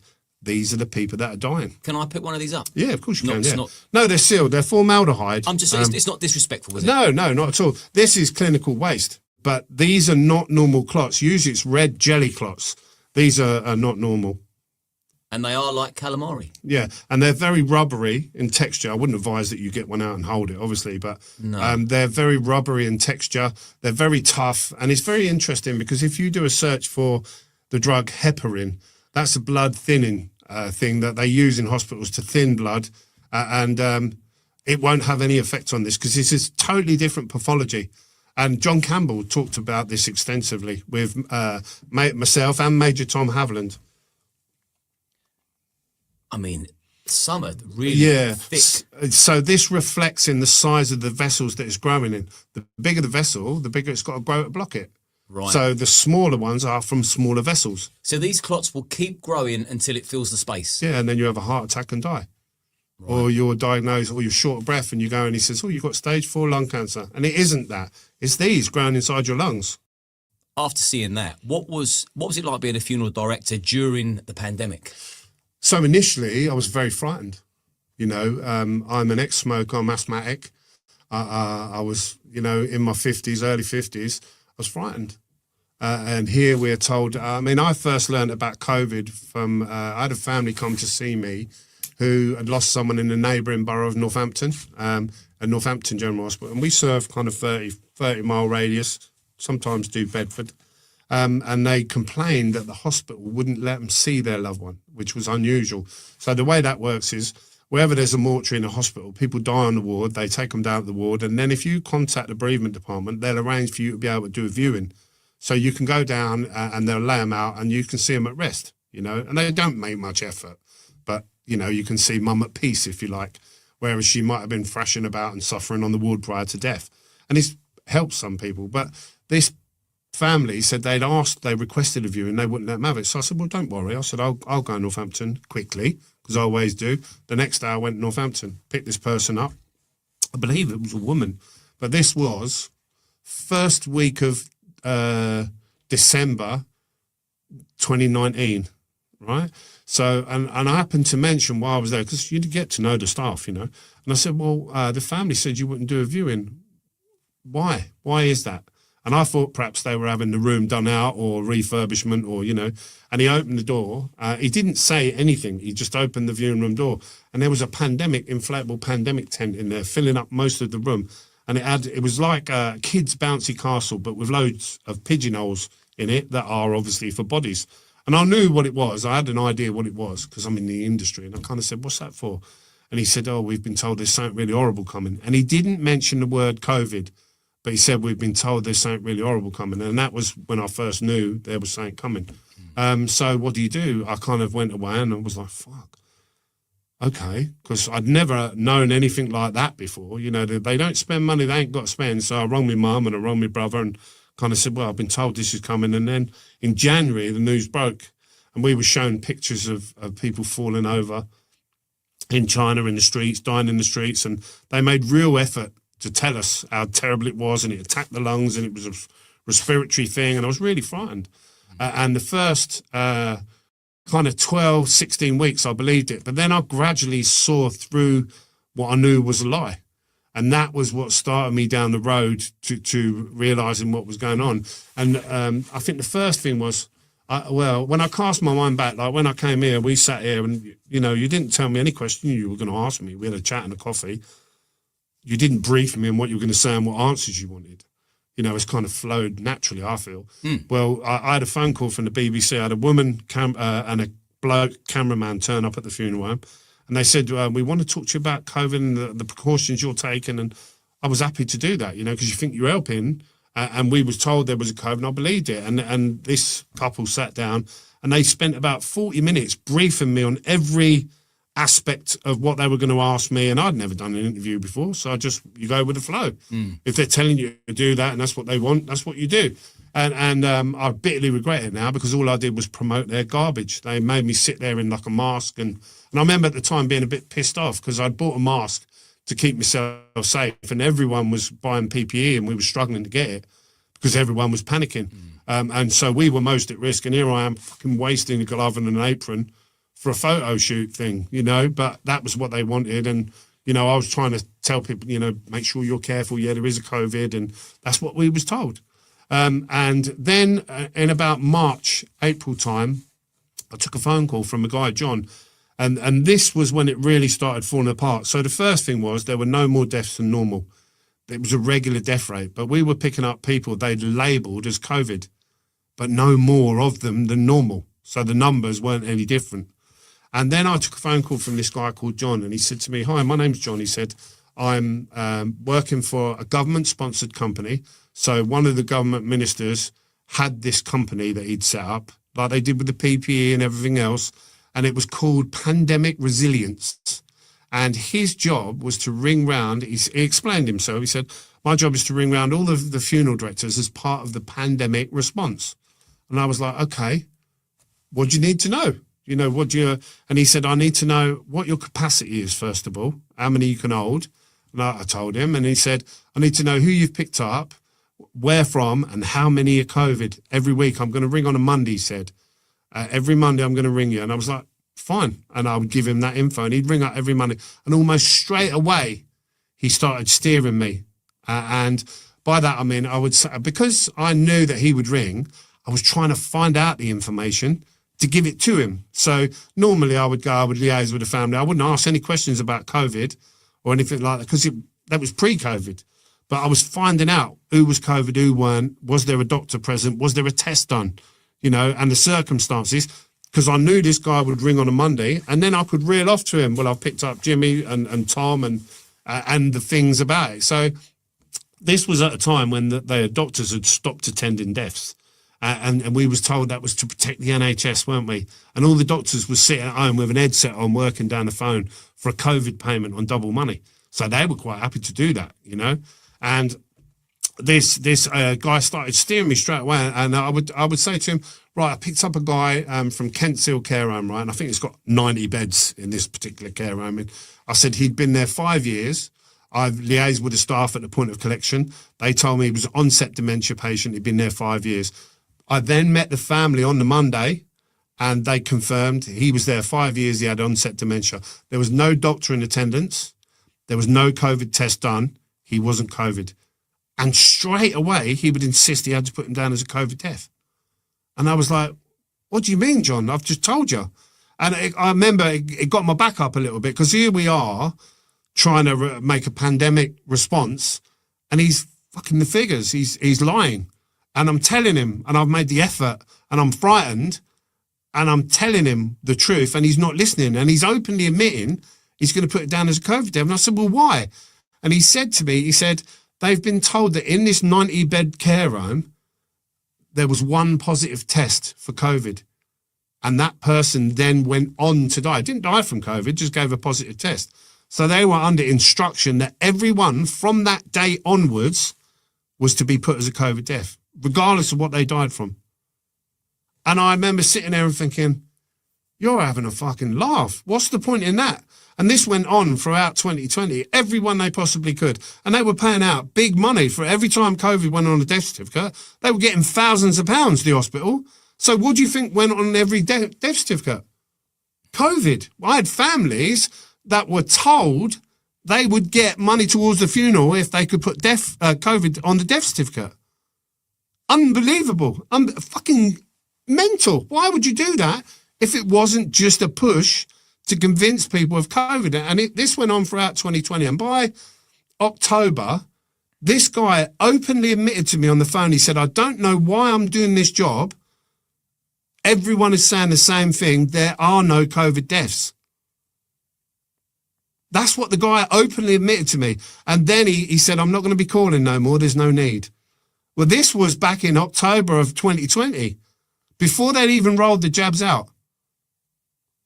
So Rainer Fulmick put it perfectly on reflection, where the jabs were never about COVID. COVID was about the jabs and convincing the people of the need for these jabs. So there was no more funerals in 2020 than any other year, but there was loads of COVID deaths. So of course, come January 2021, everyone's lining up to be saved by a fucking non-existent illness. And I was washing and dressing them the whole way through. The whole way through, every one of them. I had funeral directors sending families to me because they was going to these funeral directors and saying, well, I lost my mum over a Zoom call. I really would like to spend some time with her. And they were all like, no washing, no dressing. I was calling Catholic priests who wouldn't even come and bless a closed fucking coffin. And in the end, I'd ring, they'd say, please ring them, please. It means everything. They'd hang up on me. As soon as my phone, they'd pick up the phone, they'd hear it was me, and they would hang up because they knew I'd be asking them to come and bless a closed fucking coffin. That's men of God, and they were Catholic priests. So, and I washed and dressed them all throughout 2020, you know. I never wore a mask because I couldn't fucking breathe in a mask. So do you not believe in COVID at all? I believe there was something that was hospitalising people, being that perhaps, and don't get me wrong, I've had the insight to be a very privileged position to sit at some very influential meetings with some very clever people, politicians included. Now, I believe there was something that was hospitalising people, and the rest was then done with malfeasance in the hospitals. Now, what I would like your listeners to do is cast their mind back to 2020, 2021. What was the only antiviral treatment they would offer a COVID patient? It was a drug called remdesivir, right? So I want people to Google common side effects or side effects of remdesivir and just have a look at the results. There will be loads of results come up. One of them is a website called drugs.com, and it's kind of layman terms. It breaks it down. Difficulty breathing, wheeziness, tight chest, Why would you give that to a respiratory patient unless you were trying to generate COVID deaths? That's what they were doing. They were doing it because that was government policy, was the only drugs they were allowed to administer was remdesivir.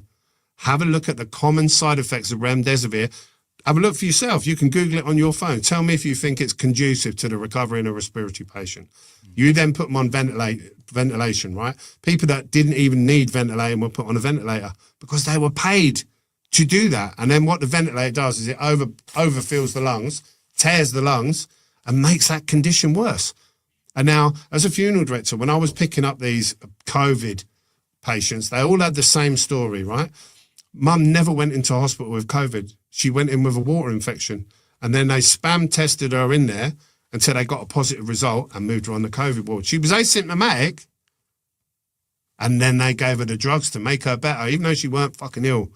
They gave her remdesivir, and they ventilated her, and she went and died COVID. That's what they were doing. And I was picking these people up that they labelled as COVID deaths, and their body bags were kind of half filled with edema, with fluid. And I'd never, ever seen that before. And I remember, before I fully cottoned on, thinking, fucking hell, what is this COVID doing? It's doing that. And I've since found out. So I was taking them out the bag, draining the fluid off, taking these people out and washing them and dressing them, because that's what people should have been doing at the hospital. And they let these people down massively, and they had people standing on doorsteps clapping for them. It's fucking insane. I'm never going to stand on a doorstep and clap for the NHS ever. I know what they were doing, and I've been in a COVID ward and watched it happen, right? So these people, they were so bloated, they were filled up with fluid, and I couldn't understand why. And they, to the point where they'd be crying yellow tears out of every orifice, out of their ears and nose and mouth, and all bloated.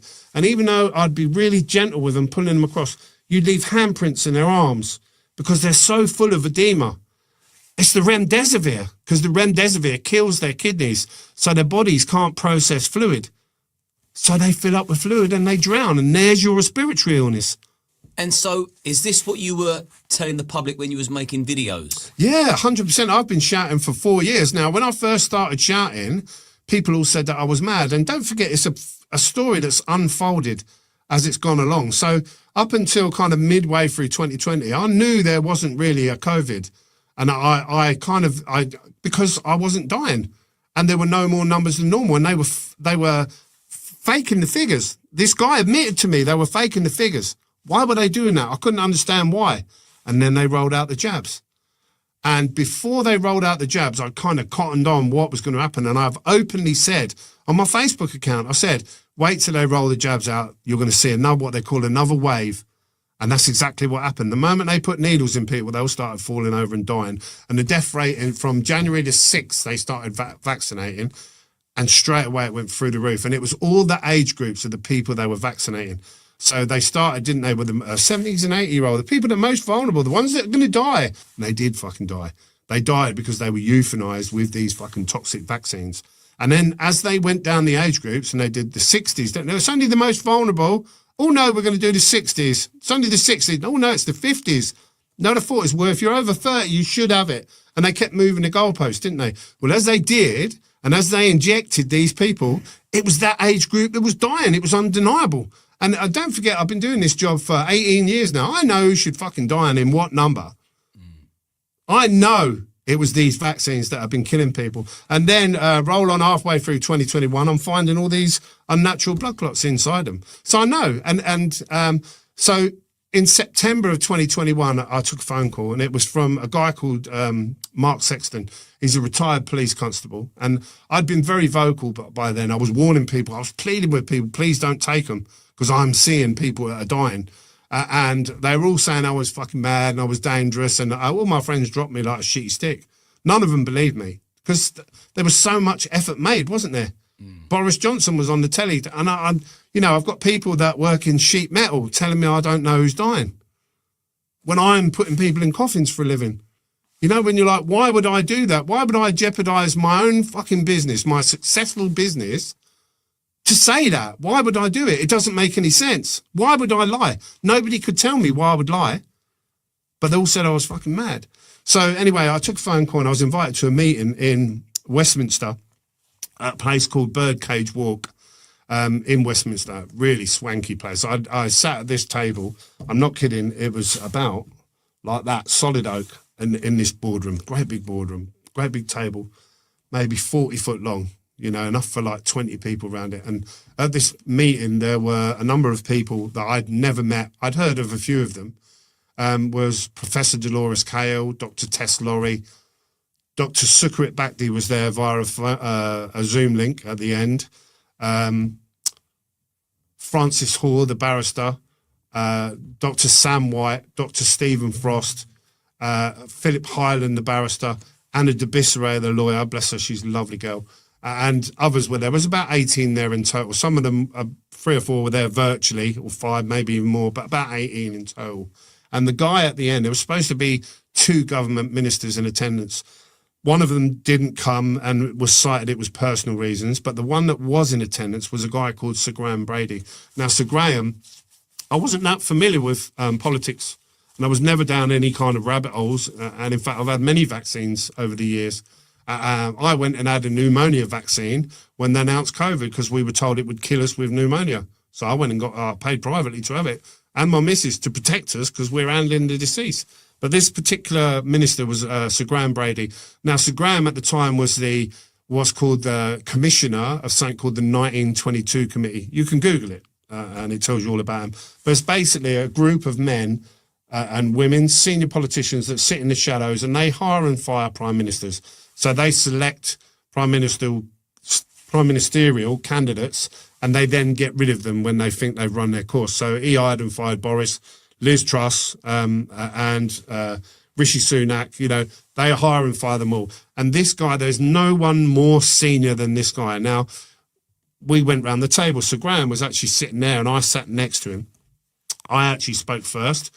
I knew what I had to say, and I'd abbreviated it into like 5 minutes because you're told that time is of the essence. You know, ministerial time is really important.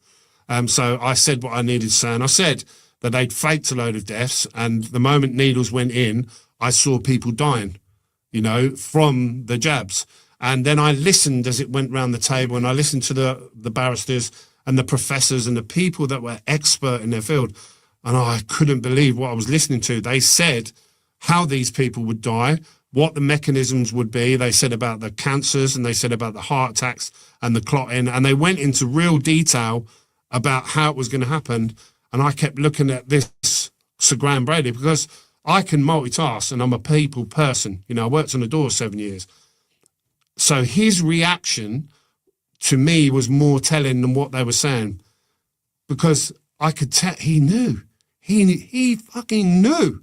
He was sat there ashen-faced, mortified, and we all went to this meeting thinking, oh, at last someone's listening, you know?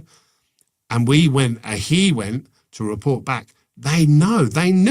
And he openly admitted it's way, way above my pay grade. I can't do anything to stop it.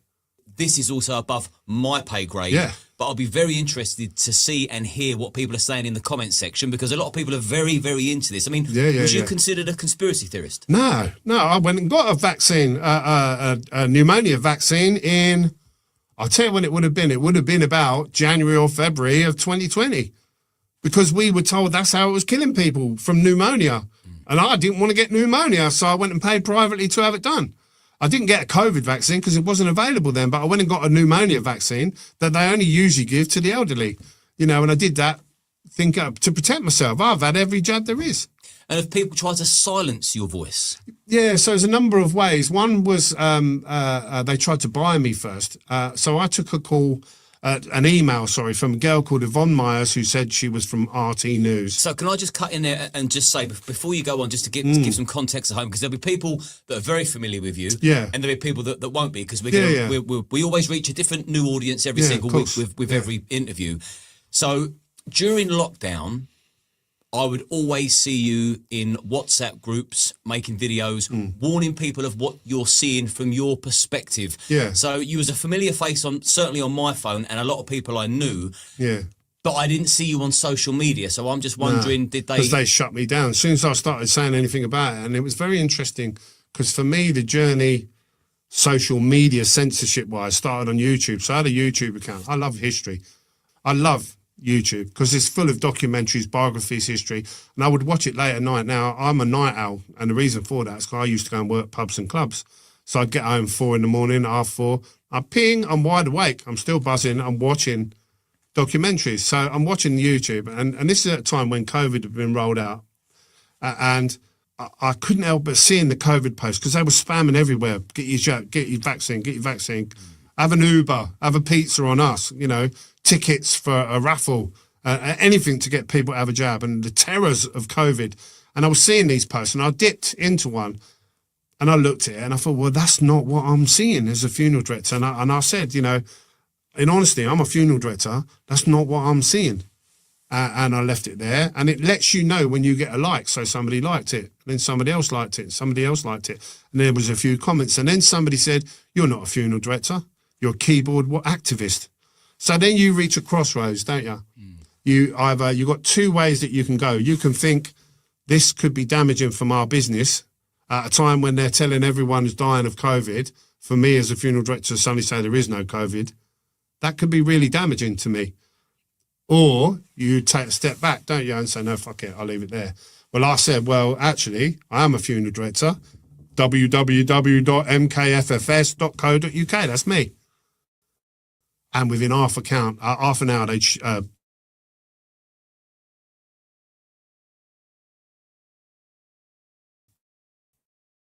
banned my saying I am a funeral director. This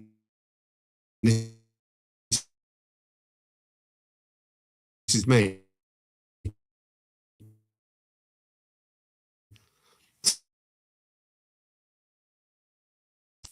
Picked up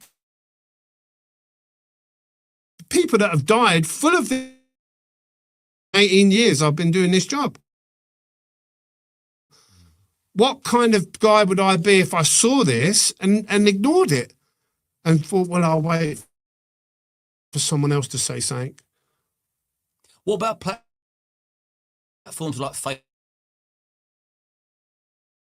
Gamer in my spare time, love playing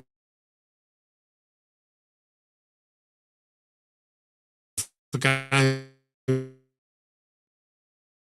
on there, and because they'd banned my face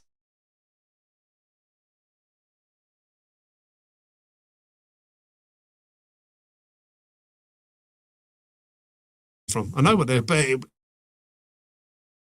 it me on, because I can tell you now, you sit there and put fucking murder victims in coffins, and I don't know,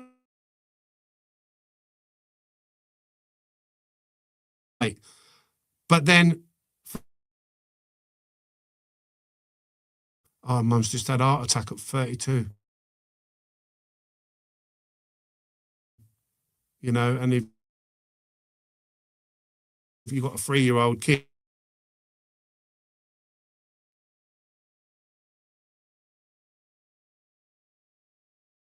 so I went to the police station, Thames Valley director. I run a few deaths of people in my. He spoke to his gaff, and he's come back down.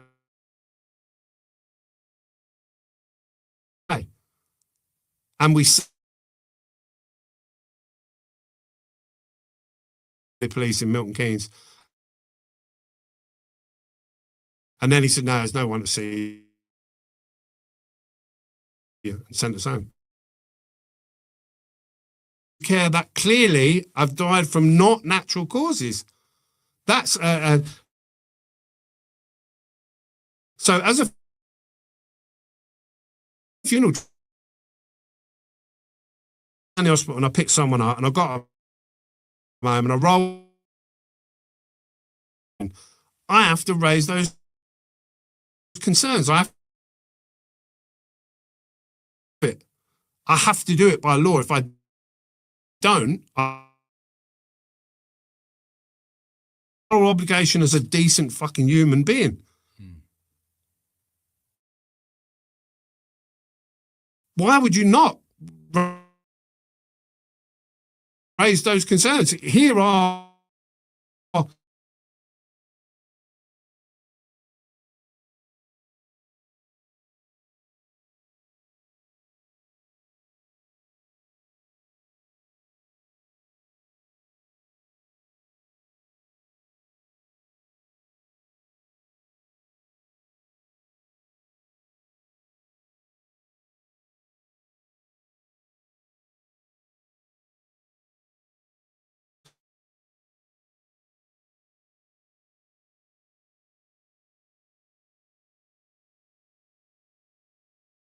prepared to do. I was prepared to do it